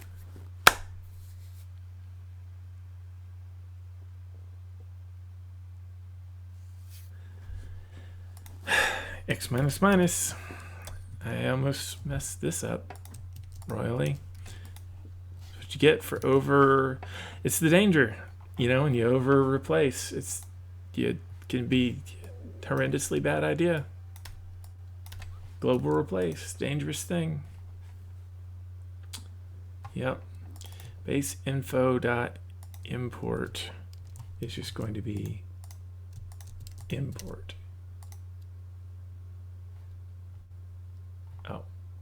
Oh, well, okay.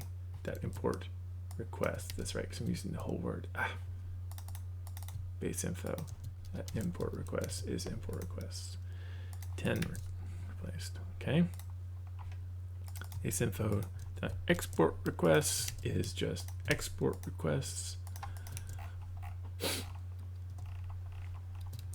There's no such thing as remove cargo ship anymore, happily. Y minus minus on cargo ships idle. No, that would be an infinite loop.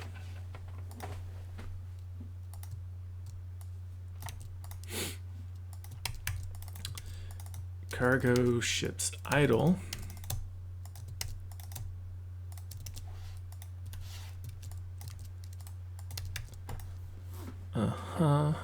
Found cargo. All right.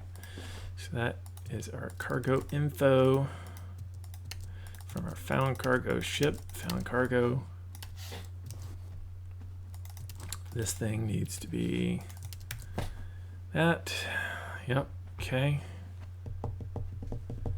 Found cargo. So cargo ship status. It's just going to be using found cargo again.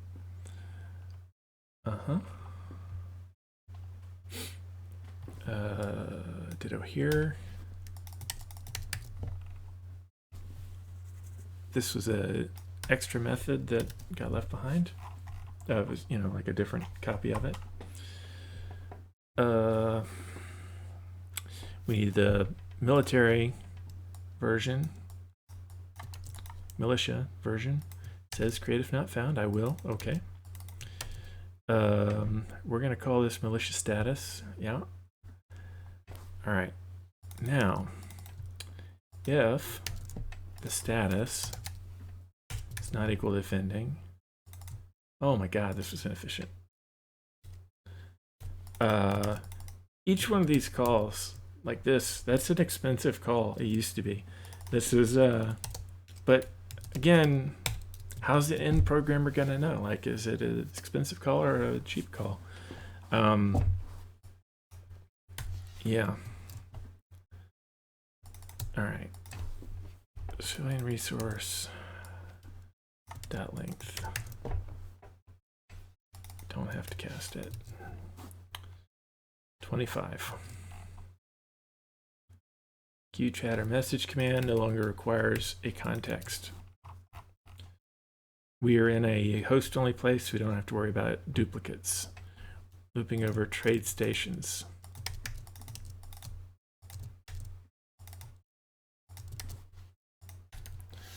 Okay. This is requester. This is the requester cargo. So this is a trade station one. So this can be this thing. And it says create it if you don't find it. Okay, I will. And this is the requester cargo. It's never going to be null. So we are going to do civilian resource.length, civilian resource. All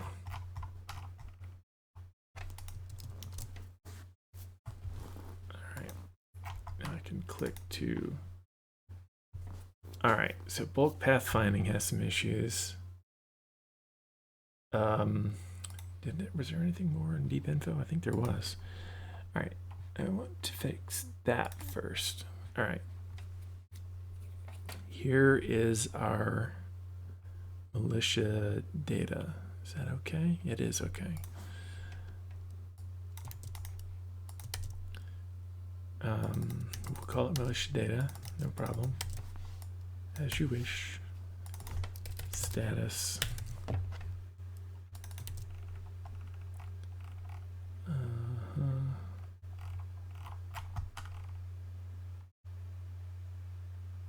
Okay, same deal. Post and militia data.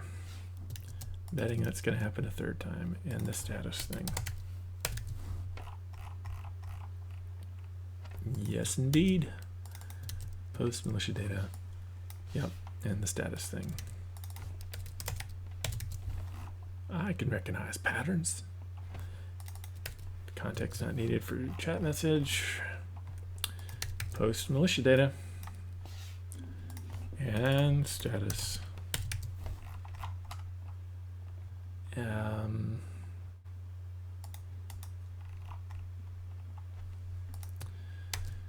Militia ship this time. Militia status. Null if it's not found. Well, all right. I will take you up on that. So we'll try and get it. We will or we won't. So we're doing again in a minute. Yeah. That's what I figured. I should have copied it right at the start. Here we go. Last one for this file. Ship status. These are all militia things on that ship. Return if you didn't find it. Cool. Status. Oof. A lot of status over replacing. And we're done. All right, bulk pathfinding. If you don't have an implementation that is an iBulk pathfinding, don't do this.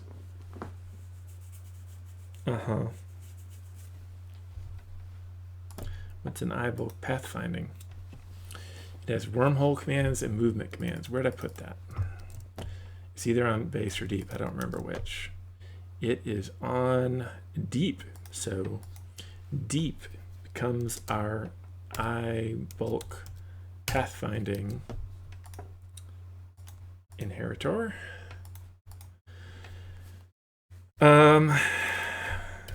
Deep info. This is a different way of doing things. You can absolutely do this. This will work.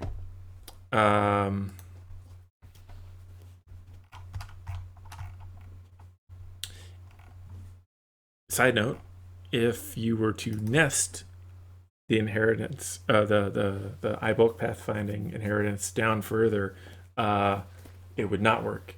So I have a method for checking if it inherits from an interface further down the chain.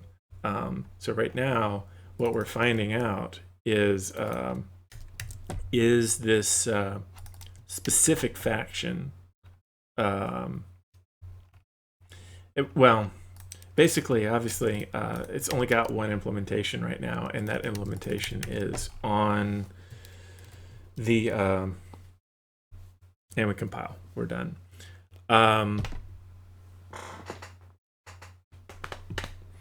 In the event that you wanted to have an iBulk pathfinding and you wanted to put it on a root class that's like further down, like that other classes then inherit from, like maybe you had like a iBulk pathfinder type class, then this is and as would both fail. If you did an explicit convert, it would work, but anything short of that would not work. And if you did the explicit convert and it didn't work, then it would give you a cannot convert exception. So is or as don't work with interfaces when they're buried like that. So you have to, there is like a Arkin interfaces .is interface or something like that. Anyhow, that is civilian industries. It now works. Macrophage histiocytes is very, very small and not a big deal. I haven't tested this, obviously, but all I did was translate it across, and I'll let some other folks test it. I would imagine that I don't see any reason why it shouldn't work. If I look in the target spot here now, I can see that it's put in the DLLs properly. I made one little mistake when I put the reference to Arkin, not this one, on this one, the Arkin deep processing. You need to remember to always go in there and hit copy local false. Otherwise, it copies it across, which is not very useful. 4.5 hours. That's could have been worse. Thanks for watching.